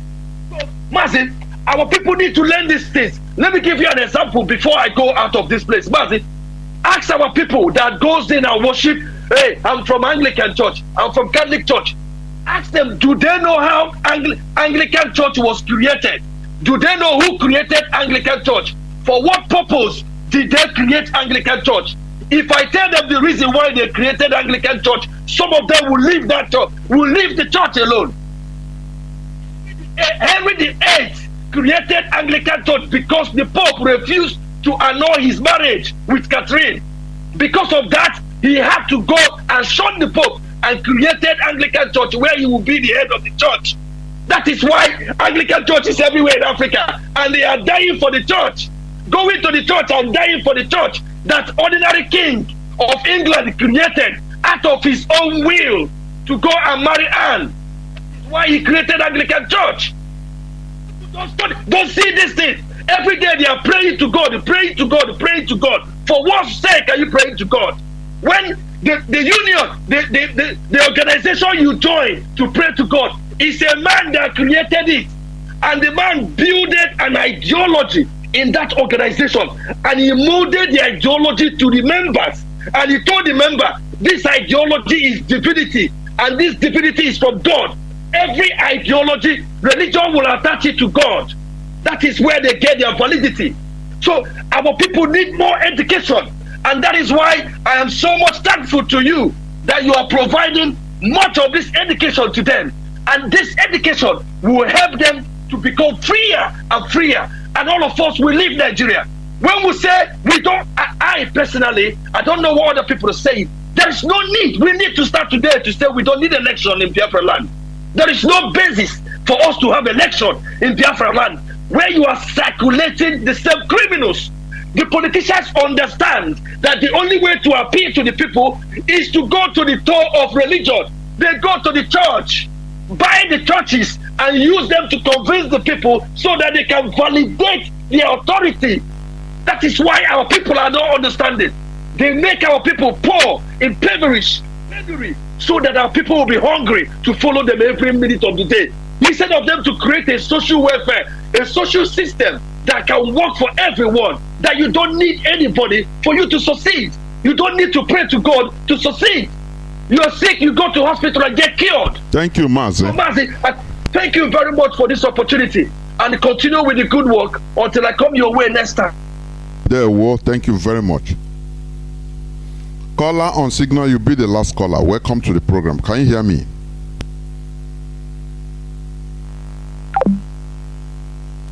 Caller on signal, can you hear me?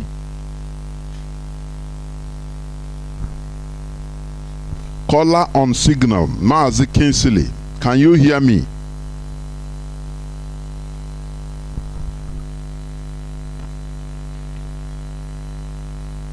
I don't know. You waited a long time, but you are not talking. I don't know why. Then let me pick this caller on WhatsApp. Welcome to the program. You be the last caller. Can you hear me? Caller on WhatsApp. Hello, Mazi. Good evening. Mazi, you have 3 minutes, please. 3 minutes. Go on. Okay. Yeah, Mazi. Please, I think for me, I suggested that this program, this religion program, this religion program, I think it's better we do it maybe twice in a week. Either you bring in this guy that's God now to assist you, you know, or I don't know, because I think it's better we.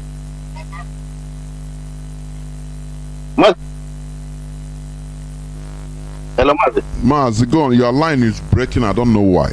It's network. Okay. Mazi, okay. I suggested that I think we give more time to religion teaching. Maybe more noted. Mazi, noted. It is one step at a time. It is noted. Yeah, because I believe this is where the problem. This is where the problem lies. You know, like now, it's mental slavery. And this religion, what problem is the main problem that caused mental slavery. And for we to be free, we need this mental slavery. We need to be free from this mental slavery. And I believe the religion, Christianity, is what made us where we are today. Coming to our religion, there's something I want people to understand. I want people to understand about our religion. Our religion, they call our religion Omenana. And the Omenana, many people misunderstood that the meaning of Omenana. You know, Omenana is the people way of life. Omenana is people way of life. The way people they call it depending in Igbo language, or depending the way people behave. It's different from Igbo more or Igbo say. But when you talk about to our people, when you talk about Omenana, people think, set their brain I know or Igbo say or all this is that's where they are getting this message.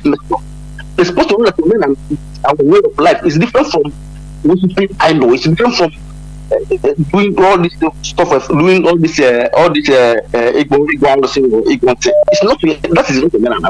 It's the way we're supposed to worship our own God. That's our own religion.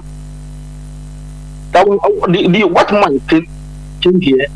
Give us their own religion. And when we talk about this religion, we talk about take Christianity away. Talk about religion instead. And religion. Talk about Christianity or whatever. Talk about religion. People, all the people have their own religion. White people have their own religion. We have our own religion. Everybody have their own religion. Chinese have their own religion. So now, when the name of their own religion is deep, these people, religion is deep. Our own religion is Omenana, which our leader, call it Biafra. Our Omenana is now Biafra. That's our own. Now, people are trying to advance their own religion to other people.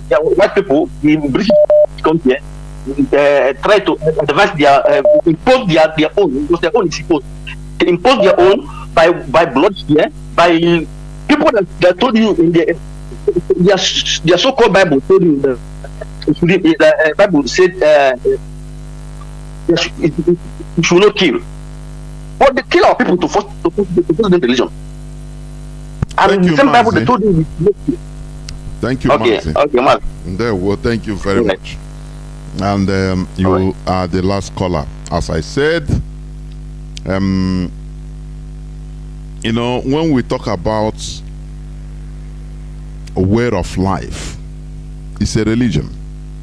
It covers everything concerning how somebody is being born. I mean, your birth. It covers everything from birth, growing up, marriage, relationship with foreigners and brothers and sisters, way of eating. Everything is covered up. That is religion. When you hear Christianity, it's the way of life of the people, Europeans, their original way of life. It covers everything, because there is no way you can talk about religion.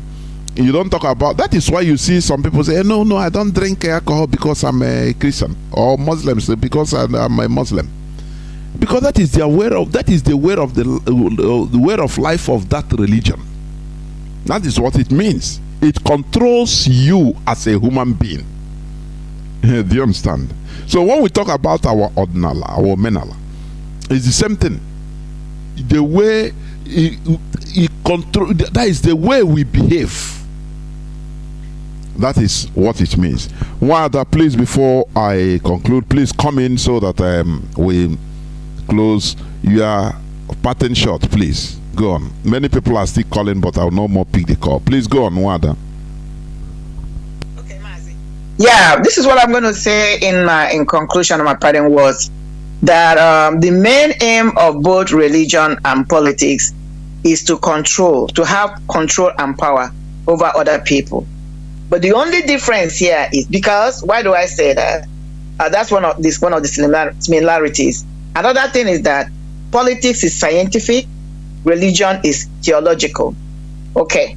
Now, another thing you can find is that politics uses taxes to advance their goal, while religion uses tithe and offering to advance their goal.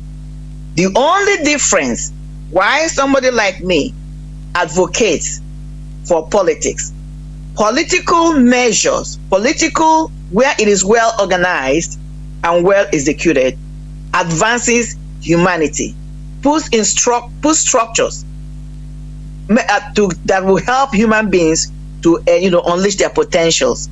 If there's more on the outside of which is the environment where we live, how we can organize our society, have a better life, express our potentials, make this environment we'll call the earth a better place to live before the closure of our lives. That is why, from my perspective, I will take politics over religion. Again, having said that, I'm not negating that there is a place for religion, because it deals with the heart and emotions of human beings, and we're emotional beings. But when the problem becomes when people want to take religion over politics, that is what determines the growth of a society, whether they are going to continue to catch up with the rest of the world or continue to be where they are, because religion does not really encourage evolution, while political aspiration encourages that and new development. Thank you, Mazi. That's how I'm going to end today, and I wish everybody that listens a good day. Enjoy the rest of your day, and I'm so excited for the breaking news that our Mazi brought in, one of our DOS. Thank you, Mazi, and have a wonderful day. You know, when, as I said, even during my preamble, when our people hears about politics, the word politics, they mistake it to that criminality that is going on in Nigeria. Every human being is controlled by politics or through politics anywhere in the world, because as long as you are a human being interacting with people, moving around, you own a house, you live in an apartment or in a room, you go to work, you go anywhere and come back. If somebody maybe comes harasses you, you seek for your right. You are controlled by politics. You understand? But many people, when they hear politics, they say, oh, no, that is Nigerian politics is criminal. It is not politics. So people should stop misunderstanding politics and Nigerian politics. I think you had the testimony of Mazi Ayoba in Ireland just now.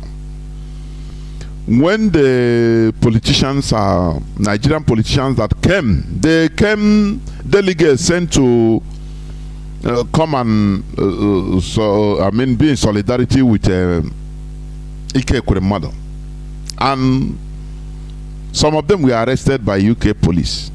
That they are in watching lists, wanted for sponsoring Boko Haram.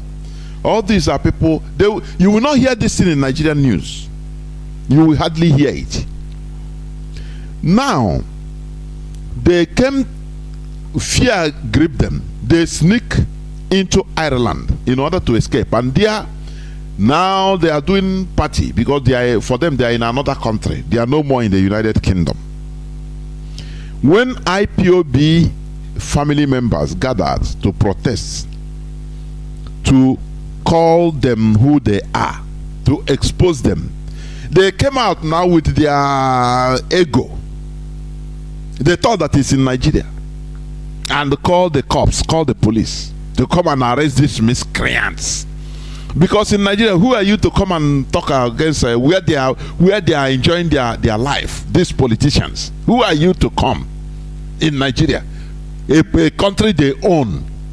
They will not call police. They will their security will just shoot everybody to pieces. But they forgot that they are no more in Nigeria. Do you see what is real politics? And the police have to come. Now they ask the people, why are you exposing them? Why are you calling them names? Why are you doing this to them? They explain to them that these are criminals we are suffering in Nigeria.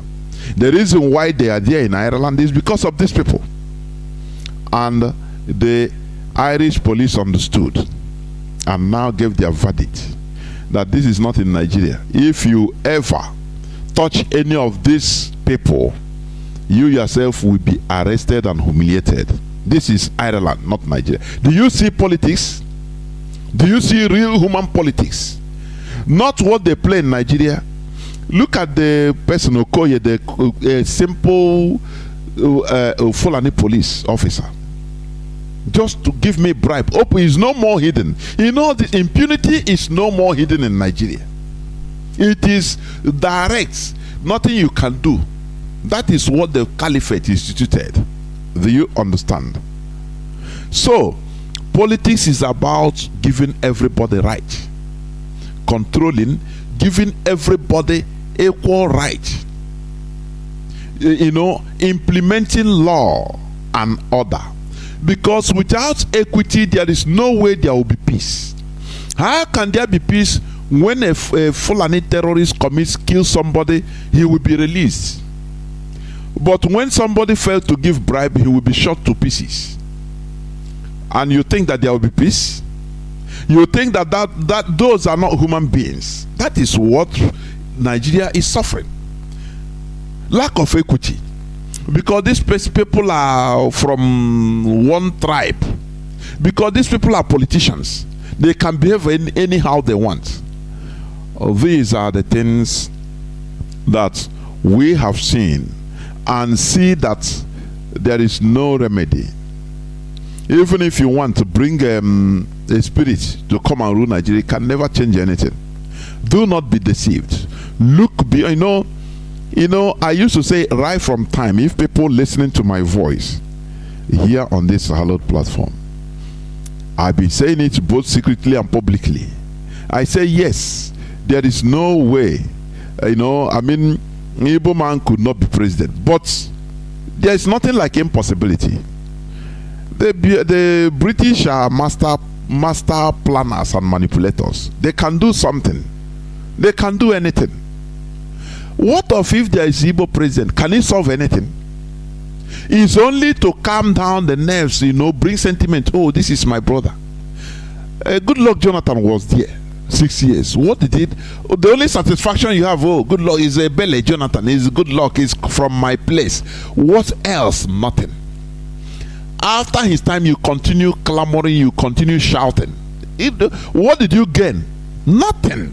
What policy change that positively affects your life? Nothing, nothing, nothing. Nada. Do you see why in Nigeria there is nothing like politics? Even ordinary people, they think that this politics. What you are doing is just you are exposing your primitivity. You are exposing your ignorance by thinking that if your brother being maybe an Igbo man or a Hausa man becomes a president, that you will gain. It will help something because it's your brother. That sentiment is only what satisfies you, nothing more. We should get away from this type of medieval thinking or mindset. That is why Nigeria is a quagmire. Biafrans and lovers of freedom, Biafra is our religion. There is no other religion that you should take more than Biafra. That is, do you understand? It's our way of life. We eat Biafra, we drink Biafra, we sleep Biafra. You see, that is our religion. Therefore, it's our ideology. Thank you for listening. I apologize for those that couldn't come in because many people we are calling. Many people cannot speak at the same time. That's it. That's the reality. Therefore, tomorrow is another day. From me, Mazi Jonathan, together with one other Miriam, it is simply good evening.